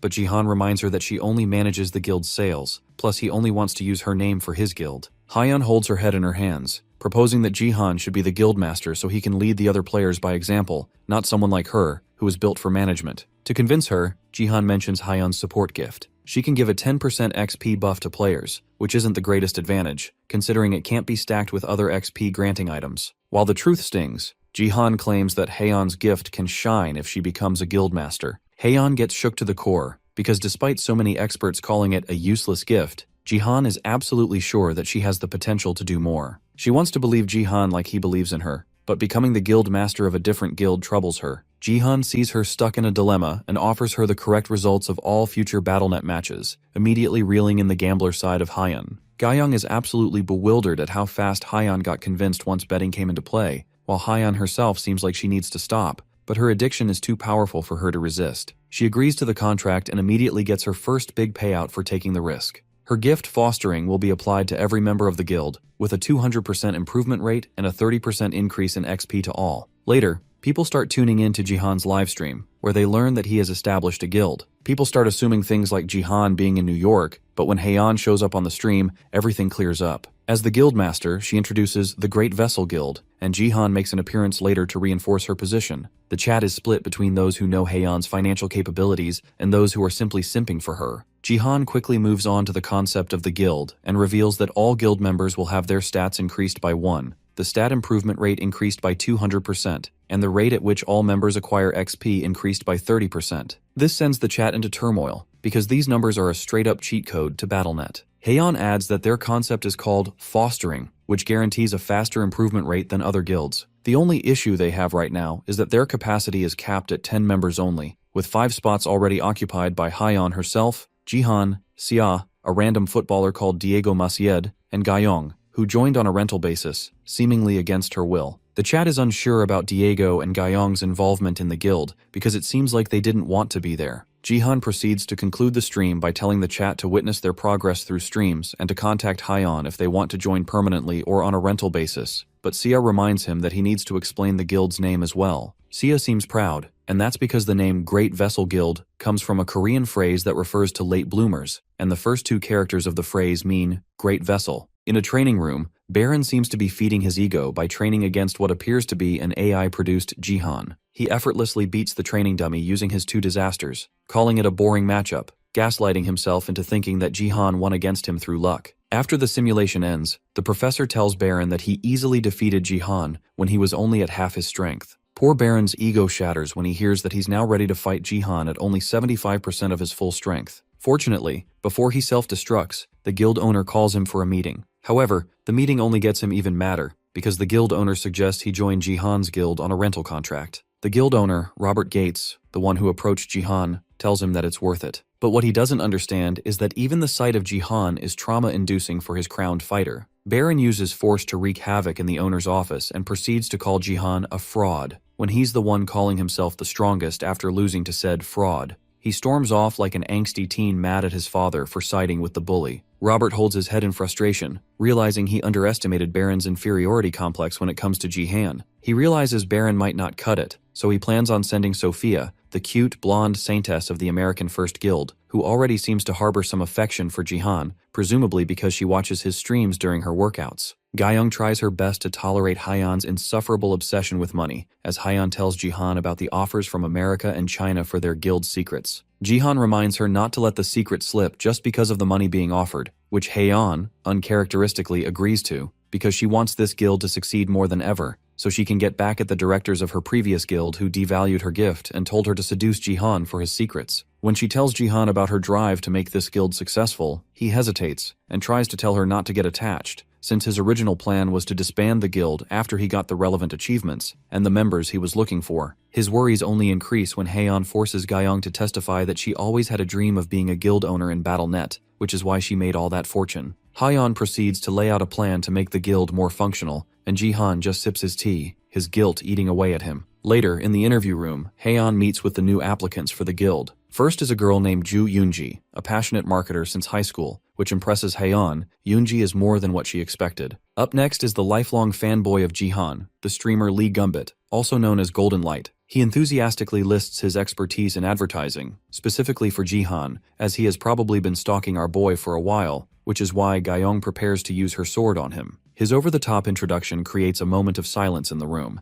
and after his awkward pose, Heian just tells him to have a seat because it's a lot to take in, and laments how wrong she was for inviting this psycho just because he's a famous streamer. The third interviewee is Kim Jianwoo, a normal and professional-looking individual who has worked for the famous XX Guild for 4 years and is willing to use his past experience in the Battle.net video editing scene to aid Jihan and his guild, while improving his own skills as well. Lee Gumbit feels threatened by this competitor. Heian is impressed by Gaeonwoo's textbook interview, so she gives him the opportunity to ask a question, which he uses to inquire about Jihan's involvement in the interviews. Just when Heian thought she found a normal applicant, Gaeonwoo straight up asks about Jihan's living quarters, which leaves her speechless. Lee Gumbit gets pissed at Jianwoo for cutting in line to meet Jihan and obnoxiously prying into his personal life. Fortunately for them, all the shaking causes Gaeonwoo to drop a knife he brought in secretly to assassinate Jihan. Now that his cover is blown, he manically jumps at Lee Gumbit with the knife, seeking revenge for the Sword King. Jianwoo goes wild in the room, blaming Jihan for the Sword King not returning to Korea, which led to his reputation plummeting. He lunges at Heian to kill her, But before Guyong gets a chance to defend her, Lee Gumbit steps up and shoves the real psycho to the ground. The out-of-control assassin tries to take him down first, but the Golden Light swiftly deals with the situation in one strike. Turns out, Lee Gumbit is a Gold League player who purposefully ranked down to smurf on newbies, so his skill must be pretty impressive, but his absurd personality just doesn't let it shine. He immediately switches to streamer mode and starts making a thumbnail and title for his stream,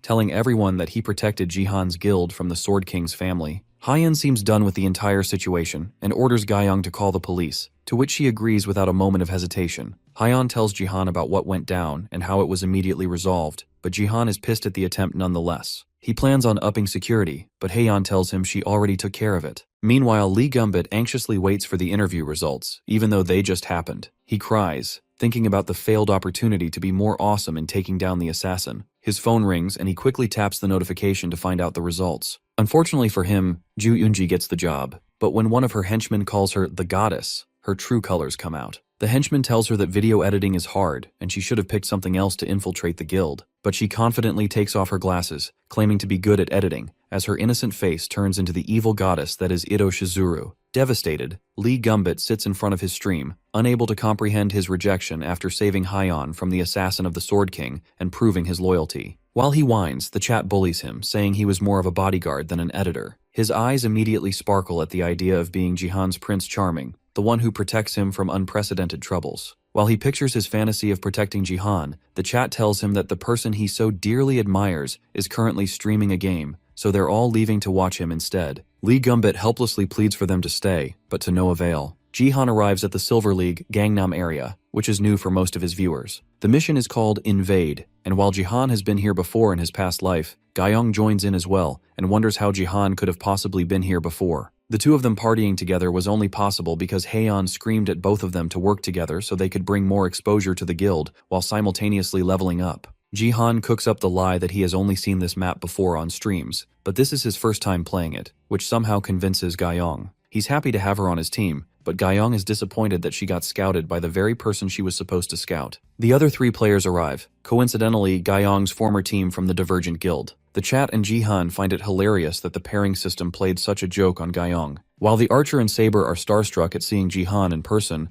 the caster can't hide his relief at seeing Guyong again. He had basically imagined his whole life with her after she got promoted to Silver, but Jihan took her away from him, albeit only on a rental basis. He fumes at the sight of Jihan, while Guyong feels chills run down her spine. The Saber then offers to explain how an invade mission works to Jihan and Guyong, as it's their first time. In short, an invade mission has two teams of 5, the Angel Camp and Devil Camp. The map is divided into 3 parts. The left side is called Top, the middle is called Mid, and the right side is called Bot. Using these pathways, the team that reaches and destroys the enemy base first wins. Outside of these routes are areas called Jungles. The monsters residing in these jungles grant a team various buffs when defeated. For this game, Jihan's team is the Devil Camp. Jihan raises the question of who is going to be the jungler on their team. As it turns out, no one is prepared to go to the jungle because the monsters there are level 65, while the Divergent Guild members are in their upper 40s. Gayong is level 25 plus 5 levels due to the top 100 bonus. Gayong expresses her disappointment because she expected them to deal with it when the mage's glasses suddenly sparkle. Jihan's question makes this jealous simp think he is now in charge, and he arrogantly tells our boy to follow his lead. He assigns positions.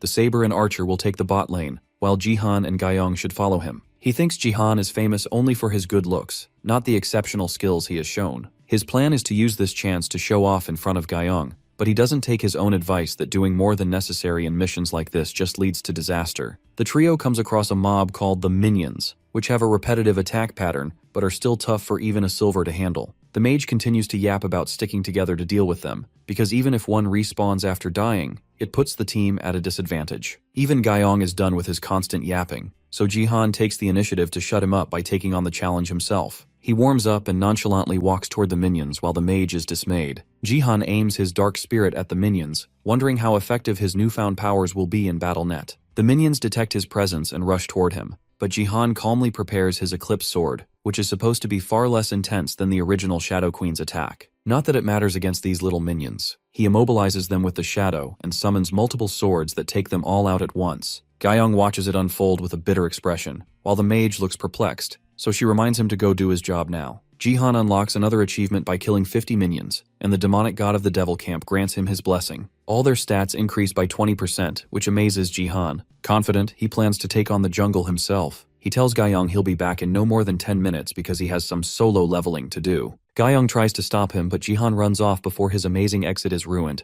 Suddenly, the simp mage sneaks up behind Gaiyong, seemingly to attack her, which she sees coming, but the unexpected turn of events still shocks her. Gaiyong immediately reacts to what seems like an ambush by the mage, but to her surprise, he is actually protecting her from an enemy attack by forming a protective shield. 5 minutes earlier, the mage had been furiously cursing out Jihan because his plan to show off in front of Gaiyong had been foiled. He is self-aware enough not to voice his insults out loud, choosing instead to keep a low profile. His Gaiyong-driven brain comes up with another strategy. Approach the top lane with Gaiyong, while letting Jihan handle mid. Excited, he immediately heads back to where he left her, praising himself for his genius in taking advantage of what he thinks is arrogance on Jihan's part. Fortunately for him, he arrives at Gaiyong's spot just in the nick of time, detecting the enemy mage and saber moving in to strike while she is distracted. His barrier appears right on cue, making Gaiyong wonder if he had somehow known this would happen, since she clearly didn't expect it. The simp mage tries his best to keep the barrier up, but the strain on his body forces him to cough up blood. The enemy mage finally breaks through, shattering his image in front of Gaiyong as he collapses. The mage passes out and begins to vanish, apologizing to Gaiyong for failing to protect her. In his dying moments, he confesses his love, but all she thinks about is how he'll respawn in a minute anyway. Even the enemy players find her reaction strange enough to stop attacking for a moment. After the awkward pause, the enemy saber tells Gaiyong to resume the fight,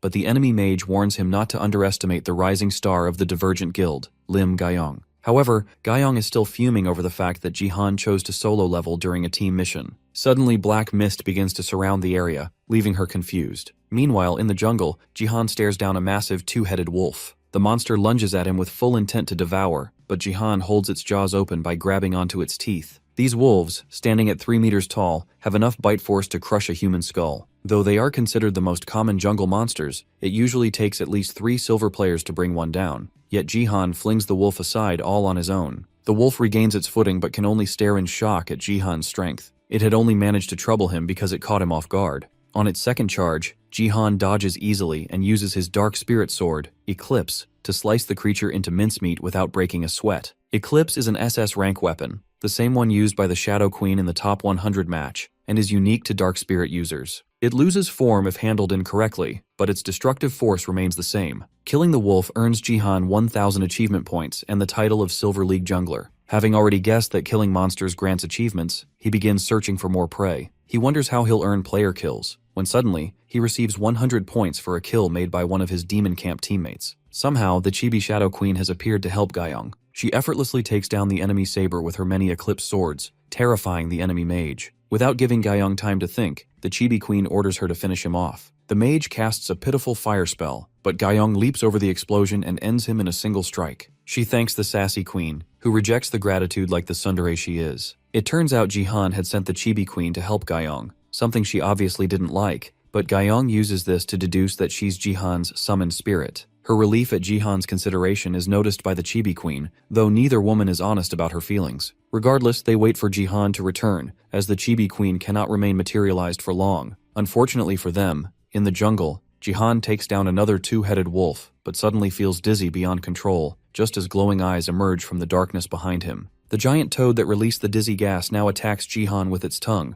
but he manages to dodge it in time. The tongue grazes his arm slightly, but Jihan is more concerned about his meeting with the venomous toad, a venom-using toad that lives in the jungle. They are rare, high-ranking monsters in the Silver League, as they are a threat of a higher caliber. Jihan didn't expect to meet it here too, even more so when all of his stats had been debuffed by 50%. The chat follows Jihan's jungling chronicles. The toad loads up and spits balls of venom at Jihan, which he manages to avoid, then uses Eclipse to slice its tongue. He finds the speed and range of the toad's attacks quite troublesome, and the venom just adds to the danger. Unfortunately, even though he was moving cautiously, the toad still manages to wrap its tongue around his hand and tries to inflict venom, but Jihan uses the dark spirit with his other arm to break free. Some of the venom gets on his fingers, burning them and actually making Jihan feel threatened. The toad recovers from its sliced-off tongue and then charges up a huge venom beam to punish Jihan. The chat understands how pissed it is. It spits the venom beam, and it seems like it actually got Jihan because the target area was huge. However, since Jihan is the main character, he pulls out a protective barrier from somewhere and survives. Even the chat calls out this cliché. Had Jihan entered this fight without farming the many wolves before, he would be in trouble. But now, he has countless buffs. This moment creates an opening for him to use the Dark Spirit swords and pierce the toad multiple times at once. The toad flops to the ground but survives, making even Jihan nervous about its defense. He plans to get rid of the toad fast, but his movement abruptly comes to a halt. The chat immediately figures out that the toad is taking control of him, and then causes a huge venomous explosion that splatters all over the ground. The chat worries that it's over for Jihan and advises him to cast a spell quickly because he looks like he is about to die. The toad actually self-destructed but made sure Jihan was unable to avoid the aftermath. He is now affected by a lethal poison for 5 minutes that reduces all of his stats by 90%. He limps across the jungle, trying to wait out the effect of the venom because 5 minutes doesn't seem that long. His more pressing concern is the lack of achievement,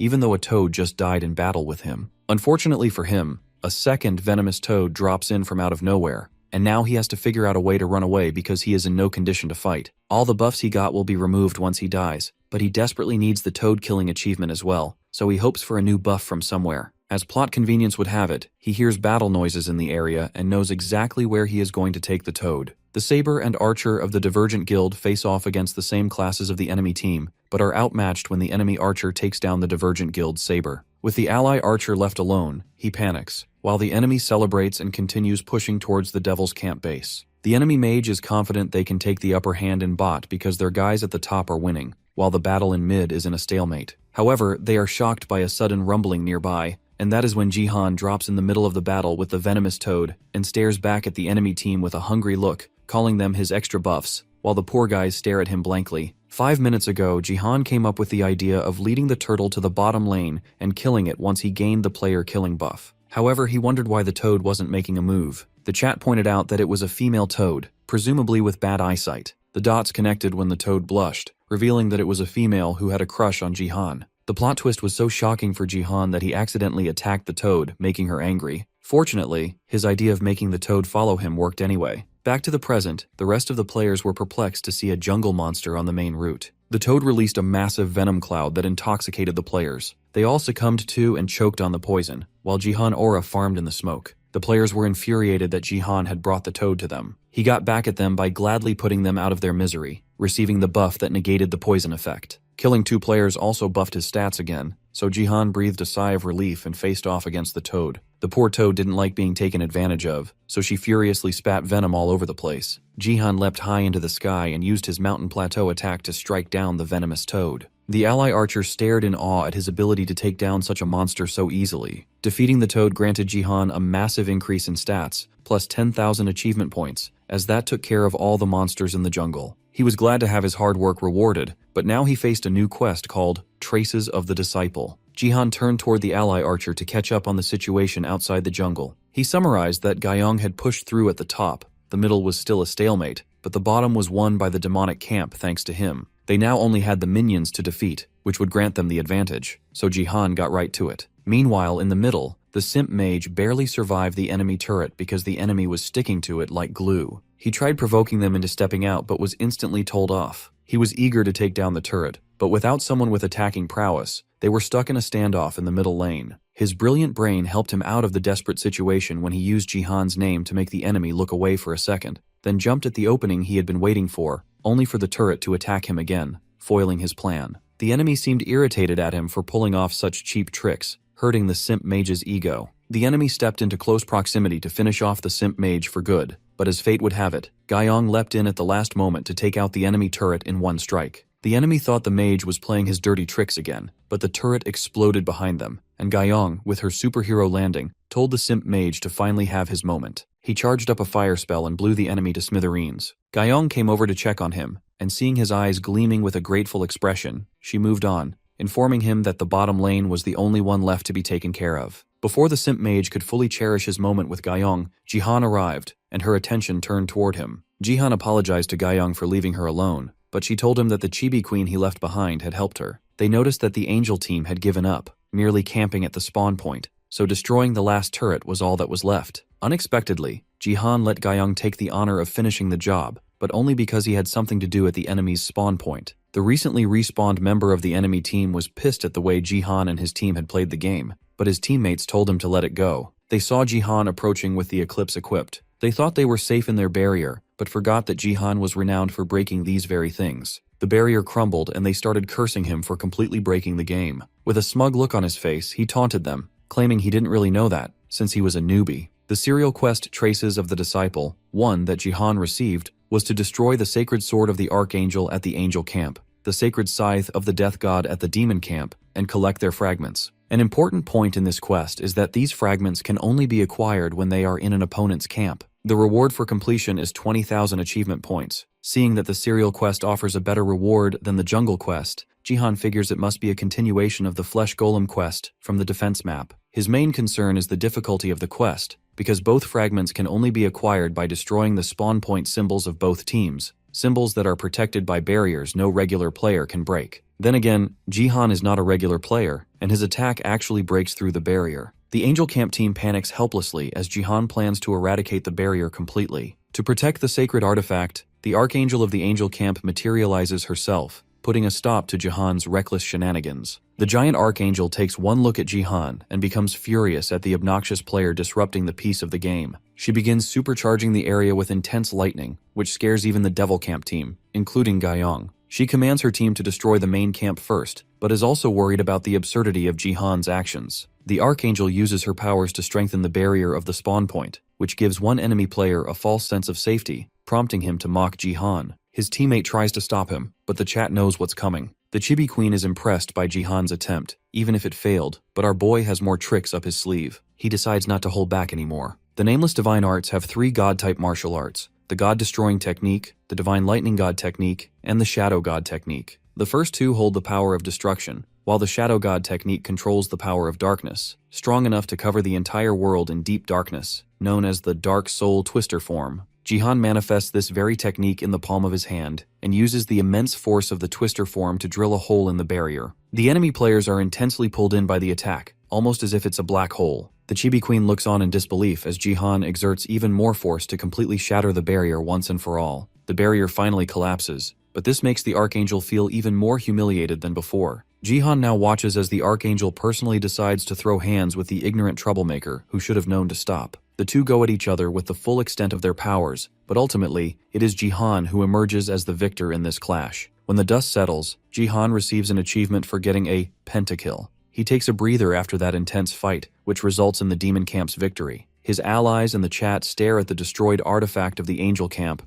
disillusioned by the insane feats Jihan has managed to pull off, from jungling to the unthinkable destruction of the Archangel. The chat wonders if the American First Guild would be willing to put up at least $500 million after what Jihan has achieved. Ito Shizuru watches his stream, pondering over Jihan's unbelievable accomplishments, which seem to get more ridiculous by the second. She speculates that, at the rate he's improving, he might even surpass the Sword King. She starts brainstorming a plan to recruit Jihan for her guild, but even approaching him is a tough job as a mere employee, though she initially thought it was a great idea. Just as she's considering her options, Ito Shizuru lucks out when Heian walks into the office. Back at Jihan's residence, he sits in his room, practically bathing in numerous rewards from all the absurd achievements he earned in the previous game. The main quest for the Archangel's Sword Fragment and the Death God's Scythe will grant him the items automatically once he gets the Demon Camp's sacred artifact. The Chibi Queen interrupts his award ceremony, so he remembers to tell her that she did a good job. But the Pipsqueak is more concerned about who Jihan truly is, because the power he used to destroy the barrier is nothing to ignore. Jihan struggles to come up with an alibi,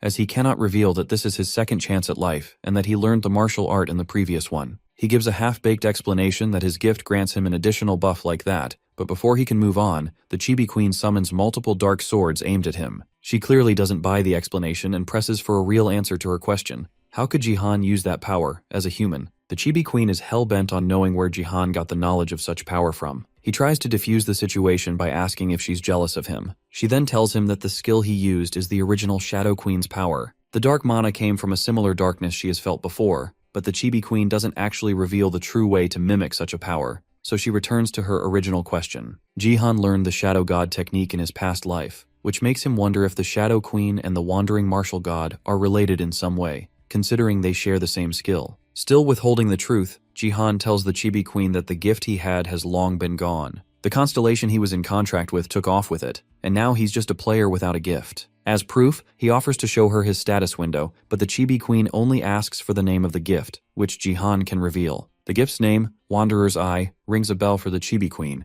but she still lets Jihan off the hook for now. She dematerializes, and he breathes a sigh of relief, but another woman calls to scream at him. It's Haeyeon, freaked out about what she saw on his stream. She scolds him for not alerting her beforehand, when she could have farmed clips from the stream and uploaded them to the portal herself. Regardless, she's happy to have more content to upload, but she prefers to have variety instead of just battle.net footage. Jihan doesn't see the problem with that, so she explains that his fanbase needs something more diverse. Oblivious to this fact, Jihan agrees, and Haeyeon plans to set something up for him in that regard, while also asking him for a favor. Somehow she ends up captive to some street thugs. They seem delighted to have the Great Vessel Guild's master in their grasp, thinking they can leech off the money Haeyeon receives from multiple guilds. She screams at them, warning them to make amends before you know who shows up. She refuses to cooperate with scum like them, especially after becoming a respected guildmaster. The kidnapper thinks he has her on edge, but she just cringes at the fact that they're wearing sunglasses at night, thinking it makes them look cool. She starts insulting the Baldy's appearance, which makes him cry, forcing his lackeys to defend him. They remind Haeyeon of her place by threatening that no one is coming to save her. All the effort of picking an abandoned building that's off the grid and rigging the GPS to be untraceable goes to waste when Jihan finds them, before the kidnapper can even finish his evil monologue. Jihan arrives at the scene looking fresh like James Bond, even rizzing up Haeyeon while he's at it. The kidnappers shoot at him on sight, but he uses force and stops the bullet like Neo from the Matrix. Frustrated, they throw away their guns and switch to an RPG because it's faster than reloading. The Baldy launches the rocket at Jihan, hoping to cause catastrophic damage to the area, but Jihan just Wingardium Leviosas the rocket back at them. Like all superheroes, the explosion happens in the background as he frees Haeyeon from her binds. She wonders how he found her without GPS, so he whips out his Space 23 foldable smartphone, which has an accurate GPS that cannot be tampered with. Haeyeon, impressed, mentions that it has a shock absorption layer with a flexible display. The ad demonstrates how durable and sturdy this foldable smartphone is, which is available to buy now. The advertisement ends, and Sia passes out from laughing uncontrollably. Haeyeon applauds Jihan's acting, while he looks completely done with the world. Sia continues to tease him, annoying him even more, because the advertisement does everything but promote the product. He also worries about the guild's reputation after this, but Haeyeon reassures him that this was somehow better for them, because the Divergent Electronics team worked hard on the device, and even used the Arcasic page for it. An SS item earned in Platinum Leagues and above, the Arcasic page allows connection to the superdimensional Intel network. No one knew how to use it at first, but its price skyrocketed once a company figured out how to integrate it into technology. The sassy Chibi Queen materializes to trash talk the new product, feeling that the Arcasic page is wasted on it. Jihan wonders if there's a hidden use for the page, but before the Chibi Queen can reveal it, the filming crew arrives. Sia goes to welcome them in, and Haeyeon tells Jihan they'll be farming clips from the Sword Palace training facility. She also introduces the Divergent Guild's editing team, oblivious to the fact that Ito Shizuru is one of them. The sly goddess greets Jihan using her alias from the interview, but something like an aphrodisiac oozes out of her presence, targeted specifically at Jihan, leaving him in complete shock. Jihan seems lost in Ito Shizuru's eyes as she greets him. He loses control over himself for a brief moment, but Haeyeon calling out to him brings him back. He's curious about the editing team's involvement in filming these training clips, but Haeyeon thinks that letting a newly hired editor into the CEO's building is a smart move just because she is a fan of his. Ito Shizuru pushes her luck by asking Jihan for a handshake, which he agrees to. For an instant she smiles wickedly, thinking her aphrodisiac is going to work, but Jihan turns the tables on her by giving her a shock more intense than a taser. It turns out she lacks the authority to even approach Jihan, blowing her ego to smithereens. Haeyeon and Jihan then lead the editor to the training room, but the goddess stays frozen in place after being humbled by the limits of her gift. She is unable to comprehend that Jihan holds an even greater authority than the Sword King. For the clip farming, Sia's deadlift attempt comes first. She pushes herself beyond the limits of her tiny body, surprising the chat and Haeyeon with where the strength is coming from. Jihan informs them that Seiya is working on her tenacity stat, a rare stat that is unlocked after a player reaches level 10 in the max HP stat before reaching level 10 overall. It doubles the efficiency of one's HP. It is generally quite hard to achieve, which is why the chat and Haeyeon are unaware of it, even though the effects are straightforward. Jihan adds that another requirement is for a player to meet the other conditions within 100 days of awakening. He is confident that Sia can achieve it through the guild's XP buff and his sinister way of training, which involves healing her repeatedly after she fails, a fate worse than death. With Sia's cries for help ignored, Haeyeon asks for Jihan's training routine. He takes the filming to his personal workout room, which is just a big, empty space with a ring at the center. He doesn't need equipment to train, just the Chibi Queen as his sparring partner. He shamelessly asks her to begin the training routine, and she gladly obliges, ready to put the lowly human back in his place. The Chibi Queen shoots many dark swords at Jihan,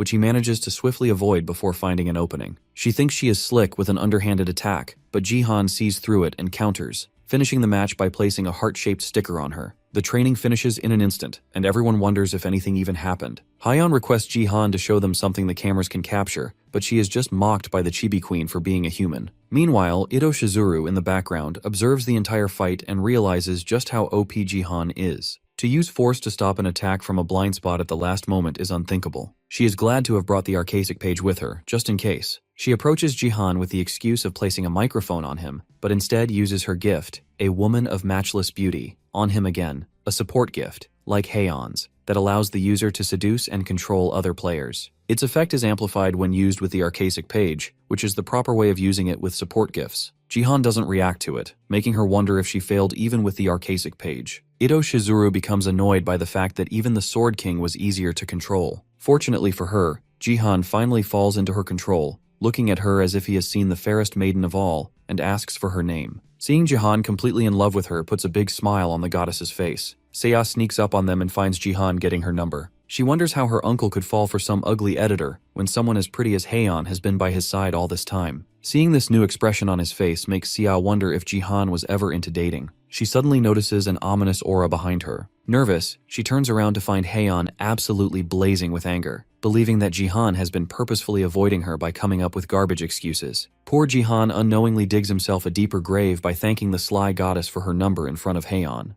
Ito Shizuru tries to play it off, but she is actually worried that Jihan still managed to reject her obedience gift, just like the Sword King did, even under the influence. This makes things difficult for her. She plans on doing more for him to make him her dog. Later that night, Jihan suits up to go to a mysterious event. Seiya is surprised to see him all freshened up, which makes her wonder if he is going on a date with the editor. Jihan doesn't say much, except that he will be late tonight and that she should help herself to dinner. Seiya watches her uncle leave so uncharacteristically that she assumes he is never going to return to her after today. At a high-end restaurant, Ito Shizuru, alongside her butler, waits for Jihan to arrive for their date. The butler opposes her hasty decision to expose her face to Jihan without making sure he is actually under her influence. She continues to listen to his advice as he mentions how hard it is to keep even the Sword King in check, whereas Jihan seems to be a player with even higher authority. He tries to convince her to back out, but she arrogantly ignores his advice and orders him to follow the plan as instructed. She takes off her glasses, impatiently waiting for Jihan, while her shadow waits for its chance in case things go south for her. Jihan enters the premises, but before he can greet Ito Shizuru, he recognizes Takeda, her butler, as the man nervously shakes his head. Jihan wonders why Takeda is here, but Ito Shizuru takes control of the conversation, claiming that he is just a colleague of hers. She stands up as Jihan gets closer and reveals her true plan of taking him to Japan with her, while releasing her gifted aphrodisiac. To ensure the plan works, she orders Takeda to use his gift with the archaic page. He shouts at Jihan to share our emotions, which is the name of his gift. The gift makes its way over to Jihan, while Ito Shizuru explains how Takeda's gift is useless in battle, but a force to be reckoned with when combined with hers. The sharing allows the user to share emotions with the target, but with the archaic page, it ensures that the target can never refuse to obey Ito Shizuru. The gift almost reaches Jihan, and the goddess thinks she has won. Suddenly, Takeda loses grip of the archaic page and it gets ripped in half. It turns out Jihan used the force right before the gift touched him, destroying the page. With the goddess and her butler frozen in place, Jihan looks at them with a devious smile, revealing the true name of Ito Shizuru while surrounding the room with force. He claims to understand how she had so many people blindly following her, which makes Ito Shizuru realize her brainwashing didn't work at all. She asks if he knew from the start about her plans, and even worse, how he figured out her true name. However, Jihan, being the lady repellent he is, refuses to satisfy her by giving an answer. He pulls a pro-gamer move by walking closer to her, showing how her powers are null and void against him. To completely assert his dominance, he towers over the goddess and tells her to behave like a good girl. Ito Shizuru accepts defeat and her short-sighted preparations before confronting Jihan, but that cannot be until she has a backup plan to handle him, and that is exactly what happens. The Shadow, also her plan B, sneaks up behind Jihan and attacks him in one swift motion. Thankfully, Jihan is the main character, so he manages to block her assassination attempt at the last moment, but the two of them burst out of the building. With the two of them at each other's necks, and multiple stories above ground, Jihan finds himself in a troublesome situation. Jihan realizes he cannot stay afloat and is fast approaching the ground before he goes splat. Unable to do much about it, he crashes into a nearby building with the Shadow still glued to him. Somehow, he only loses his coat in the fall, Yet the assassin gets back on her feet without a moment's hesitation to fulfill her job. Ito, Shizuru, and Takeda watch over the fight, glad that they brought a backup in case something like this were to happen. The Shadow, real name Akari, is an exceptional assassin that can take care of stealth kills effortlessly and efficiently. Even Jihan struggles to just brush off the threat facing him in the eyes. He speculates that Akari is at least a diamond rank assassin, based on her movements. He did not expect Ito Shizuru to come prepared with such a weapon in her arsenal. Still, it is still not out of the cards for Jihan, as he too thought ahead. He points at his head and activates force. Takeda panics over the fight between Jihan and Akari being live-streamed through his perspective. Ito Shizuru gets startled by this development. Turns out the Chibi Queen warned Jihan about her when she first arrived at his apartment, because she detected an arcasic page inside her bag. That is also when the Chibi Queen revealed the hidden purpose of the arcasic page, to amplify the effects of a support gift. Using it on technology is a waste, and Ito Shizuru having one in her possession is very suspicious. After they took a break from filming, Jihan used that time to figure out that why an employee would have such a rare item, and to bring it with her is even weirder. That is when she interrupted him once again, using the microphone excuse. But the system warned Jihan that the woman is attempting to captivate him in her eternal love. The system also did Jihan the favor of revealing her name, which reminded him of the woman that seduced the Sword King as well. Her gift was actually able to affect him a bit, but Jihan managed to control his nerves at the crucial moment and used the nameless divine arts, mind technique. His presence of mind enabled him to activate the ability called mind over matter and completely repelled her aphrodisiac gift. However, to know for sure that how Ito Shizuru managed to come all the way to seduce him without the Sword King, Jihan planned to play along with her, seemingly because she tried so hard to enact this plan of hers, so getting her to spill the secrets won't be easy unless she is truly backed in a corner. Using his top-notch acting skills from the commercial, he prepares to strike when she slips up. Using the first-person perspective sharing, he live-streams what he sees with his own eyes on the BattleTube website to truly reel her in his trap. Back in the present, he feels grateful that no one caught on his antics, but his acting really came in clutch. The chat joins the stream and is surprised to see an ongoing battle between Jihan and an unknown person. The topic of Ito Shizuru brainwashing Jihan, coming from all the way from Japan, becomes hot online, and viewers keep pouring in, making Jihan the clear winner of this battle against the goddess. He mocks her shitty little gift because she thought it would work on him if it did on the Sword King, so the Chibi Queen humbles him that she was the one who saved him. Him name-dropping the Sword King alerts the chat of the truth, so Ito Shizuru commands Akari to carry out her job before it gets worse. Akari strikes her assassin pose, prepared to take Jihan's limbs, if that is what it takes him to defeat him. Jihan doesn't take her threat seriously, because of the language barrier, so he has to use the translation app to understand the threat. His goofing around almost gets his eye poked out, but of course he manages to avoid yet another life-threatening strike at the last moment. He manages to slice her in half, but that was just an afterimage, which she used to get him in a reality marble conjured by her. She praises Jihan for living up to his name, but she thinks highly of herself as an assassin that adopted the shadows. The two of them clash again in a flurry of blows, though Akari manages to pick up on the fact that Jihan's reaction to her attacks is barely accurate. She feels confident at her chance to win this bout, but her reality marble suddenly breaks apart, bringing them back to reality. Her shadows get sucked away by Jihan's dark spirit, and that is when he reveals to her that the tide was always in his favor when she decided to make this a battle of shadows, because she merely adopted the shadows. But he has been living with them and molded by them for a while now. The two clash again, only this time, Jihan has the wave of confidence while Akari feels nervous for her life, because he used the SS gift called Shadow of the Moon, which widens the ruling domain of the shadows and absorbs the enemy's shadow. Jihan winning the clash has Akari shook, but he had already made it clear that he came prepared. 2 hours ago, before heading out for the date, Jihan found a random chest for this month in his inventory after his achievement store leveled up to 6 and a gift slot was added. He only opened it to sort some stuff out before meeting up with Ito Shizuru, but a random chest was all he got. However, for a former gambler like him, nothing beats a free gacha opportunity. The gift he received was just dexterity, which reminded him of one of his first kills in BattleNet. But because the Shadow Queen most likely has a crush on him, she used her constellation powers to alter the gift into something called Shadow of the Moon. The Chibi Queen gets mad at her original self for gifting Jihan the very thing that earned her the role of a constellation, disrupting the power balance between humans and them. The gift enables the user to expand dominion over other shadows and absorb them. This increases the power of the Eclipse Sword, and the gift's rank is boosted if the Shadow Queen is serving as the user's constellation. The Chibi Queen accidentally reveals to Jihan that this skill was what enabled the Shadow Queen to become a constellation, which gives him the idea that entities are not born as constellations, and that he can reach that state if he becomes strong enough. Tired of her constant complaints, he just gets ready and leaves for his date. where Sia stops him to inquire about his outfit. Jihan finds himself in a dilemma about whether to tell her the truth, because the woman he is about to meet is the one who took her father away. With that knowledge, if she never saw Jihan again because of the brainwashing, Sia's mental health might take a devastating hit. To prevent that from happening, he leaves without revealing anything, but swears not to let Ito Shizuru succeed with her plans, so that Sia can continue living peacefully. Back in the present, the chat is surprised to see the diamond-ranked player Akari losing to a silver-ranked Jihan without him needing any support whatsoever. He uses his gift to overwhelm her with ease and overcomes everything she throws at him. Akari puts some distance between them, trying to comprehend why she is being overpowered by someone several ranks beneath her. Ito Shizuru observes the fight and loses hope of winning with every passing second, because Jihan has managed to overcome everything, from the brainwashing to Akari herself, that she threw at him. Strangely enough, the frustration from failing just makes her want him more. She calls out to Akari and undoes her restriction, releasing a huge amount of shadow aura that even shocks Jihan. Restriction is a state where a player's stats are deliberately lowered, according to the tutorial, so players do not misuse their powers. However, Ito Shizuru used a specific skill to remove any limitations on Akari for a certain period of time. With her limiters off,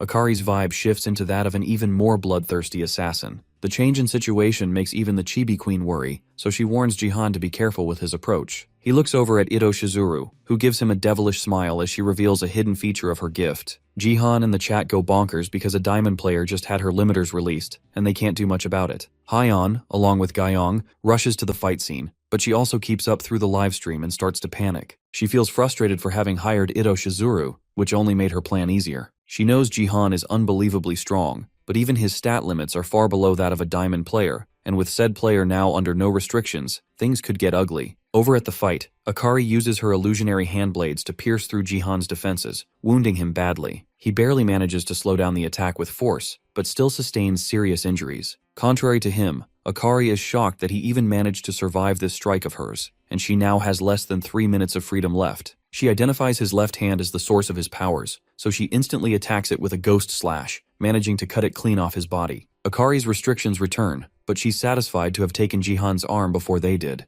and if he values his life, she thinks, he won't resume the fight, especially as a silver rank missing an arm. Seiya should probably apologize to Jihan for laughing at his acting, because Akari is now the second woman tonight he has fooled into thinking she held the upper hand. In reality, he has her trapped in his shadows, regenerating his left hand using the dark spirit. With her completely misjudging the area she needed to target, he decides to repay her with the full extent of his powers by summoning the Phoenix's arrow and throwing it straight at her. The arrow connects, and although she is severely injured, Akari manages to survive the same attack that had taken out Baron with ease. The chat is split in opinion over the results of the battle, a silver with restrictions versus a diamond with none. Suddenly the authorities arrive and force Akari to surrender. Jihan takes that as his cue to leave and goes to confront Ito Shizuru before she can escape. Surprisingly, she doesn't seem too disappointed, despite her multiple failures and the waste of a few archaic pages. To save themselves, she orders Akari to retreat using spiritification, leaving the authorities unable to apprehend her. While Jihan looks away for a moment, Ito Shizuru seizes the chance to leave in the same manner as Akari, implying that they will be meeting again soon enough. Unfortunately for Takeda, he has no means to simply poof out of there, and ends up stuck with Jihan as the latter interrogates him for answers.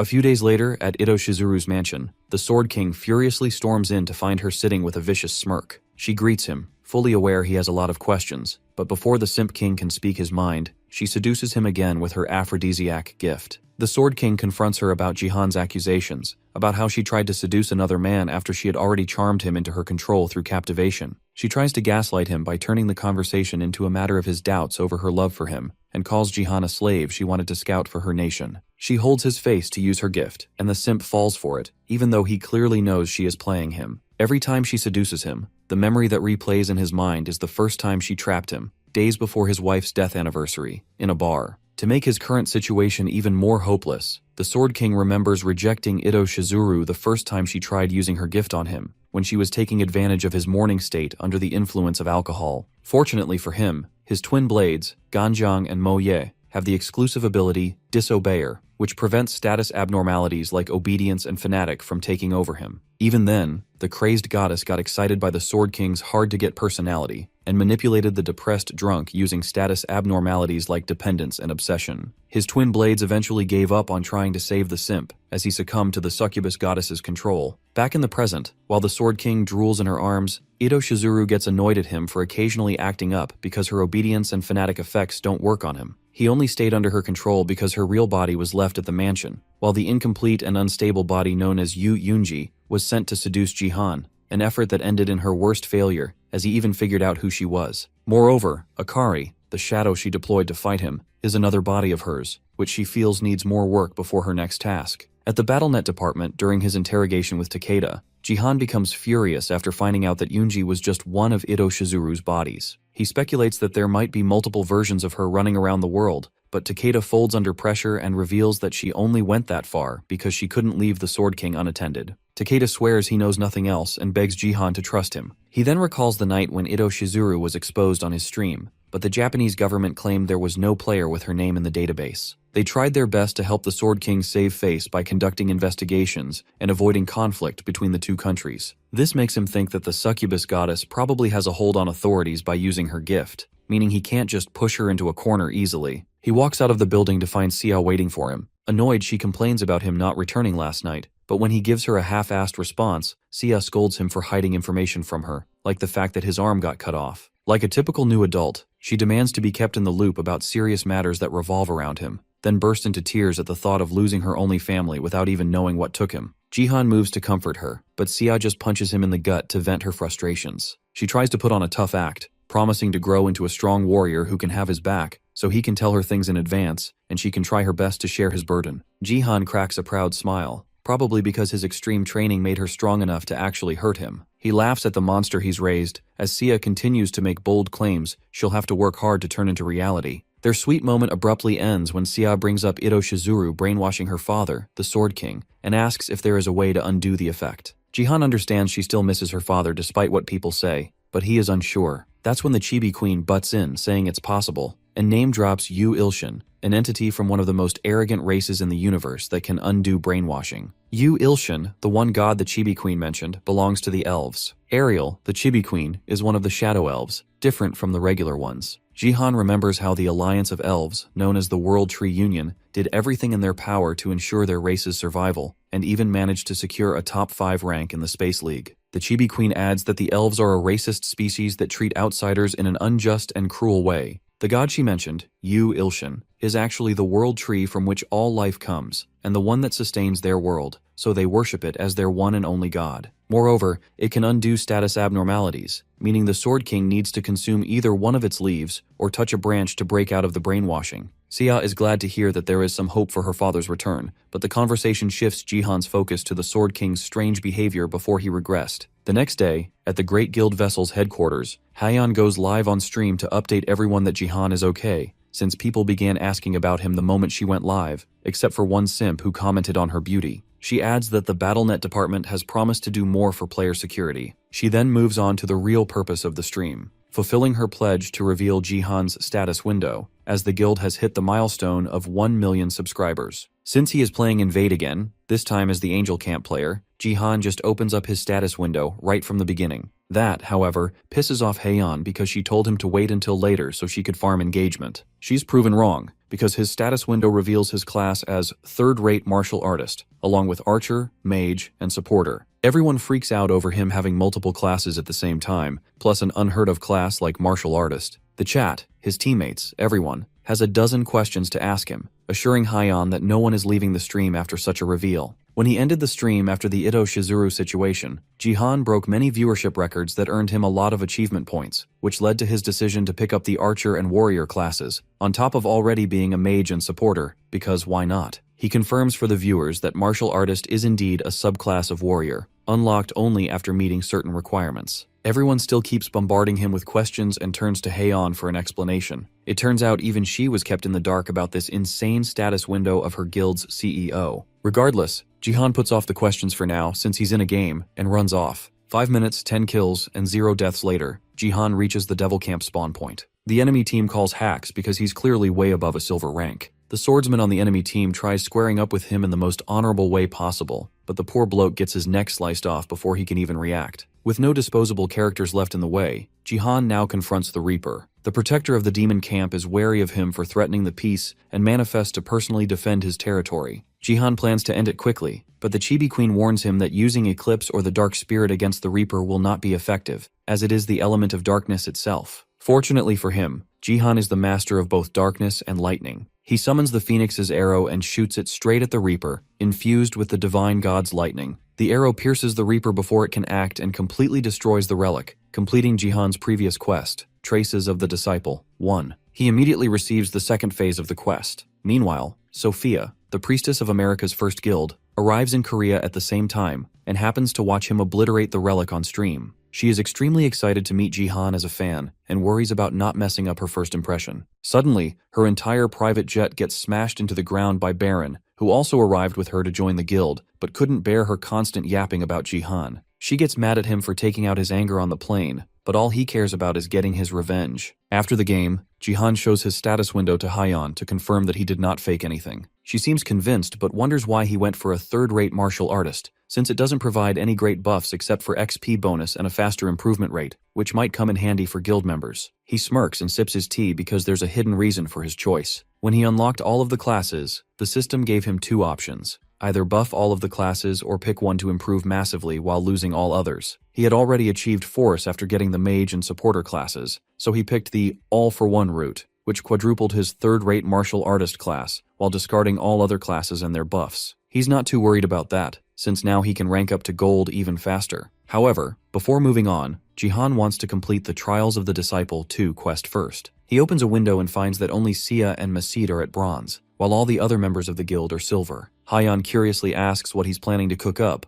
but Jihan just tells her she should be ready with her gift. She sighs nervously and goes to greet the esteemed guests from abroad. In the waiting area, Baron loses his temper over the most trivial things, like the taste of coffee, and causes a fuss simply because he can't get over his anger toward Jihan. Sophia tries to keep him in check, but Masid, juggling his ball across the table, points out the American brute's rudeness toward his hosts. Seiya is in the room as well, but she just sits quietly while the two go back and forth trading insults. In the midst of this barbaric chatter, Baron points out how Mazid purposely dropped to level 1 to start a new career as a mage. He has the potential to be the strongest mage, yet bro chose to be a football pro. Their pointless fight ends when Haeyeon and Jihan enter the room. Seeing her favorite player, Sophia's frustration from enduring Baron melts away, without wasting time on introductions, despite Jihan being happy to see Sophia doing well. Since the last time he saw her was in his past life when the earth was decimated, the meeting proceeds to the main reason they've gathered. Everyone present gets to fight and defeat Count Nasid. Count Nasid is a giant snake monster that appears in Platinum League or above, the strongest boss in the jungle. Jihan's quest, Trial of the Disciple 2, requires him to defeat Count Nasid, who is currently hiding deep within a lake that receives neither light nor darkness. The two fragments he collected are lures to bring the creature out of hiding. The reward for the quest is 50,000 achievement points, but it will be nullified if he's promoted to gold rank during or after the quest. Even an egomaniac like Baron admits this is above his skill level, and summoning Count Nasid isn't even possible in silver. However, Jihan has obviously accounted for that and plans on taking Seiya and Masid along. Sophia is ready to tag along,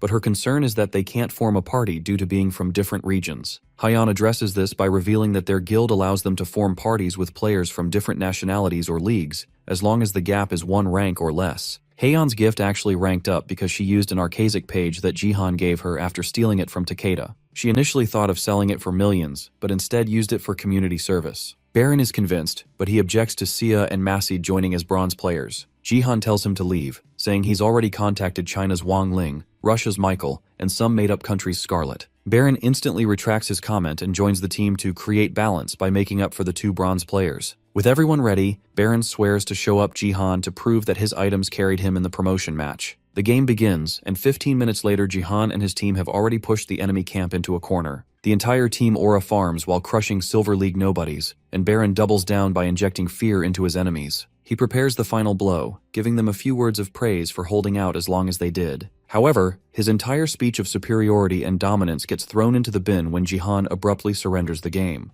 Everyone just stares blankly at him, as the words that came out of his mouth couldn't sound more like a joke. 5 minutes before Jihan's surrender, Masid, with his insane ball control, wreaks havoc in the top lane. Using unreal techniques to shoot the ball, he destroys the enemy team in style. Before they get decimated, they reveal how he was demoted by the system because he trolled too much at higher levels. Even Sophia, along with the chat, is shocked to see the footballer's skills, clearly far too much for a bronze player, regardless of the buffs she gave him. At the bottom lane, Jihan makes light work of the enemy and lets Sia deal the final blow. She nervously accepts it, and the chat points out that she is being carried by her uncle. In the distance, on the mid lane, Baron carries out his sadistic destruction all alone as well. Sia worries that the game will be over without Count Nessid ever showing up if this keeps up.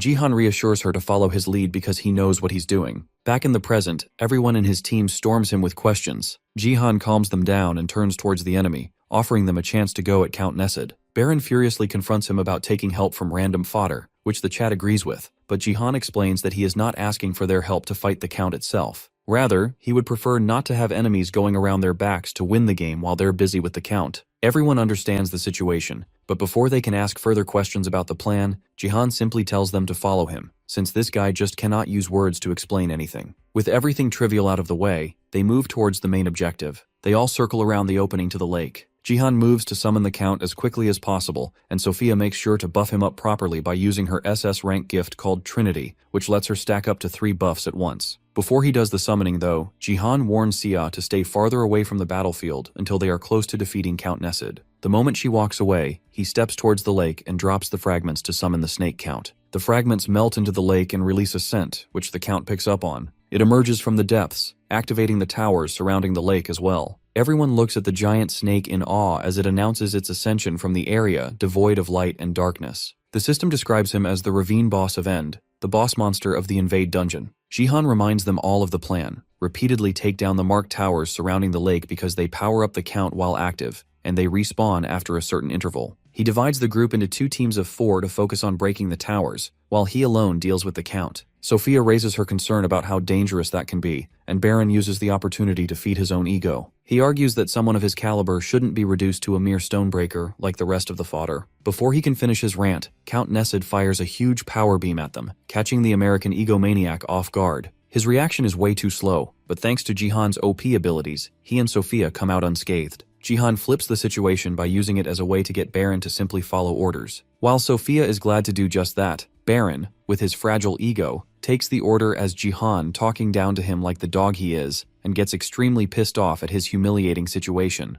The Count continues his mindless spray of dark mana, which only helps to increase Jihan's dark spirit stat, as the Chibi Queen points out. Jihan plans on farming this exploit as he slashes through the Count's entire body. The fight has been easy for him because his allies are doing a good job of blocking off the stones of regeneration. The no-name idiot paired with Baron watches Jihan solo the feared Count and starts to trash talk the American psycho. He begins berating Baron by pointing out that his one and only edge, brute strength, has been taken away, since Jihan has now caught up to him even in that regard. Even the chat joins in on the roast fest. They try to cushion the low blows by praising Baron for being #1 in the USA. The zero-awareness shit-talker gets instantly blown to smithereens by Baron's disasters, and so does the guy who came over to check up on him. Sophia and Masid look over as the American brute lets his ego take over and ruin the entire boss fight. He claims to be strong enough to defeat Count Nessid on his own, after getting buffed by a pentakill. Jihan and everyone else try to question his actions, but Baron's arrogance convinces him that Jihan brushed him off to the side in this battle just to make himself look good.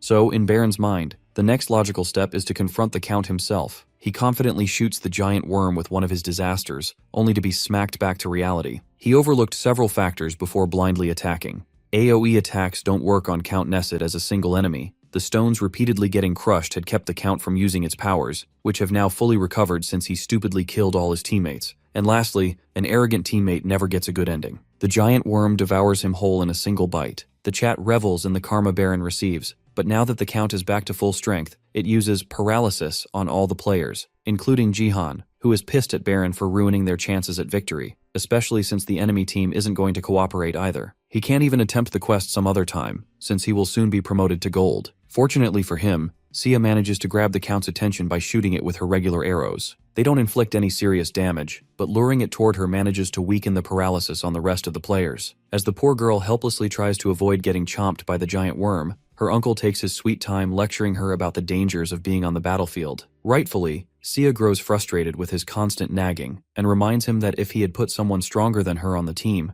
things would have gone much better than relying on some arrows that only prevented all of them from dying. She continues her rant, complaining that she has gone from being known as the Sword King's daughter to simply Seong Ji-han's niece, despite working so hard. Baron, being the very embodiment of arrogance, had constantly belittled her as well. She reminds Ji-han that her gift is actually effective, so instead of telling her to skedaddle out of there, he should come up with something useful that she can contribute to. Convinced that Sia is motivated enough to hold on for a few moments, Ji-han tells her to be an autumn mosquito for now, since Sophia, Masid, and he are stuck in paralysis for just another minute, thanks to the American priestess's buff. The reason Ji-han told Sia to play the autumn mosquito is because of how resilient and powerful mosquitoes become in that season, compared to summer, when their numbers are higher. In autumn, they're fewer, but much more annoying to deal with. Similarly, Sia's arrows are like mosquito bites to the Count, stings that don't deal much damage but cause irritation. While she continues doing her best to run away, Ji-han is almost free from the paralysis. Moreover, his eclipse grows even stronger as the battle against the Count drags on. The Chibi Queen urges him to focus on improving his dark spirit stat from now on,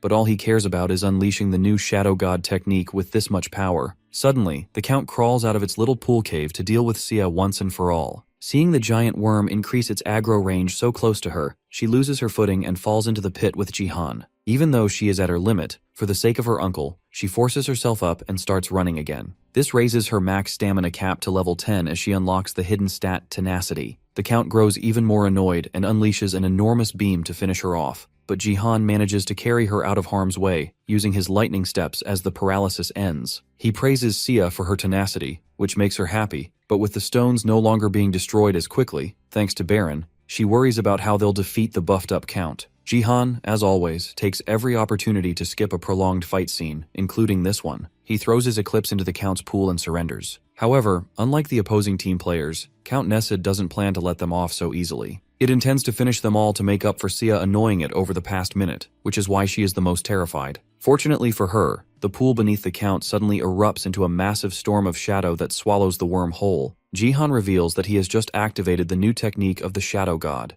one that breaks the very rules of reality by consuming even darkness itself. The storm rises higher and higher, completely devouring the worm that only wanted to swat away these annoying bugs, yet ended up as nothing more than a test pilot for our boy's new technique. While Ji-han defeated the Count, Baron waited impatiently at the spawn point, convincing himself that he had almost killed the giant worm. As soon as he got the notification of Count Nesid's defeat, even more bad news piled up. The enemy team players showed up to get their revenge on him. To make up for the humiliation he faced, Baron chose to humiliate the enemy team in return, who thought they had a chance against the former #1 in the world if they ganged up on him. In the end, the American egomaniac took first place in the game with the most player kills. The day after the game ended, Sia's level jumped from 5 to 20. Ji-han felt relieved that she had obtained the tenacity stat during the fight. She now had to decide which class to pick, and he was surprised that she was still undecided. He recommended the archer class, since she had done well with a bow and arrow, but Sia wanted to be at the very top of her field, which might not be possible with so many strong archers already in the country. He still urged her to choose archer, because there was no way she could surpass him if she picked warrior instead. For that, he earned a throat punch, because, as always, he was insufferable. Just then, she received a phone call, so Ji-han opened up his own stats for review. After defeating Count Nesid, he had reached level 50, making him already eligible for the silver promotion match. He received plenty of rewards, but one item in particular stood out, the Cloak of the Void. It was an S-tier item, once given to a disciple of the Void. When equipped, it isolated the user from the world and prevented all damage, unless it came from an SS rank. However, the stealth only lasted while movements went undetected, and wearing the cloak for too long would result in a one-way ticket to the Void. Ji-han didn't like the isolation gimmick of the cloak, and summoned the Chibi Queen to inquire further. She appeared, however, with an irritated expression. Again, she wanted to know about the Shadow Heaven Ascension he had used to defeat the Count. She revealed that the attack was her original body's final authority,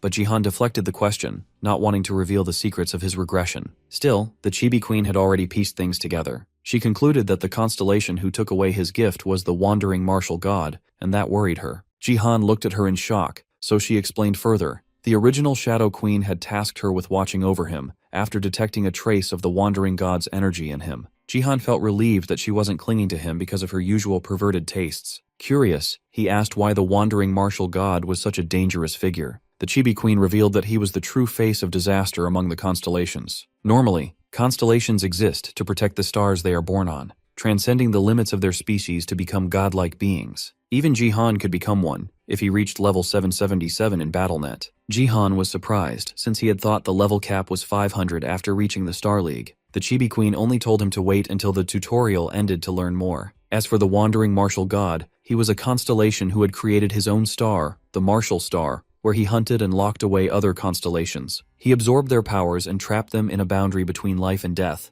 which was why the other constellations feared him. The original Shadow Queen had asked the Chibi version to watch Jihan closely, because he carried traces of the Martial God's energy. The fact that he could use her powers was not strange in itself, but since the Shadow Queen hadn't yet fallen to the Wandering Martial God in this lifetime, there was no way Jihan should have received that power from him. Upon hearing this, Jihan pieced together the truth. In his previous life, the Wandering Martial God must have already captured the Shadow Queen and transferred the Shadow God technique to him. That meant the Shadow Queen would eventually be hunted by the Constellation Butcher all over again. The Chibi Queen then wondered if Jihan had stronger attacks. He admitted that he did, but said he couldn't use them at his current level. He had only managed it before because of the buffs he received inside the game. The Chibi Queen reasoned that if she could learn his stronger skills, the original Shadow Queen could reinforce her final authority. Suddenly, Sia burst into the room, telling Jihan to clear his schedule, because some gorgeous-looking fans of his wanted to meet up. Both Sophia and Haeyeon wait for their dates to arrive, nervously fixing their makeup. Sophia's date turns out to be with our boy Jihan, while Haeyeon gets stuck with an obnoxious mob boss. Sophia arranged this date to formally introduce herself to Jihan, because she didn't want her first impression to be associated with the egomaniac that came along with her. She made up with Sia, and when the two of them hit it off, being the same age and all, she asked her to set up this meeting. Jihan understands her reasons and tells her to ease up, since they share a guild now, albeit temporarily. Sophia takes that as a green light to start flirting with him, playing with her hair and calling him Appa. Jihan struggles to wrap his head around her girlish behavior,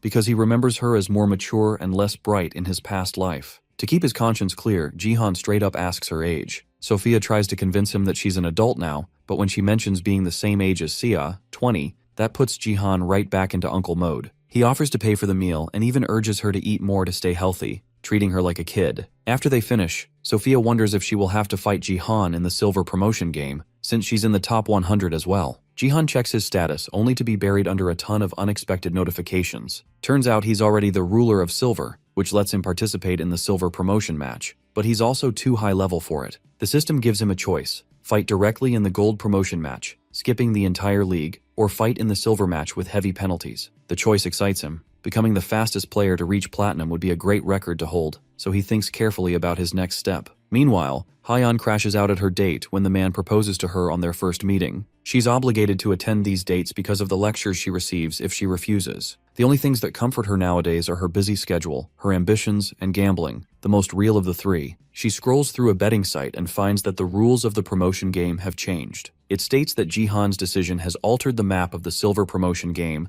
the date has been moved to September 24th, and gamblers can now place new bets. Haeyeon wonders what Jihan was thinking, but he's just excited to take on the penalties. He chose the silver promotion battle over the gold, because he didn't want to skip an entire league that offered additional rewards and quests. Plus, his advancement rate has been growing too fast, so he has to balance it by progressing normally. 3 months after the promotion game, the Space League will enlist Earth as one of its players. To prevent disasters from happening then, he needs to be at Platinum League by that time. However, the penalties placed on Jihan were sent to every participant. The map changed to the ambushed Conqueror's Tomb. The team ratio was set to 10 versus 90, and Jihan would be on the 10-player team, made up of those ranked from 91 to 100. Lastly, the monsters he'd face would be stronger than usual. Upon receiving this news, Baron's ego took a hit because he wasn't even considered for the handicaps, while China's top player seemed amused. Haeyeon, despite regretting it multiple times before, bet against Jihan again. The changes favored the other team so heavily that the odds attracted an all-time high number of bettors for this game. After a brief time skip, the promotion game begins. Jihan stands atop a fortress wall, looking down at the army that has come for him. To his surprise, the enemies aren't regular players, but an army of undead out to claim the king's head. The Undead Association fights for the equality of all creatures, and among them stands a hooded figure with a sinister smile, someone who has finally found Jihan. The ambushed Conqueror's Tomb is a special defense map being used specifically for this top 100 promotion match. However, instead of raiding the tomb, the players have to defend it this time. Furthermore, the northern gate has only 10 people to defend it, including Jihan, while the remaining 90 protect the southern gate. At the southern gate, Baron learns that the ranks of the teams will be decided based on their contributions to the defense, and the team that lets the enemy into the tomb will be eliminated. To win, the team that prevents their side of the enemy from entering will claim victory. Baron seems confident that Jihan's side will lose. China's number 1, Wang Ling, interrupts him after he says something so ignorant. He informs Baron that the gamblers online have voted him as number 2 in the chosen candidate list, while Wang Ling is number 1. The Chinese player even mentions Baron's failed attempt at stealing the spotlight against Count Nessid, which makes Baron furious. To defuse the situation, Wang Ling blames the BattleNet translation system for making his comment sound like an insult. But it turns out it wasn't BattleNet's fault. This Chinese is just as arrogant as Baron, only with a calmer demeanor. He claims that Beijing will take USA's first spot in the world if Baron keeps on messing up. The situation escalates, but before it can go further, the Game Start alert interrupts their dispute. The Undead Association, Kill the King, makes their move against the Conqueror's soul. The player's goal is to stop the ambush until the Conqueror enters the scene. Both Baron and Wang Ling panic at the sight of an enemy they have never seen before. Before Jihan regressed, Earth fell because of the dungeon portals. These portals first appeared only in the bottom 10% of nations during the tutorial, but eventually they began spawning across the entire globe. Every nation fell to them, except for 10. The Undead Association, Kill the King, were the monsters that appeared in Korea through these portals. At the northern gate, Jihan watches the undead army, worried that handling them will be difficult, especially with a team of deadbeats who keep complaining about being in the bottom 10 and now blame Jihan for their suffering. Just when Jihan plans to take care of the game himself, Sophia jumps out of nowhere, excited that she gets to help her beloved Jihan instead of fighting him. Meanwhile, Jihan privately notes how her ranking is lower than he expected. They don't get any time to catch up as the undead army tries to slam down the fortress door with a gigantic log. They use military tactics to function, and each one of them is as strong as a regular player. However, with Sophia's buffs and his trusty Phoenix's arrow, Jihan jumps straight into the war zone and pounds the ground with enough force to knock them all back. With a 20% increase in power, and the arrow's affinity being the opposite of the undead, he feels confident. Unfortunately for him, the army recognizes him as the king. That's when a huge hand emerges from beneath the ground. Jihan quickly realizes it is the Disciple of Destruction from the defense map. He barely manages to avoid being squashed like a bug, but his dodge results in part of the tomb's wall being destroyed. The last time, he only had to face a flesh golem, but now he is up against the real thing. With 20% of the wall destroyed, the system sends a warning to the northern team that they will be disqualified if the enemy manages to enter through their side. This even causes Jihan to panic as he stands between the giant hand and the wall. The disciple reveals a mouth in the palm of its hand, declaring that Jihan has the potential to surpass the king, and therefore it must consume him fully. Heian is shocked by the Disciple of Destruction toppling a huge chunk of the tomb's wall with a single attack. Gaiyong informs her that Jihan has already faced a version of this monster before, so she shouldn't worry too much about him. However, Heian isn't anxious that Jihan might get hurt. She's excited. The odds of the bet are definitely on her side this time around, as she has gone all in on Wang Ling winning. The fodder on Jihan's team try their best to hold out, but the sheer number of undead is too overwhelming. Sophia attempts to reassure them that Jihan will come save them soon enough, but our boy has his hands full dealing with that gigantic mouth hand. Thankfully, with force active, Jihan narrowly avoids getting devoured. The hungry hand only grows more excited, thrilled that its prey is playing hard to get. Meanwhile, Jihan's gears start turning as he tries to figure out the hand's behavior. Last time, it mindlessly ate zombies, but now it's focusing solely on him, and even conversing. Jihan realizes that delaying the fight will only put the wall in greater jeopardy, so he decides to go on the offensive. He unleashes the nameless divine arts, divine lightning, god technique, summoning a massive bolt that transforms him into Super Jihan. The hand feels threatened by this new form and orders its minions to surround him. Jihan wipes them out effortlessly with a single AoE lightning strike, which even manages to scorch the hand. The attack hurts it enough to force a retreat, the monster putting off its meal for another time. Jihan attempts to land a final blow before the hand completely vanishes, but he falls short. Watching it slip away so quickly, almost like it entered a portal, reminds him of a certain item he obtained after the Count Nessid battle. The Cloak of the Void, an S-rank item that lets him dabble in the void discreetly. He quickly equips the cloak, knowing he has nothing to lose. What appears before him, however, is incomprehensible. He sees the Black Hand, now in human form, laughing about its near-death encounter with him. Beside it, the shining soul of the tomb's conqueror kneels as if too weak to stand. Jihan is confused. The mission's goal was to retrieve the conqueror's soul, yet here it is colluding with the enemy. Before worrying about the details, Jihan decides the best course of action is to deal with this shady-looking NPC. Conveniently, the Phoenix's arrow still has one use left, so using his full power here makes perfect sense. Unfortunately for him, before he can even charge the attack, the shady NPC suddenly appears behind him and grabs him by the neck, menacingly questioning Jihan about how he managed to get here.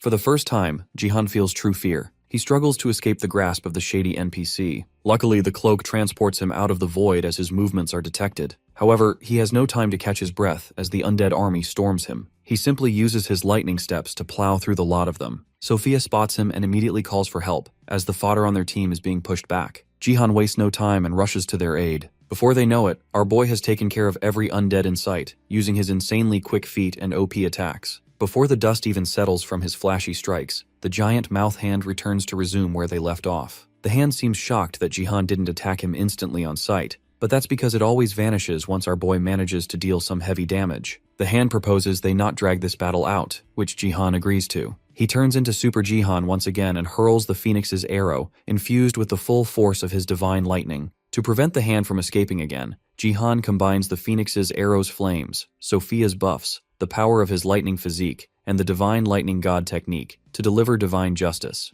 The arrow flies at the speed of light but narrowly misses, only grazing the hand. The giant hand runs its mouth, acknowledging the arrow's strength but relieved that Jihan missed completely. What the hand overlooks is the fact that Jihan has never done anything in his life without calculations. A massive projection of the Phoenix's arrow manifests, bringing forth the day of the true master of heaven's judgment. This time, the arrow completely decimates the hand, leaving behind only a whirlpool of black smoke. Jihan finally drops to the ground, the Phoenix's arrow disappearing after one last use, at the cost of his right arm. Still, dealing with the undead one-handed is no big deal for him. That is, until laughter erupts from the black smoke. A laughter so loud it causes tremors and summons a thunderstorm. Uncontrollable gusts of wind sweep away all the undead, while Jihan and Sophia struggle to keep their footing. Then a voice emerges from within the storm, belonging to an excited being eager to continue its fight against Jihan, one who holds the potential to become greater than a king. It claims Jihan has earned the right to fight its head. During the booming introduction of this sky-transcending being, a system warning suddenly flashes before Jihan.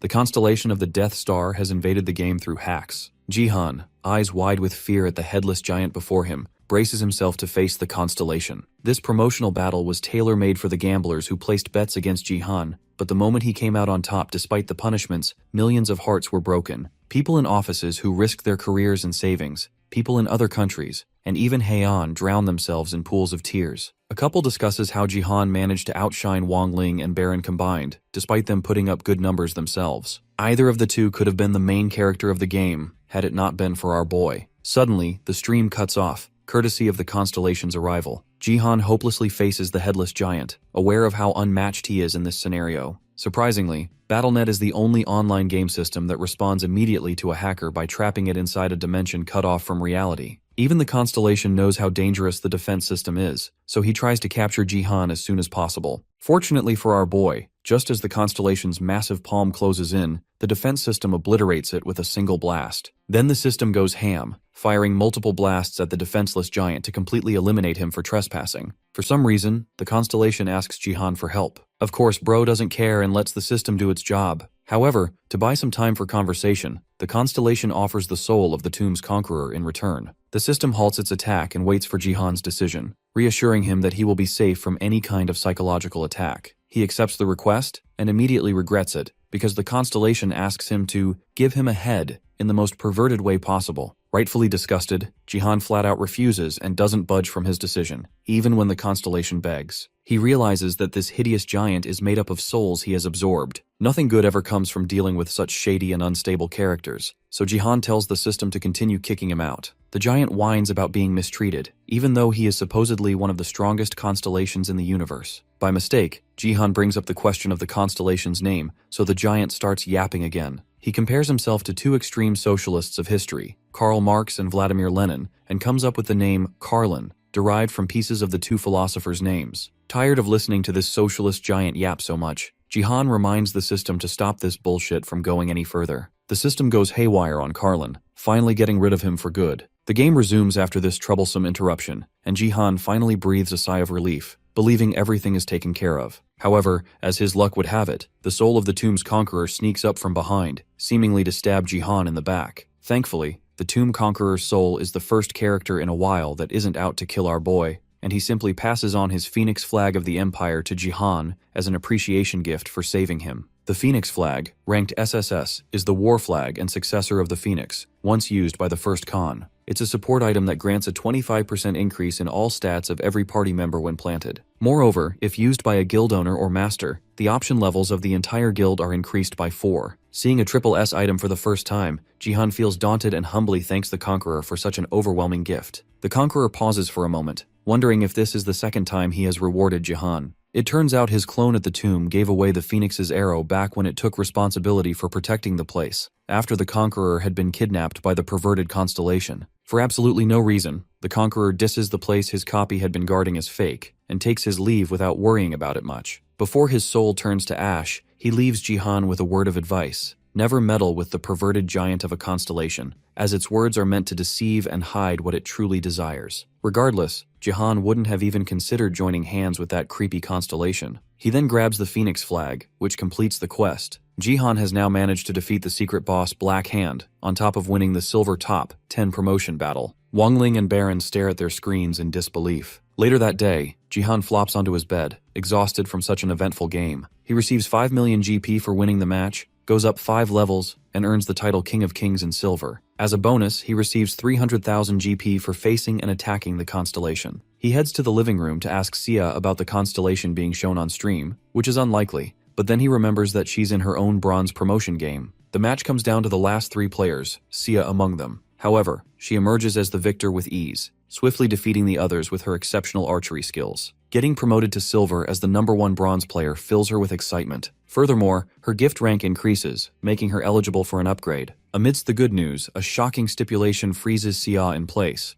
The only way she can upgrade her gift is by being the sole holder of it, or by becoming the first gold player with it, or else she will lose it permanently. Meanwhile, in a typical mafia hideout, a lady boss watches Sia's promotion match on stream as she executes 2 traitors. Bad luck runs in Jihan's family, because yet another foreign player, Jin Yuhua from China's Hong Kong League, is after Sia, as she possesses the same gift, and the upgrade requirements are identical for her. The guild executives huddle around Sia to discuss the new requirement for upgrading her gift. Haiyan is skeptical about the violent nature of this development, but Gaiyong just sees it as another excuse to get more competitive. Sia worries that the other players with this gift might be stronger than her, and Haiyan wonders why they aren't already famous if they possess such a unique ability. Jihan, however, already knows that it's China's Jin Yuhua, who was ranked #2 in the world in his past life. Now they have to keep Sia protected at all times, because that woman is secretive and shady about her business, but her battle prowess is well known and feared. Jihan has no choice but to restrict Sia from going out for a while. She feels down about it but understands, so Haiyan suggests throwing a party to congratulate both uncle and niece for taking first place in their matches. Jihan catches on to her being suspiciously cheerful, so he calls her out for once again betting all her money on someone other than him, which should have left her broke, but she looks more than fine. She tries to deflect the accusations, but Gaiyong exposes her without mercy, revealing that the BattleNet system refunded all bets because of the crash that interrupted the stream. Haiyan seizes this chance to divert the conversation to the real question. Why does the system always end up showing Jihan's victories after the stream is fixed? This reminds him of the disgusting, lustrous constellation, so he brushes it off by calling it just a big bad monster that he took care of. He claims that the guild's stat increase was also a result of that, hiding the fact that he now owns the Phoenix's flag and a sparkling crown emblem on his wrist. He then prepares to leave with Sia, but Haiyan requests that he make an appearance next week at the BattleNet department. They want to commemorate him for improving Korea's image worldwide by single-handedly pulling off absurd feats, which will also serve as good marketing for their guild, so he has no choice but to agree. The commemoration day arrives, and the overly compensating new director of BattleNet, Oh Gyusung, welcomes Jihan into the building. He leaves no chance to butter up our boy, since they have a reputation to rebuild after the Taewon Daily incident left them at the mercy of public opinion.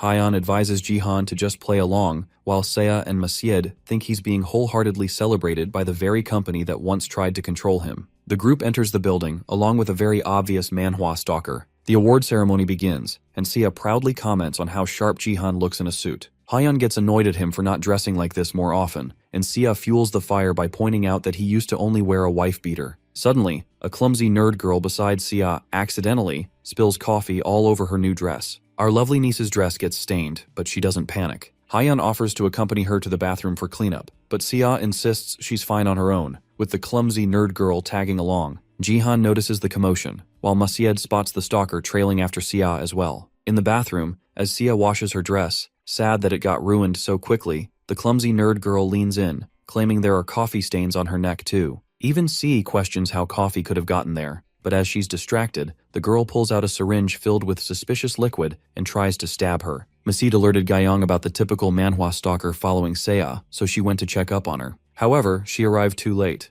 By the time she got there, the clumsy nerd girl was already carrying an unconscious Seiya out of the bathroom. Gaiyang tried to stop her, but the stalker snuck up from behind and bound her body in a mysterious spell that kept her from moving until he was out of the building. Helpless, she could only watch as the kidnappers escaped. Back in the auditorium, Jihan asked Haiyan about Seiya's whereabouts, just as Gaiyang burst through the door, apologizing to him with a worried look on her face. A few hours later, Seiya finally regained consciousness, only to find herself in an abandoned building, where Jin Yuhua welcomed her like the gangster she was. Without wasting a moment, she ordered Seiya to give up her gift, warning that refusing would not end nicely. She planned to reach gold first, so Seiya should halt her BattleNet progress for now. Fear ran through Seiya's mind in a whirlwind of thoughts. She realized her kidnappers weren't easygoing people, so lying in front of them would do no good. Instead, she told herself to think like Jihan. To buy herself some time, Seiya pointed out Jin Yuhua's hesitation to kill her outright. Impressed, the mafia lady admitted that doing so would cause her the trouble of covering up the murder of someone so famous. Seiya looked around for a means of escape,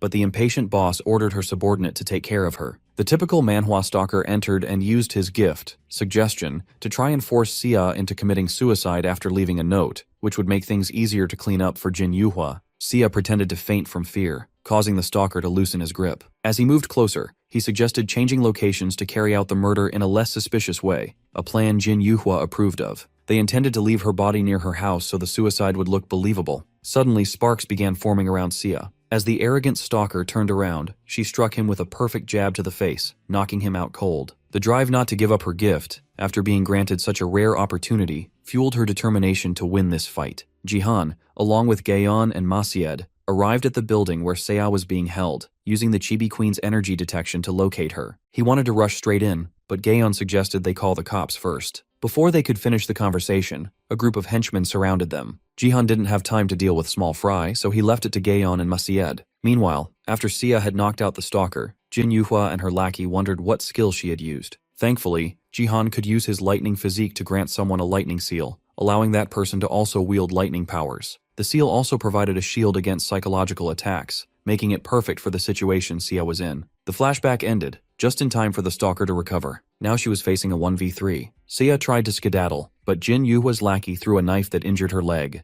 The stalker then slammed her against a concrete column, and the injuries caused Seiya to lose consciousness. They began discussing how to hide her body without raising suspicion, but their time ran out. Jihan arrived at the scene and spotted Seiya lying injured and unconscious on the floor, which sent him into a fury beyond limits. Jin Yuhua's lackey confronted him with her petty criminal tricks, as if they would work on an uncle who saw nothing but red. Before she could even swing her weapon, Jihan activated a force field and smashed her into the ceiling, putting her out of commission. Immediately after, the stalker jumped into the fight. He had the audacity to grab Jihan and shove him into a wall, even using suggestion, but it had no effect. Jihan overcame it through sheer rage. He seized the arrogant stalker's hand, crushed it with brute strength that even Baron would envy, and headbutted the fool hard enough to knock him out cold. With the trash dealt with, blood splattered across his face, Jihan finally turned his attention to Jin Yuhua, who now shook in her boots like she hadn't been threatening his niece like a mob boss just 5 minutes ago. Seiya woke up to see Jihan covered in blood. Jin Yuhua's lackey tried to sneak attack him again, but he made sure she stayed down this time. This moment of distraction allowed the trembling boss lady to grab Seiya as a hostage, threatening to kill her if he moved even a little. Her hands quivered in frustration. This was the first time someone had ever stopped her from getting what she wanted. 15 years ago, at the mansion of the president of the Hong Kong Red Tiger Association, young Jin Yuhua beat her maid's son because he had a toy rabbit she wanted, but he refused to give it up. Her father entered the room and stopped the commotion, but when he discovered his deranged daughter was trying to take someone else's toy by force, he felt proud and encouraged her to do the same with everything in life. That twisted approval brought a smile to the little brat's face. From that moment onward, the youngest child of the Jin household grew up to control the underworld of Hong Kong, living a life of luxury and power. Years later, when BattleNet was introduced, she assumed she was bound to receive an S-rank gift from the start, but instead, she got an F rank called Late Bloomer. One of her classmates was granted the school's first S-rank gift, which shattered her ego into a million pieces, especially since she was no longer the center of attention. Out of jealousy, she had the poor girl killed. The incident even made it to the news, but this twisted psychopath had no regrets. When Jihan later announced Sea's gift to the world, it gave the deranged woman a new perspective. She found a reason to pursue growth and become the strongest player alive, believing her late bloomer gift could eventually lead her there. Back in the present, Jin Yue thought she had the upper hand by holding Sea hostage. She put on a brave act, threatening to follow through with the killing if Jihan so much as flinched. But she had messed with the wrong uncle. Jihan's fearsome aura made the not-so-tough Jin Yuhua weak in the knees, unable to muster any strength against his overwhelming presence. Jihan drew Eclipse, ready to end this spoiled brat for good,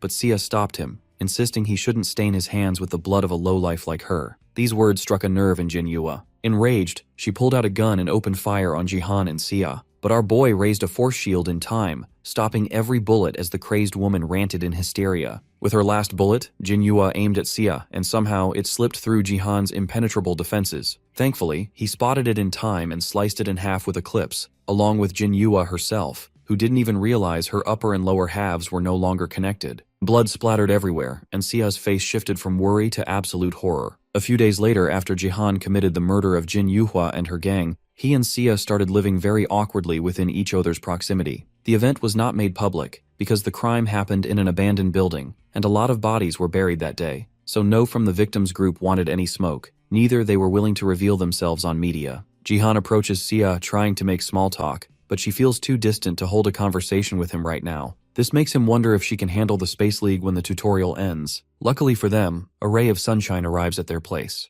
It is Sophia, extremely excited to go out on a date with both uncle and niece, as it has been a while since they all hanged out. Unfortunately for her, Jihan insists that she should just go out with Sia, as she needs some open air to gather her thoughts. She feels saddened by it at first, but when he makes her feel like the only person who can help him right now, she obliged with the request wholeheartedly and bursts out of the apartment with Sia, taking full responsibility of making her happy again. The two of them reach the carnival, where they eat delicious food from stalls, win a plushie from a claw machine, and plan to play basketball after the two of them get a little competitive about it. However, Sia hears gunshot coming from the interactive arcade game at the carnival, and that triggers her trauma from a few days ago. Remembering the gore makes her gag, which ruins the rest of her day. Sophia stays by her side as the sun starts to set. Seeing Sia in such a sickly state, Sophia forces her to open up about what has been troubling her. After much convincing, she succeeds. Sia presents a hypothetical situation to her, basically describing her conflicted feelings towards her uncle killing her kidnapper in cold blood, even though she is completely aware that he did that to protect her from literally dying. Sophia thinks that Sia is talking about a lover, and labels this act as the romantic fantasy she always wanted. Regardless, she suggests that if Sia loves this person, she should really figure out this problem soon. After the therapy session, Sia returns home, exhausted. She finds Jihan on the couch, waiting to talk to her about something important. She nervously flops on the couch, concerned about the serious look on his face.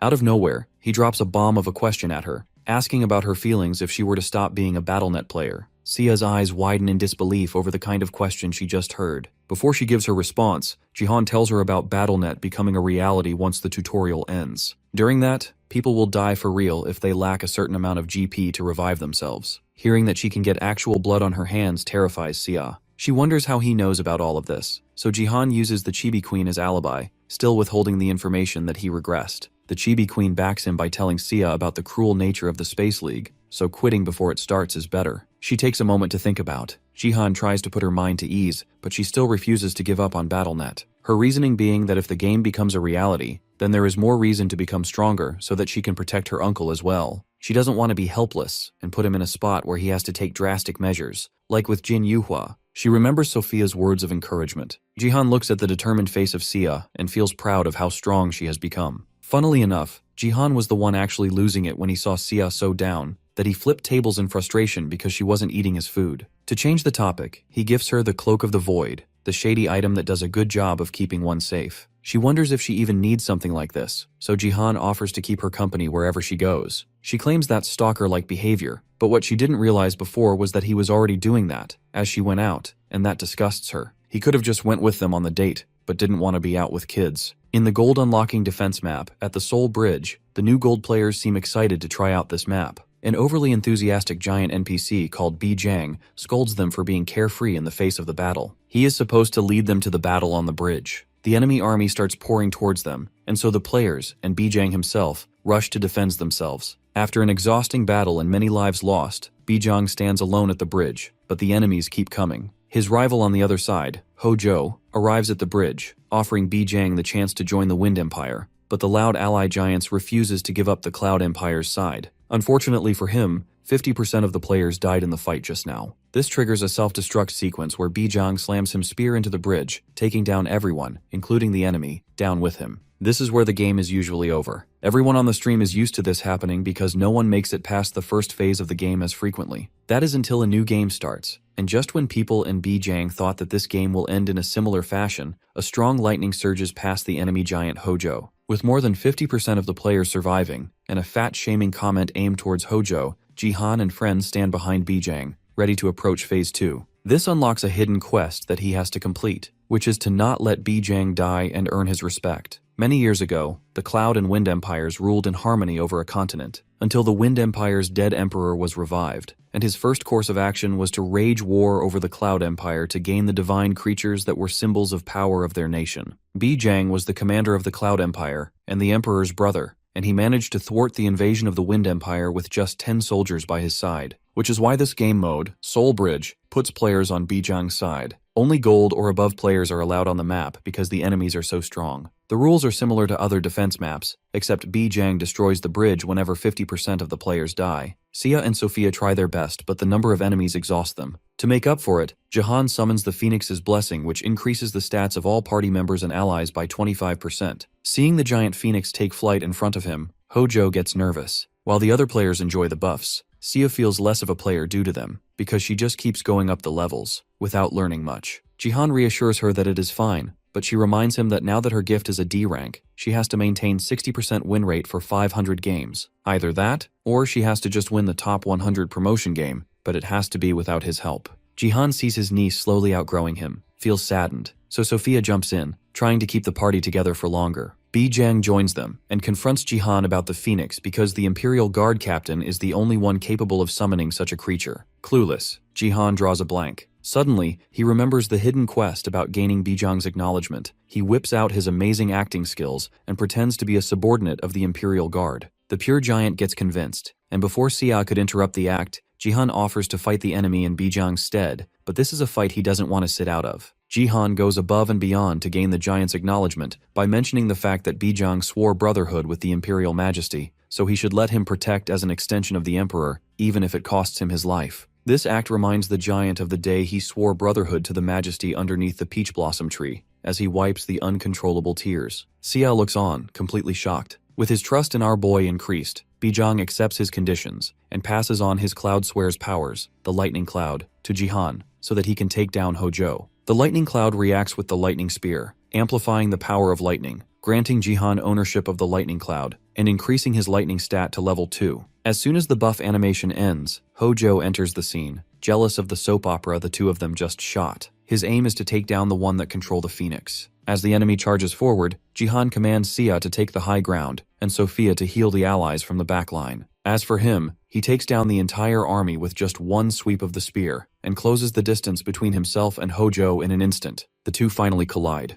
Jihan calls out the enemy giant for hiding behind his minions, which agitates him, so he started swinging his weapon wildly, trying to crush Jihan. He manages to land a hit, but even that gets blocked by our boy. Suddenly, one of the undead from the enemy army gets back up, chanting something about a darkness making its way towards them. Seiya does her best to keep the mobs away while Jihan battles Hojo. He seems to be doing well against the enemy giant, except that his lightning has no effect on the big guy. Even being buffed by the lightning armor and Bijang's power, Hojo is a worthy foe. The giant creates a tornado using a slash, creating multiple blind spots around Jihan. Panicked, our boy tries to anticipate where the strike is coming for. Even though he manages to guess right, the timing of his counterattack falls short. His left arm gets chopped off, like every time he came close to danger, while his spear barely grazed Hojo on the face. Impressed that Jihan managed to dodge the strike aimed to take his clean off, the giant commends his ability. Unfortunately for him, the moment he drops his guard, Jihan regenerates his left arm using the Dark Spirit, and combines the Phoenix's fire with his lightning attack, to test the limit of Hojo's durability.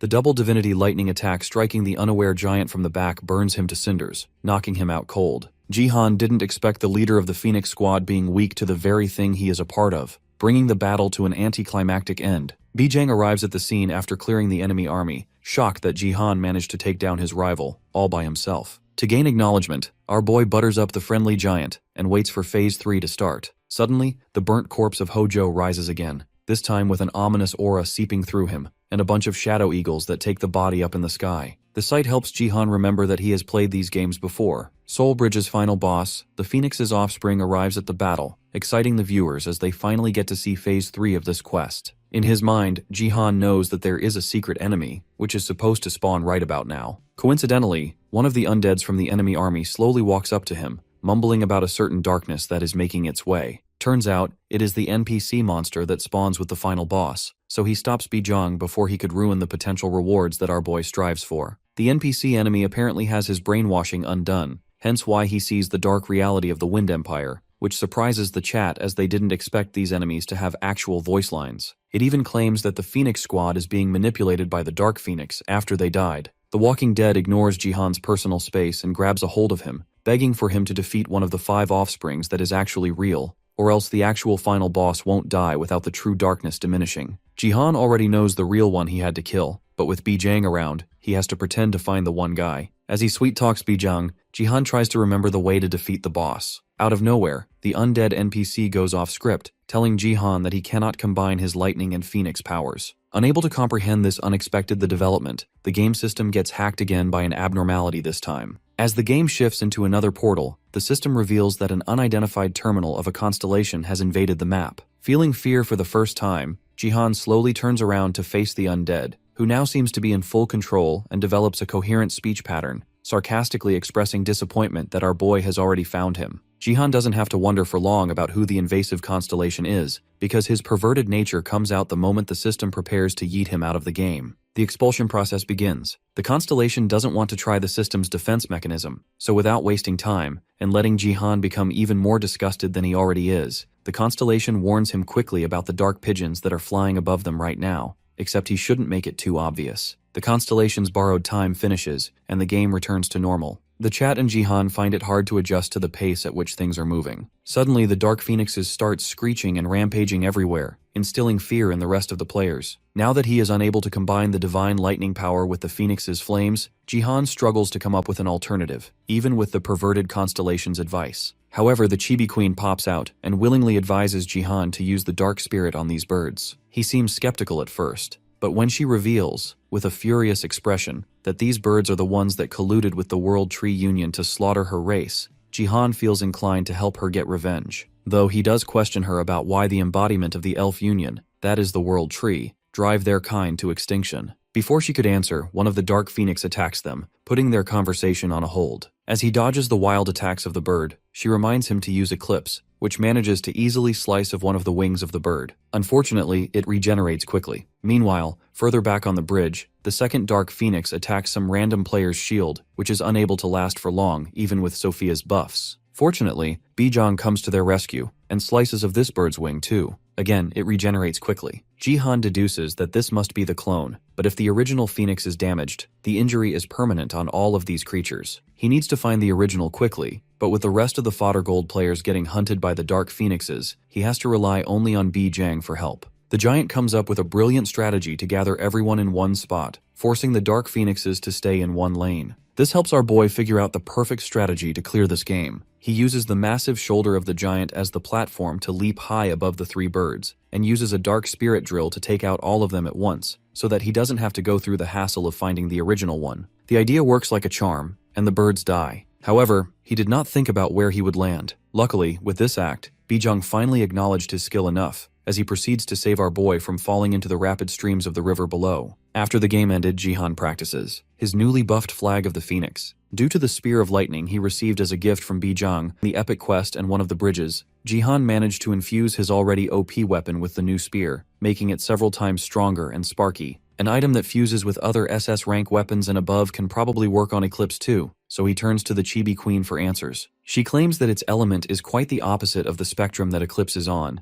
so it might just make it weaker instead. Regardless, Eclipse is an OP weapon on its own, so it only needs the original Shadow Queen's support to become even stronger. However, Jihan lost track of the Eclipse talk when he laid his eyes on the Chibi Queen. She is no longer Chibi, but a carbon copy of her original self, which doesn't sit right with him at all. Turns out, due to him receiving a huge boost in his Dark Spirit stat after he absorbed the Dark Phoenixes, the Chibi Queen finally got enough energy to maintain her original adult self and is now capable of doing more than just arrogantly bark orders. Jihan is excited about the dark spirit stat improving, but knows so much about the dark elf baddie in front of him, because she reminds him of the ick he got from the original queen's perverted nature. The chibi queen gets pissed off at him for being too complacent with the care she has given him, and returns to her adorable little appearance. The gag moment ends, and Jihan goes straight to the conversation that got interrupted at the Soul Bridge about the elves killing her race. To start off, she corrects him that the white elves don't consider the black ones as the same species. All elves that spawn from the world tree are black, with 1 in 10 being the white exception. The chibi queen was one of the blacks that the whites discarded because they considered them defects. The original Shadow Queen came to rescue her soul, amongst many others, and revive them as the Shadow Elves. Later, she managed to take back one of the white supremacist world from the world tree as she led a revolution against it. She still lacks the power to fully overthrow the racist tree and eradicate the supremacists, because it is quite literally the strongest being in the world.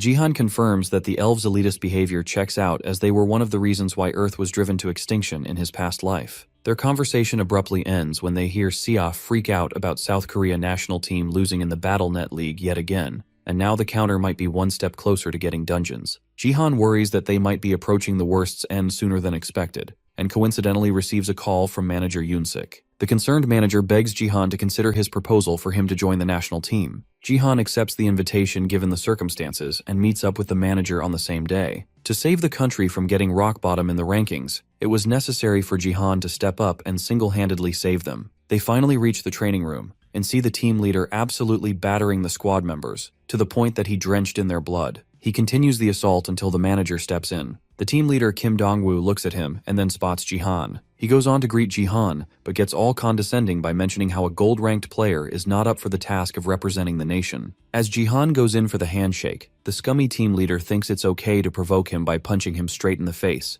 leaving the manager shocked. A few days ago before this encounter, manager Yoonsik told Kim Dong-woo that he is going to hire Jihan for the national team and prepare a test for him to officially join if he agrees. The arrogant trainer gets pissed off at the idea, refusing to sign a gold player in his team just because he is famous. Manager Yoonsik savagely starts reading the online critique for the national team being absolutely trash in the competition, so having Jihan in the team might save them from this fall from grace. This frustrates Kim Dong-woo a lot more because he has to rely on the brother-in-law of the Sword King. As in the past, it was the Sword King himself who carried the national team to such a high ranking, racking up multiple Man of the Match awards, that the media only ever cared about getting his interview, disregarding the rest of the team. Getting mad at the things that are just true, the team leader in denial makes up his mind on killing Jihan if he wants to give trials for the team. Back in the present, what this shithead thought was a surprise punch, Jihan blocked it easily, giving him the death stare that forces the arrogant leader to back off. He claims it was just a test after his got crushed like that. Jihan wonders if this was the actual test,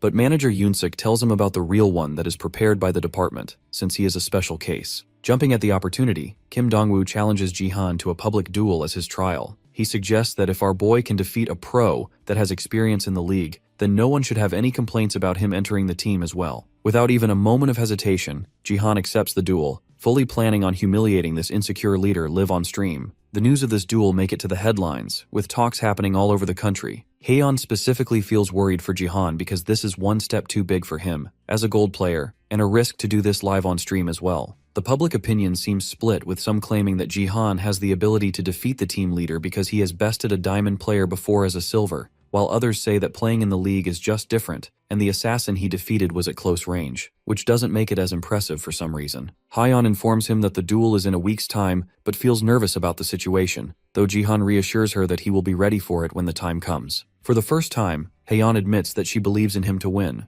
but he knows that she is just spouting nonsense. The phone call ends, and Jihan starts to think about this realistically. He knows that Kim Dong-woo suggested that the duel be live-streamed because that little exchange they had made him confident in his chances. Fortunately, Jihan is at martial power level 99, which he proceeds to increase to level 100. The moment he does so, his force also reaches level 100. A sudden surge of power overflows from his entire body. With just a difference of 1 point in stats, Jihan feels confident in combining his inner energy within his body with the force that encompasses it, and break down the walls between his 3 dantians. Attempting to unite the dantians, his body goes through pain that feels like it's cracking from the pressure, but he endures it all the way. The excruciating process goes on for a little bit more, but he finally manages to succeed in combing the 3 dantians. With the fusion completed, the martial power and force combine into one stat, unlocking a special new ability of the stars called Martial Spirit. He wonders if this is different from a unique stat, but at least it was successful. His celebrations are abruptly cut short when a huge hand emerges from a portal behind him and kidnaps the poor guy. It was the hand of the wandering martial god, who had summoned the owner of the martial spirit. The martial god kidnapped our boy and dumped him onto a strange planet within the cosmos. He gets up and sees multiple constellations in the form of weapons in the starry sky. He remembers that it was the martial god that summoned him here, right after his Dantians were unified,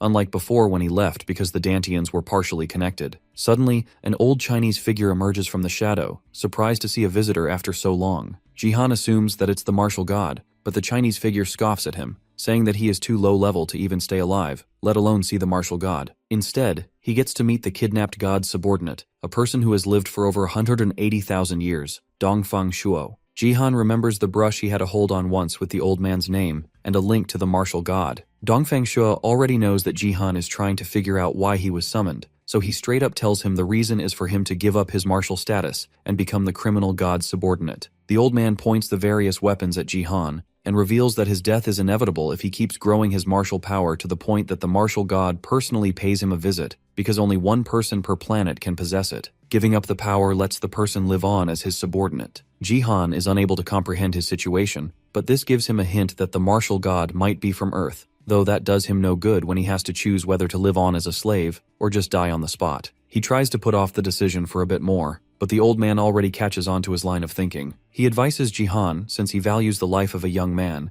that he is currently facing weapons of the multiple constellations that tried to throw hands with the martial god, but died. To make the situation even more hopeless for him, he advises him to not throw away his life to fight a battle he has no hopes of winning. Even with the step-by-step guide of survival laid out for him, Jihan refuses to become a slave, adamant on killing the martial god in the future by reaching a higher level of martial power. His ambitions come from his will to defend his family, people, and the very planet. This determination impresses the old man Dongfang to the point that he goes into combat mode in an instant and knocks back Jihan with an otherworldly attack, which he couldn't even see coming. Even though the old man likes our boy for being young and ambitious, he reminds him of the one truth that is universal: the strongest survive no matter what, overcoming spirit and sheer will. He summons yet another heavenly weapon, challenging Jihan to a combat to see if he is able to at least hold his own against the martial god's subordinate, let alone the constellation himself. With some extremely extraordinary level of power, the old man creates the symbol of yin and yang, depriving Jihan of any hope of ever dodging the attack without any harm. Fortunately for him, the martial god arrives in the nick of time and orders the old man to stand down, which he obeys instantly.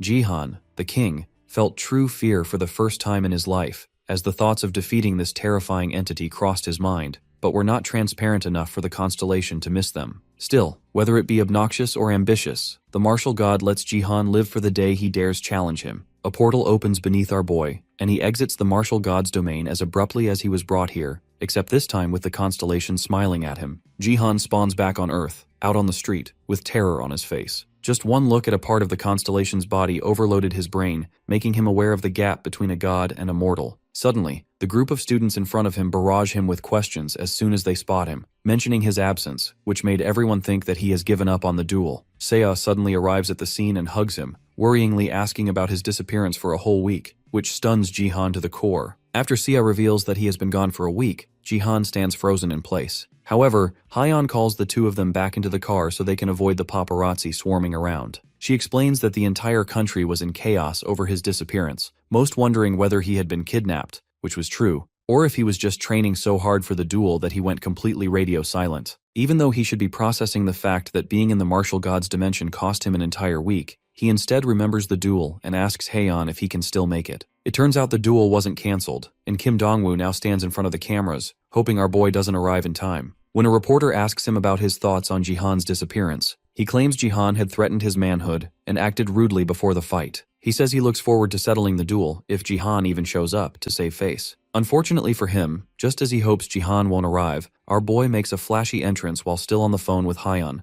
telling her he has reached the venue. The paparazzi immediately rush toward him, bombarding him with questions about his week-long ghosting. To keep the spotlight under control, Kim Dongwoo swoops in and escorts Jihan into the arena, though he can't help but wonder why he looks like a beat-up homeless man dragged in off the street. Meanwhile, Jihan is weighed down by pressure from his meeting with Dongfang and the martial god, as well as the new martial spirit he received, so this fight is bound to get complicated. Regardless, the two arrive at the battleground. Everyone anxiously awaits the moment, many having already lost hope that it would even happen after Jihan's disappearance. On the livestream, countless viewers speculate that he pulled this stunt just to rack up more attention. The battle begins, and with no regard for Jihan's condition, the arrogant leader lunges at him with a wild swing. Jihan dodges, but the sheer impact of the blow makes him acknowledge the strength of a national team player. However, his technique and speed are sloppy, giving Jihan several openings to exploit. Baiting him with a fake attack, our boy lures the impatient leader into dropping his guard. But just as Jihan goes for the strike, it gets caught with ease. It turns out Kim Dong-woo's arrogance comes from his confidence in his gift, precognition. This ability allows the user to predict their opponent's movements, not true future sight, but more of an anticipatory reflex. Its effectiveness depends heavily on the user's own physical ability to keep up, which lets him evade nearly everything thrown at him. He slips past a flurry of Jihan's attacks, even landing a counterblow that bruises him. Jihan begins to worry. His absolute territory trait doesn't seem to be working like it should. This boosts Kim Dong-woo's confidence even more as Jihan charges in without weapons or magic, just throwing hands. With precognition working overtime, the arrogant leader finds what looks like a perfect opening and lands a clean hit. When the dust settles, blood drips onto the floor, but it's unclear whose it is. The blood that spilled, the jaws that dropped, and the weapon that fell, all of it happened to the arrogant Kim Dong-woo. With his arm completely ruptured, the team leader screams in agony and confusion. Jihan, covered in a glowing red aura of the Force, has finally figured out his new technique. Kim Dong-woo thought he had outsmarted Jihan with his gift, but it was our boy who outsmarted his outsmartness. The battle sequence repeats itself. Kim Dong-woo uses his gift to predict Jihan's next attack, but even after getting it right, he cannot avoid the impact due to a new development in the way Jihan wields the Force. The martial spirit stat that Jihan gained is a combination of martial power and the Force. The strength and telekinesis that come from the body, when utilized correctly, result in an incredible display of a simultaneous offense and defense fighting style. Fully mastering this new strategy, Jihan shatters Kim Dong-woo's ego like the wall behind him, after sending him crashing into it.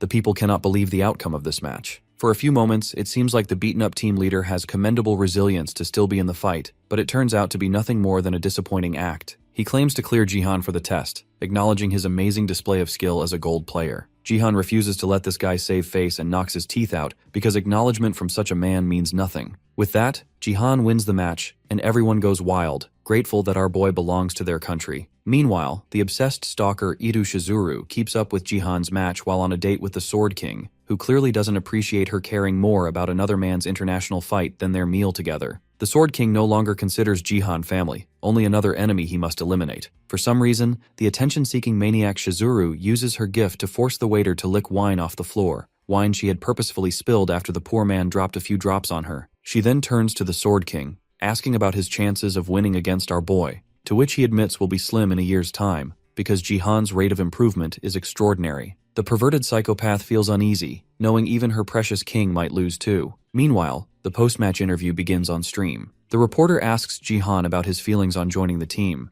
but our humble boy claims it was just luck, even though he had wrecked his opponent. The next question probes his intentions as a national team member, and with the Sword King in mind, Jihan makes a bold statement. Regardless of Korea's poor performances in the past, with him on the team, no one has to worry about losing again, not even to the traitorous Sword King, because our boy plans to personally fight and brutalize him in a match, presenting his head as a gift to the country. This declaration hits the bewitched Sword King harder than he has ever been struck before. After Jihan made it into the national team, Hyeon and the others threw him a celebratory dinner. He would be shifting to the national team's dorms soon. Gyeong felt a little disappointed that she was unable to catch up to him, despite leveling up relatively quickly. Sia cheered her up by setting a new goal for everyone at the table, to join the national team together. She planned on becoming the archer, and Gyeong could be the warrior, but she froze in place when pointing toward Masyed, because Bro is Argentinian and cannot join Korea's team. The room turned awkward, so Haeon quickly changed the subject before the footballer caught on to the accidental racism. Suddenly, Jihan received multiple warnings from the system that his nameless divine arts were facing an anomaly. He either had to change the 3 divine techniques he possessed, or guess the real name of the nameless divine arts, because the martial spirit was causing a refusal to fuse with it. He hadn't figured out the true name of the technique in his past life, because he had received it just before Earth was destroyed,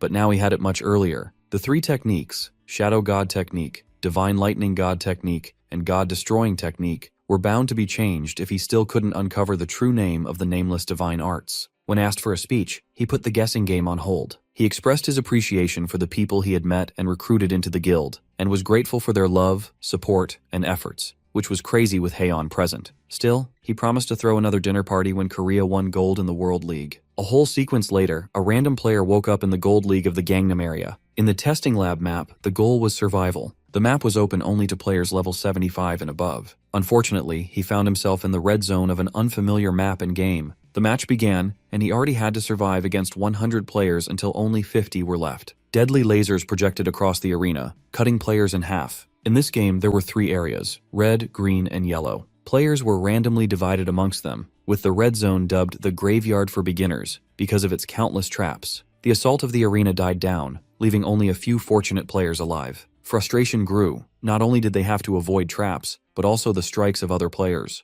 Out of the 71 remaining across the 3 areas, only 14 were in the red. One of them suggested sticking together while players in the other zones died off until the total number dropped to 50. He suggested focusing only on avoiding traps for now. Another player agreed, gathering the newbies of the Gold League who had recently hit level 75 and had never seen this map before. 4 players gathered, expecting guidance and help with traps and survival tips, but they were tricked into becoming easy targets for the experienced players. The reason was simple. The noobs would die to traps anyway, so killing them early gave the veterans a better chance to survive the next game. The selfish veterans mercilessly attacked, cutting them down. But when the dust settled, a shadow of a single player emerged. The 3 conspiring veterans were twisted into a ball with the use of force and apprehended. Looking up, they saw none other than Jihan. Eclipse laid casually across his shoulder, thanking them for the great tips as he prepared to swing the dark sword at their heads. Jihan wastes no time in butchering the no-name veterans of the game, but the total number of players still remains over 50. As he grows frustrated about not being able to smurf the other zones,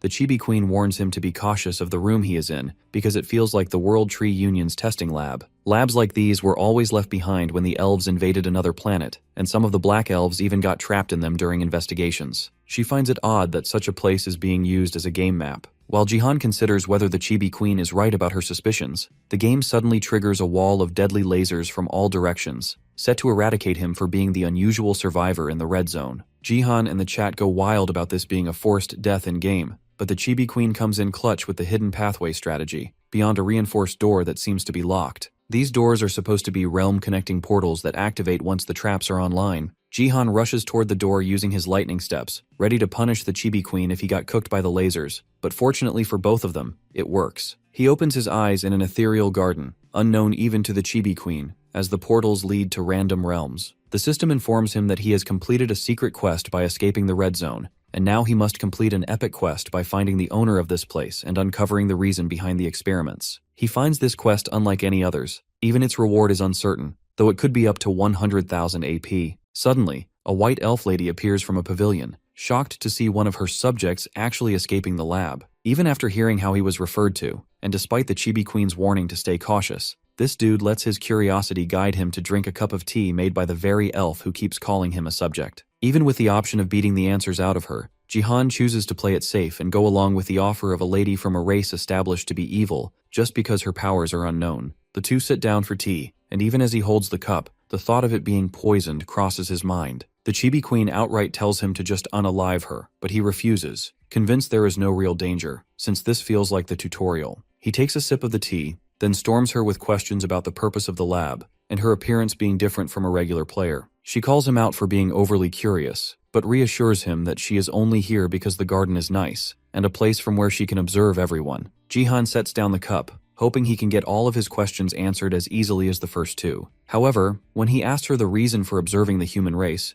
the elf reveals her psychopathic nature by telling him that she wants to make all of the unique players, like Jihan, into her slaves. As soon as she finishes her sentence, something reacts inside Jihan's body, and he collapses to the ground with panic on his face, while the elf lady smiles at him for being so damn stupid. These elves might be of different races, but their perverted nature remains the same. Unlike the Shadow Queen, this elf lady manages to make Jihan succumb to her control, as she hypnotizes him to be her slave. Luckily, a donation of 10,000 GP from one of his fans pops in between the two, breaking the elf lady's hypnosis. With the chat becoming functional again, the elf lady lets go of Jihan since she has been seen by everyone, and with the total number of players finally reaching 50, the game ends. She grows even more frustrated that her playtime was cut so short, yet it is not a problem because the leaf has already been planted in Jihan. Before the game finishes, she orders him to come find her the moment the next game begins. Jihan returns to his apartment as the game ends and flops to the floor. The Chibi Queen grows back into her adult form, regretting that she did not do much to stop him from interacting with the elf lady. She cannot believe that the elf would put her hands on a player in the tutorial. The Chibi Queen recognizes the leaf as one from the World Tree and starts battering Jihan to make him snap out of it. Fortunately, he regains consciousness and stops her, because he never truly fell into the elf's control. Seiya comes bursting into the room, recapping how her uncle falls for every new woman's control. She sees the Chibi Queen on top of her uncle, and assumes that it was she who controlled him this time. After the misunderstanding clears, the Chibi Queen explains that the leaf of the World Tree is both an item that heals all abnormalities, and something that can be used to control a being without resistance. This begs the question of how Jihan is still fine after the leaf was implanted in him. He explains that it is thanks to the martial spirit, an ability he gained after mastering control of his body. He only temporarily succumbed to the hypnosis because it felt similar, but he managed to manipulate the external energy that tried to control him right after. Seiya and the Chibi Queen simply accept that this dude is too OP to be controlled. He wants to cut open his body to take the leaf out, but it is impossible to do so without the elf's technology, so he has to set up a meeting with the elf lady. Seiya worries that it might lead to something disastrous, but Jihan comforts her that it will be fine. Deep inside, he is well aware of the risk, but he needs to follow through for his plan. A few days later, he gets escorted to the national team's dormitory. He talks to Seiya on the phone as he walks through the hall, thinking about the call-up for his training, the schedule, and the fact that he has to live with someone he bullied live on stream. He continues his conversation with Seiya. The two talk about living away from each other, concerned that neither of them will survive without the other, especially Seiya without her uncle's delicious cooking. She is actually out grocery shopping for that exact reason and cuts the call. Unbeknownst to her, an assassin spies on her from a dark alley, ready to take her out since she is alone and it is the best opportunity for him. However, he suddenly finds himself surrounded by 1,000 blades of shadow. The Chibi Queen has found him, and she needs some answers. Surrounded by Jihan's contingency, the assassin tries to come up with an escape plan. Conveniently for her, Seiya enters the scene. She attempts to use this opportunity to take Seiya out at once, but the Chibi Queen is quick to react, impaling her instead. However, the assassin manages to fool her into attacking an afterimage, while the real one sneaks up behind Seiya. Fortunately, the lightning spell that Jihan gave Seiya comes in clutch, sending the assassin flying away. Using the opportunity, the Chibi Queen attacks with her blades and corners the assassin. With nowhere to run, the assassin gets impaled by the Chibi Queen's blades. Seiya worries that she might have killed her, but the Chibi Queen knows how to control her strength. She unmasks the assassin right away, and it is none other than Akari, the assassin sent by Ito Shizuru. Both Seiya and the Chibi Queen complain about these people constantly being a pain. Akari then uses her sob story about the time she tried apologizing to Ito Shizuru for failing to capture Jihan, but the sadistic queen used Akari's sister, Hiyori, to blackmail her. Shizuru threatened to use Hiyori's body as the replacement clone to punish Akari for ruining her plans. Even after hearing her story, and that she was forced to commit such a heinous crime, Seiya does not buy it at all, because this concerns her and Jihan's safety. To fix the issue, she calls her uncle before turning Akari into the police. Unfortunately, she somehow forgets that Akari is a diamond-ranked assassin who can easily break through restraints. As Seiya informs Jihan about her location, Akari materializes a sword and uses it to split the Chibi Queen in half. Jihan anxiously asks Seiya about the situation, but she is too shocked to speak. Akari smirks, noting that Seiya is cold enough not to pity a killer just because she used a sob story. The reality is that Akari willingly submitted her body to Ito Shizuru and got turned into a clone to protect her sister, losing her ego in the process. This means that Akari's body can be overwritten with Shizuru's consciousness whenever she wants. Shizuru then confronts Seiya about being rude to her soon-to-be stepmother. Seiya recognizes the face of the sadistic queen and immediately tries to tell Jihan about it, but her phone gets snapped in half. Ito Shizuru grabs Seiya by the neck and tries to force her into obedience. Before the call ends, upon hearing Seiya scream out the name of the sadistic queen, veins pop out on Jihan's face from sheer anger. As obedience works its charm on her, Seiya struggles to resist it. Regardless of her hatred for the woman who took her father away, she almost falls to her seduction. Thankfully, the lightning seal triggers at the last moment, preventing C from falling into mind control. The queen's frustration grows further because now there are two people able to resist her control. Seiya escapes the mind control and reminds the succubus queen that not even her gift can compensate for her grandma appearance, which pisses Shizuru off. She then vanishes into thin air when her self-proclaimed stepmother tries to grab her once again. Having so many failures at once makes Shizuru anxious. To rub salt in her wounds, the Chibi Queen emerges from the shadows, this time in her adult form. Shizuru thinks she can at least get answers out of Jihan's summon, but due to the difference in stats between them, obedience is nullified. The Chibi Queen smirks at the pitiful woman's attempts to mind control her, striking real fear in her heart for the first time. The Chibi Queen then shows Shizuru the difference in their powers by easily trapping her under a giant shadow hand. since Akari's movements become extremely dull once her body is overtaken by the good-for-nothing queen. She proceeds to get rid of this nuisance once and for all, but Shizuru pulls out an item that protects her completely from the Chibi Queen's attacks. It's called the Absolute Defense Charm, an S-ranked item that can only be used once. The Chibi Queen calls her out for using petty tricks instead of actually getting good in battle. Shizuru realizes that her plans are fully undone for now, especially because she didn't account for Jihan's summoned familiar, so now she just has to grab Sia and scram out of here. The only problem is that she has no clue where Sia could have gone. Meanwhile, Sia is still there, just in another dimension. At the last second, she equipped the shadow cloak to escape, and now no one can actually see her. She is surprised to see the cloak working so well, so she decides to stay in the void for a little longer. Had she read the description of the cloak, she would know that staying too long in that place leads to disasters. A strong storm emerges out of nowhere, and the system issues a warning that Sia needs to avoid getting swallowed by it. The battle between the Chibi Queen and the sadistic queen continues, but Sia's sudden reappearance puts it on hold. As Sia trembles at the thought of almost being consumed by the storm, had she unequipped the cloak even a second later, Ito Shizuru smiles at the opportunity to accomplish her goals. However, the Chibi Queen smirks at her ignorance of the Grim Reaper lurking right behind her. Jihan arrives at the fight and strikes Shizuru with his lightning. He checks on Sia, then proceeds to threaten who he thinks is Akari, but the Chibi Queen alerts him that the woman is actually Ito Shizuru. Knowing she is hopelessly outmatched, Shizuru tries to run away with Akari's body using spiritification, because the body is quite valuable to her. Unfortunately for her, she doesn't get to leave on her terms this time around. Jihan intercepts her disappearance during the spiritification and beats the egoistic queen to a pulp. Unable to withstand the thrashing, Shizuru is forced to abandon the vessel she worked so hard to create. Still, before she decides to forfeit the body, she tries to get the last word in, but Jihan takes even that away from her, reminding her that the next time they meet will be at her funeral. He throws away the body as its consciousness fades, but before he can leave the place with Sia, the two of them turn around to see a surprising development. The sadistic queen returns to her complex, completely defeated. The Simp Sword King sees her anxious and proceeds to comfort her, believing all of the lies she feeds him about wanting to unite his family by bringing Jihan to Japan so they can all live happily ever after. The retard king falls for her grandma charms once again, but their moment is interrupted by a notification from Jihan's channel that he is going live. Shizuru wonders if he is going to talk about today's events,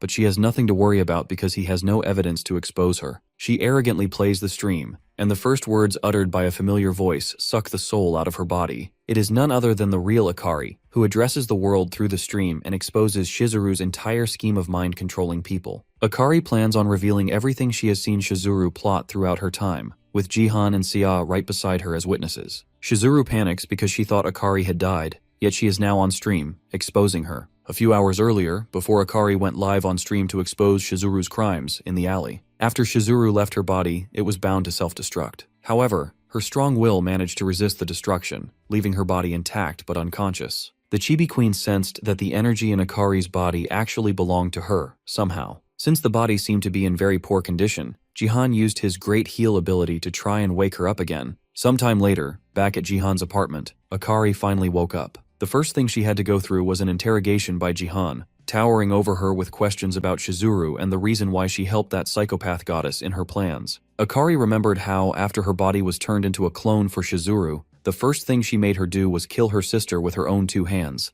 as a test to see if the clone would obey her, because there were signs of resistance from the original Akari's consciousness in the body. However, even if she was no longer herself, killing her sister still broke her from the inside. Now that she was finally back to normal, Akari planned to enact her revenge on Shizuru by ripping her to shreds. Her anger and sorrow drove her actions as she tried to leave the apartment, but Jihan reminded her that she was just going on a suicide mission, because killing that evil woman wasn't that simple, or it would have been done already. Plus, no one wanted Shizuru to reclaim the clone she had just lost. The reality check hit Akari deeply, and she broke down, hopeless to do anything on her own to get revenge. That was when Jihan extended a helping hand towards her, suggesting that she reveal all of this information to the world. Fast forward to the present, Akari revealed all of the crimes committed by Shizuru using clones like Akari, from murders to brainwashing people, and using her gift to seduce high-ranking officials in the Japanese government. Shizuru had used her clones to get her way without ever getting caught. Seeing Akari shed tears on stream, the chat believed her, advocating for rules to be enforced against such acts. Jihan took over the stream and cautioned everyone to be careful of the woman that was Ito Shizuru. With the Northeast Asian League Games right around the corner, he tried to convince the top players from each country not to be persuaded by this woman's charms, so as not to turn traitor to their nations, like the Sword King.